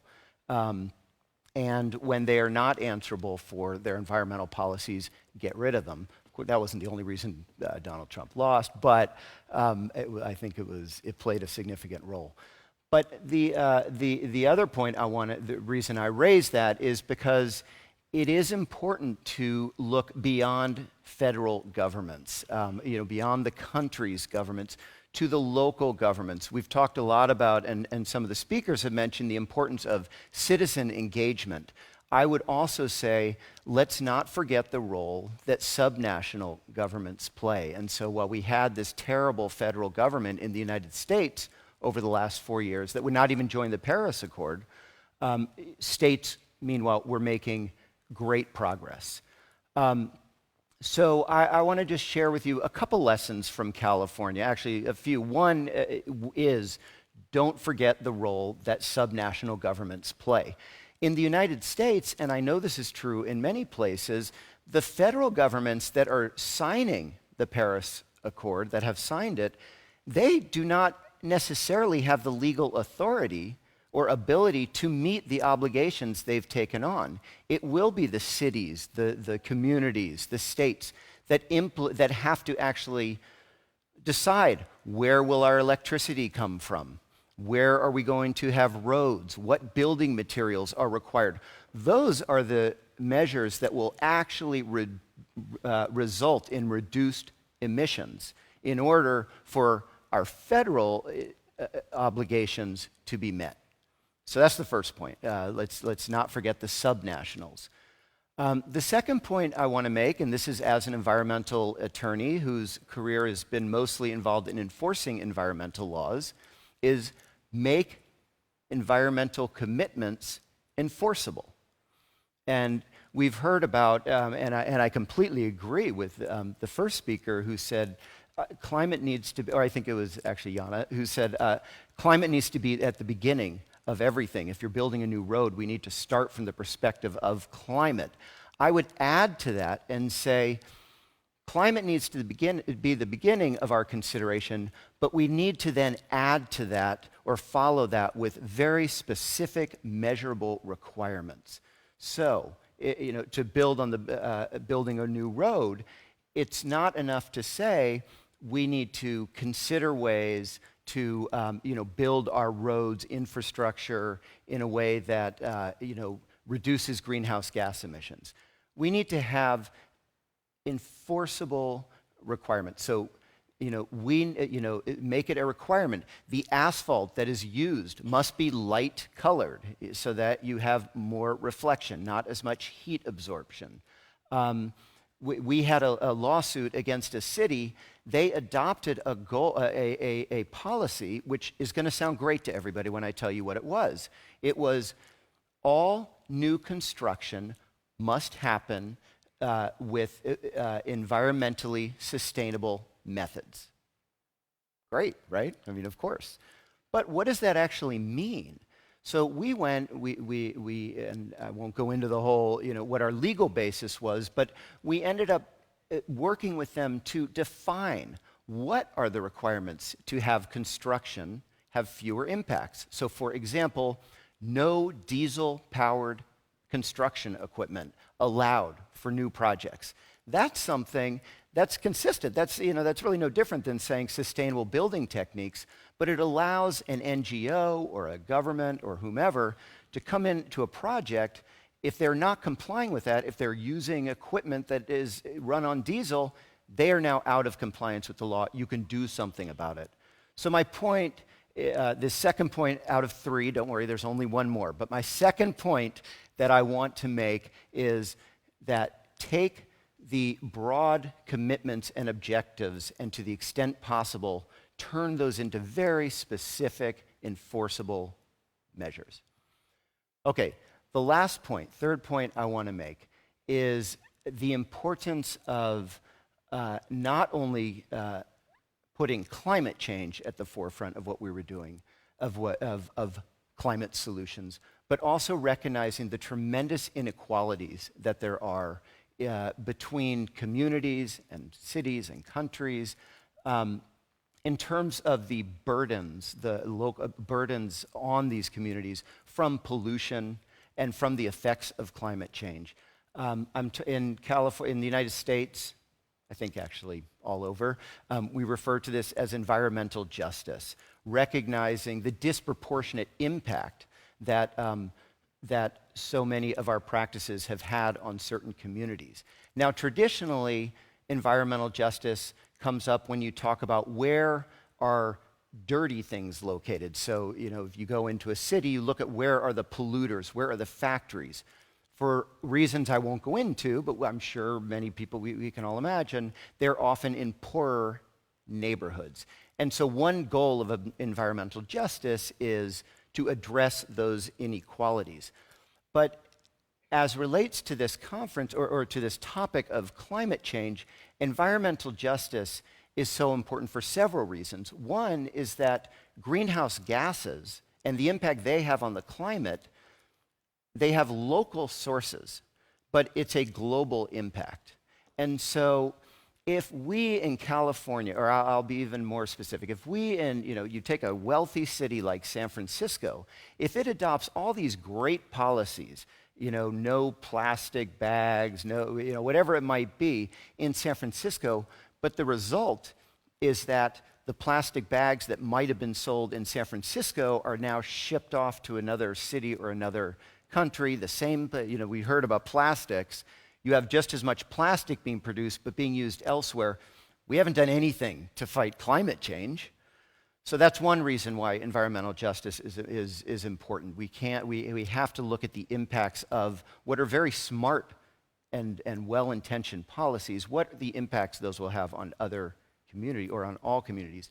The second reason it's so important, I think, to consider environmental justice is that we already are suffering the impacts of climate change. And often those impacts are being felt in disadvantaged communities. We are only going to manage to overcome this crisis or to meet the fight ahead and to adopt meaningful solutions if we have resilient communities that are in fact able to withstand and adapt to the changes that we're already experiencing and we will continue to experience. Now in California, we have a law, it's called SB 1000. And what this does is it requires cities and counties every 5 to 10 years, when there's another rule that says every 5 to 10 years, cities or counties need to update their plan. It's the blueprint for development, essentially, called the general plan. Now, when cities or counties update their general plan, which they must do, they have to have an environmental justice element, or they need to consider environmental justice in their existing elements. I'm not going to get into, because I know we're running short on time, how exactly that works, but it requires that part of that whenever a city is going to talk about climate change and what is our blueprint for tackling climate change in the near term and in the long term, they cannot do that without also saying, and what about environmental justice? So, when that means designing walkable neighborhoods, designing new roads, whatever, you have to consider will that have a disproportionate impact on certain communities? And if it will, what will we do about it? And this law requires not only that cities think about these issues, they have to adopt specific measures that are then enforceable. And I would just urge that as we think about what are solutions to climate change, we also keep that in mind, the importance of these environmental justice considerations. Yeah, actually, I think what I'll do is I'll stop there. I'm not sure if we're going to be breaking up or not, but thank you. Thank you, Harrison. So, take a seat. Thank you very much to bringing the new angle to that topic. So it's really, really important. So we are kind of like running out of the time. So I just ask only one question here in the panel, and then I still want to give you also opportunity to speak the panelists in the round tables. But really prepare, because you have really a short time to speak with them. Then just shoot all your ideas and the thoughts. But for the preparation, I will ask first one question by myself. So the main question, so we started about taking action and how to deep the cooperation between civil society, government, and businesses. So what are the key obstacles why we can't cooperate? So what do you think, where we should start, or what is the key issue? So please, Eddie. I think we should start by mutual comprehension. We talked about it earlier at the lunch table, but I think oftentimes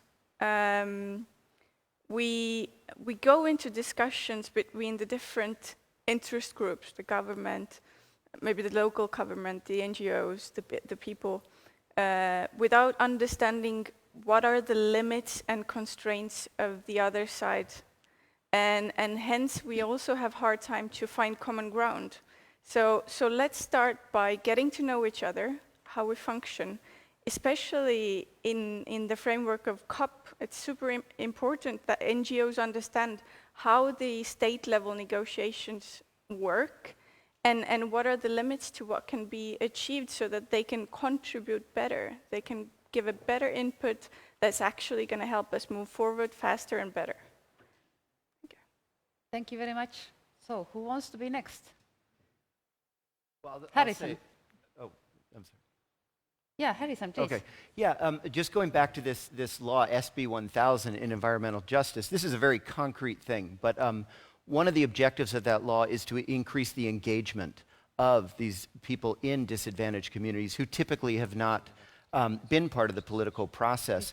Well, there is one rule there is that when you're having public meetings, which you must, to discuss the environmental justice element, you have to go to the communities and have the meetings there. That's something, it's not a very lofty idea, it's something very practical, but just something as simple as holding a meeting in the community as opposed to in the city hall can have a huge difference in terms of public engagement. So, Jana, please. I fully support what, can you hear? Yes. I fully support what Kati said, because that's what I feel also very often. I mean, speaking from the European perspective is that there's a lot of criticism towards why did the Commission didn't do that, and But it's very few understand that even now, this quite very important proposals, legislative proposals, what we made now in July, this Fit for 55 package, this is only the proposal. So the Commission's role is to give incentives, to make proposals. And those are now negotiated between the member states who can have very different interests depending on their situation. We have countries who have, for example, no forests at all. Then we have countries like Estonia, Nordic countries, who have very specific interests in biomass and forests. So all those, they sit around the big table and have to negotiate compromises. And it's such a wonder every time I think that they find a compromise. And when we criticize from the national level, I think it's important to bear in mind that those are compromises that are made on the European level.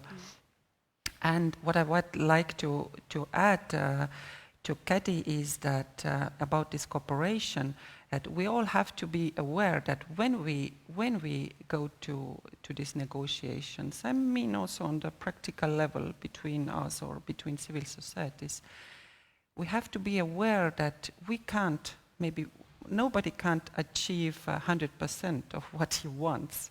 That's what I have sometimes the impression also in the national debate in Estonia, that we have on one side the environmentalists and then we have the other side of industry. And both sides are pushing for the 100% and there is no common ground at all. So everybody has to make compromises. At least that what I've learned during all my career, I worked in Brussels. It's all about compromises. It's all about arguments, about explaining their own views, but then also being willing to achieve a compromise on that issue. Yeah, we are not against, but we are for. So we are doing it together, right? Okay, Kaja, please. Yes, just following up what Jana was saying in her presentation or in her intervention, was that there should be also when we're talking about the decision makers, businesses and let's say local people, local communities, that there should be also a shared view how the community or the people will benefit from this development, and because and increasingly when I'm following the impact assessment academic literature, it says that this is already like a human rights.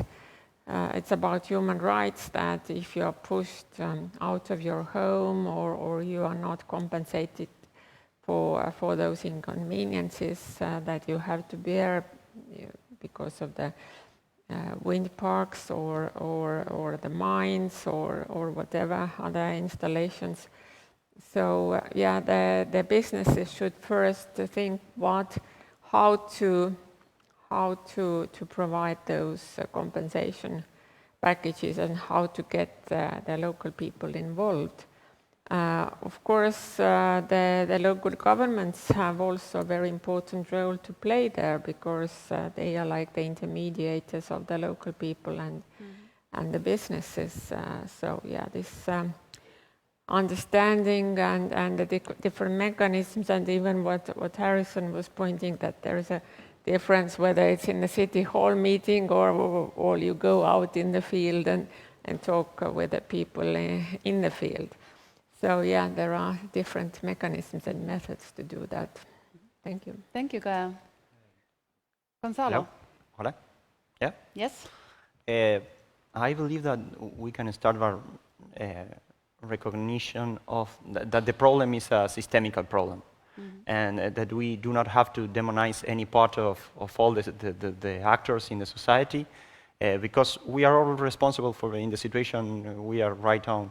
And I like to remember a phrase of an Italian philosopher. His name is Giorgio Agamben. And he said that perhaps is it true that when the building is on fire, you are able to see the structural problem of the building. And once you see the structural problem, you are much more predisposed to solve the problem. And I guess that today, literally, all the world is on fire. So even if the situation is very, very bad, we have a lot of information to see what are the structural problems and to realize that the only way to change this is working together under the consciousness that the problematic is a systemic problematic. So perhaps with this approach, we'll be able to sit in the same table, businessmen, public sector, civil society, original people, and many others. Yeah, very good. Thank you. Thanks. Christina, would you also like to give your thoughts? Yes, thank you. I would like to say something that maybe will make me very unpopular, but as I'm participating online, I'm ready to handle this. How to connect governments, civil society, and all the parties, bring them together. Start with inviting them. Because I participated in so many meetings organized by UN, by this ministry, that ministry. The advantage of being part of the political process is also the advantage of participation. And the door were open for me just because I am this intergovernmental organization representative, and then we have a seat in most of the discussion. But so often there's discussion about business, what business should do without business, about what government should do without government, and so on and so forth. And COP itself is the perfect example that also changing the rules of engagement, how it happened with Talanoa dialogue, might change everything. And I agree very much with the previous speaker regarding the systemic issue. Invite them and create rules of engagement, because it has to be clear that they are invited, but what is the discussion, what is expected, and what is the outcomes. And I know this is very basic, but it's not happening. I do not see this happening.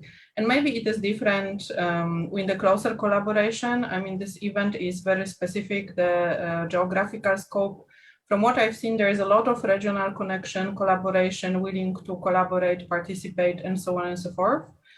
But the bigger is the problem, the bigger is the number of stakeholders, the more complicated it is. And I do not have solution how to make it work, but there is a need to create a proper channels that is not NGOs that 50 years ago were associated with ECOSOC or registered here and there. And since many years, the same one person I keep seeing for 10 years, representing this movement or that movement.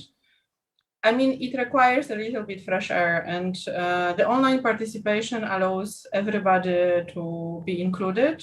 And we talk so much about the inclusion. So this is also something to rethink, like if you want the voice of all the stakeholders, what are you going to do about it? Because if you ask them for opinion and you just ignore it, it will create a lot of resentment. Thank you. Thank you very much. Now, let's shoot. So, dear panelists, please choose one table, and you have 5 minutes to listen all the thoughts in the tables. Now is a big challenge, but the climate battle is not a smaller one. So, 5 minutes to share the thoughts in the tables about this topic.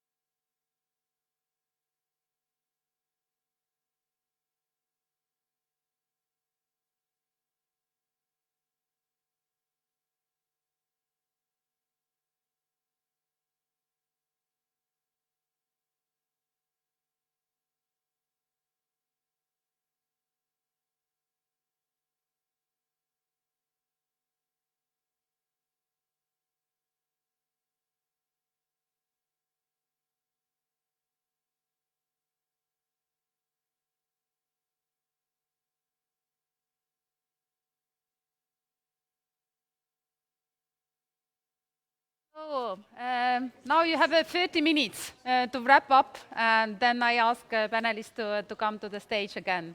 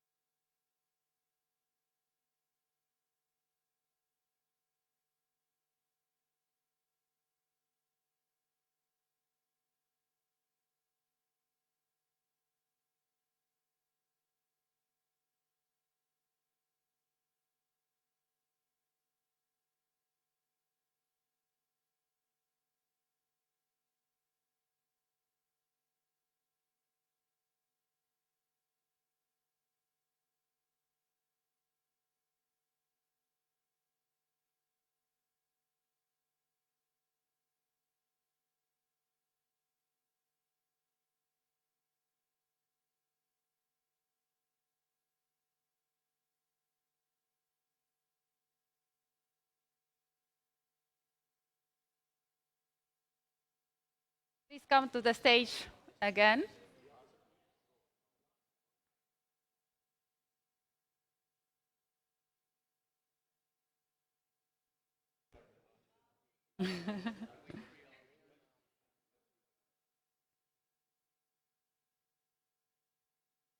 Said päris mitu mõtet.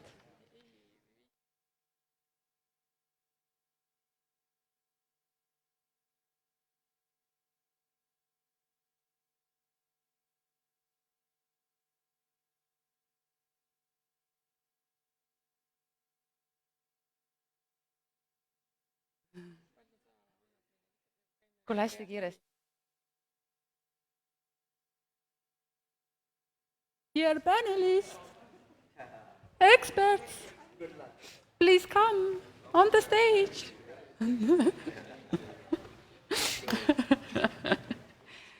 So did you feel the feeling of urgency? Yeah? Please keep it here, because we must feel the feeling of urgency, because this is exactly about the climate change. So we're missing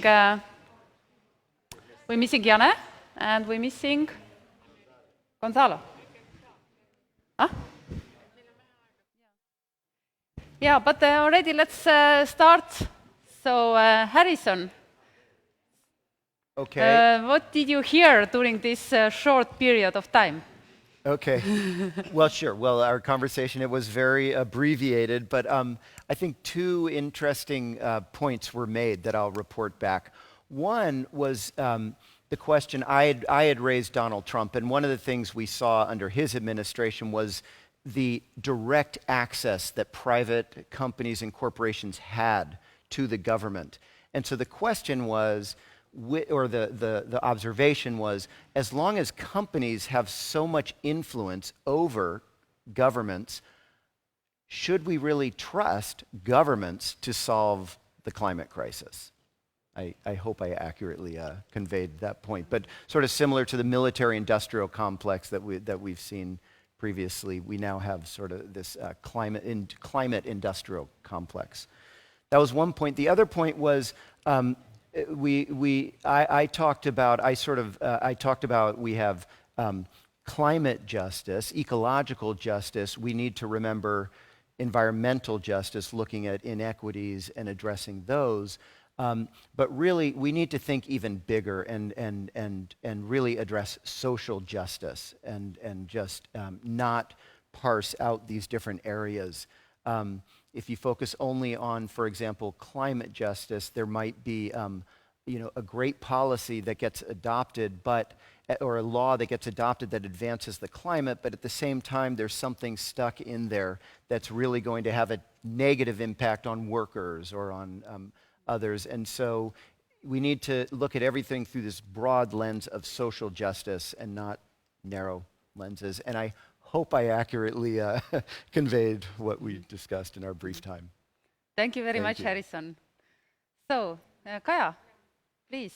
So probably inspired by you, Harrison, because the first item or the topic that was expressed was about that to make environmental laws enforceable, implementable, and and in order to take climate change into account and make decision makers accountable for that. And secondly, we're briefly touching upon that the cornerstone of market economy, which is to consume. The GDP is much based on the consumption level, but we would like to reverse it. How to do that? This is a key question. This is a change in the mindset. And thirdly, we were talking about how to make people aware and how to implement the recycling possibilities. That in some local governments, the opportunities seem to be rather limited. And there was an example that, yes, in Tallinn and in other cities, it's rather well organized, but yeah, much improvement is still to be done here in this region. Thank you. Thank you very much, Kaja. So, Jane, can you also share what was the topic in your roundtable? So 5 minutes is really like a championship, no? Yeah, it is. So we are practicing the battle of climate change. Yeah, maybe it's the right approach, because then you can create some ideas in a very short time. Mm-hmm. Yeah, so I would bring out 2 points what we discussed. The first question somebody put around the table was the concept of degrowth, whether it's really sufficient to have a green economy, because it will be not enough for limiting that CO2 emissions and halting climate change, whether we should do something much more radical, what is degrowth. We discussed a little bit whether it's realistic, or whether it would be, or it is, whether it is much more realistic what, for example, European Union is trying to do is that we try to decouple use of resources from GDP growth. Mm-hmm. Whether it's something that is rather achievable and rather understandable for the majority of people. So that was the one point. And the second question was whether it really has an impact in the world when we do something in this idealistic Europe here. We create solutions which are probably, for a rather short circle of people in this big world. And indeed, Europe is very small when we consider that we really have only 10% of the greenhouse gas emissions in the world. But in the globalized world, we are very dependent of each other. So the hope is that it will jump over to other regions and states. And the other thing, what we know is the innovators win. Who go first, they will also be served first. Mm-hmm. So this is also what the Estonian President Kaljulaid has said on several occasions. So there's really something in what we should think about it. Mm-hmm. So that was the second point. Perfect. Thank you very much, Jana. So, yes, at our table, we actually talked about something very similar to what Harrison's table talked about, it seems to me. Should we really leave our trust for climate change, to solving the climate change, only to states? And I think we came to kind of the same conclusion, we shouldn't leave it only to states. And then we were thinking about the ways in which other actors could take their role, play their part. And the fact that actually subnational government level can be more ambitious sometimes than the state level. So they can take a lead. But then there's the question of how do you provide as a state the framework to allow for those national champions on a local level to rise and take their role, and also in a more more kind of a climate activist point of view is how do you use the international conventions and the goals and the agreements that the state has made in order to push the state to respect to what it's agreed to achieve, right? So we're talking about the Aarhus Convention, for example, that says that the governments need the states, the 40-something states that have joined the convention, the governments need to engage the society when they take positions and decisions. So that's something to have always in the back of your head as a policymaker. Have I taken all the points of view into consideration in what we're doing? And does this framework that we're creating give a growth ground for innovators? Very good. I just want to use the possibility. You know, Harrison pointed out that can we trust the governments if they are influenced by businesses? But you had really great idea how to empower people inside of businesses in order to start the sustainability inside of the businesses. Can you just say in 2 sentences what you did in France? Yeah, so I mean, my point is that we spend most of our times at work, right? So this is where we should do our pro-climate actions as well, probably. And people oftentimes are intimidated inside of a company or an organization. It's quite hard to go with kind of political views to say, I care about climate change, let's change something inside of the company. Because the definition of a company is to serve the profit of the shareholders, right? At least in most companies today. So in France, I've been thinking with a group of people and working towards helping workers to take action for transforming companies for more sustainable solutions from the inside, and kind of with a bottom-up solution. It doesn't have to come from the management. Each and every one of us as a worker can make the change. Mm-hmm. Very good. That was really great best practice. Thank you very much, Kadi. So, and last and not least, Gonzalo. We were sharing the same table with Hanne, so I have no more to add, but okay. Just to take advantage of this minute. I want to share with all, considering this debate in terms of the growth and the degrowth. Once a time ago, I heard a phrase, a very heavy phrase, but I think it is very useful to think. In an international conference, the president of my organization said, just to growth is the philosophy of cancer. It's very heavy, but this idea, it's incredible, because think in something that just want to grow only for growing. This is cancer. Mm-hmm. So I guess it's a good idea just to think how we measure our growing and how we can rethink the way we define the progress and the development. Yeah. It must be a totally different way, completely decoupled from the consumer of resources, but also much more related to, I believe, spiritual things or different kinds. In this field, we can really grow infinitely, but in this field. In the other, it's impossible.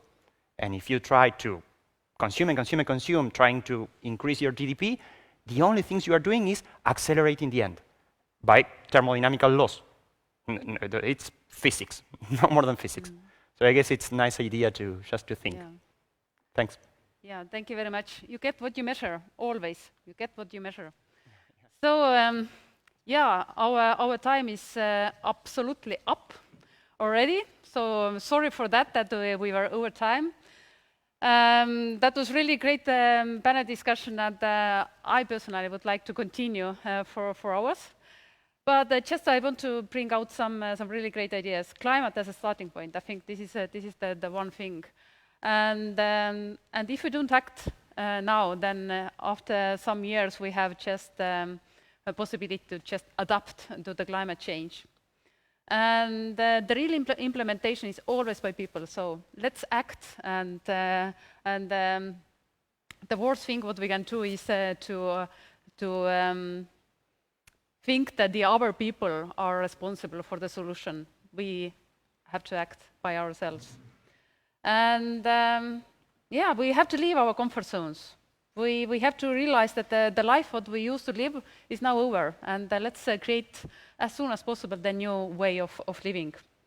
So the era of competition is over, and let's welcome to the era of cooperation.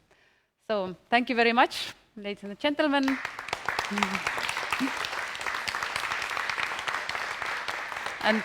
And thank you very much, panelists. You are really amazing.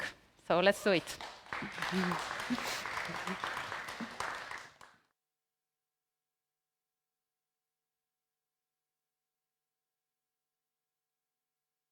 Thank you very much, Anneli, and thank you to all the speakers, the experts for this insightful presentation and discussion. So now we have the two groups continue working. We have the group on the Tallinn Declaration. That group will remain here in this room. And the one working on the Citizens Action Plan will meet downstairs. I think that was also the case yesterday. So other than that, I think, Vasily, what time are we leaving later? Okay, and then we all meet downstairs at 5:10 to depart for the museum visit. Thank you very much.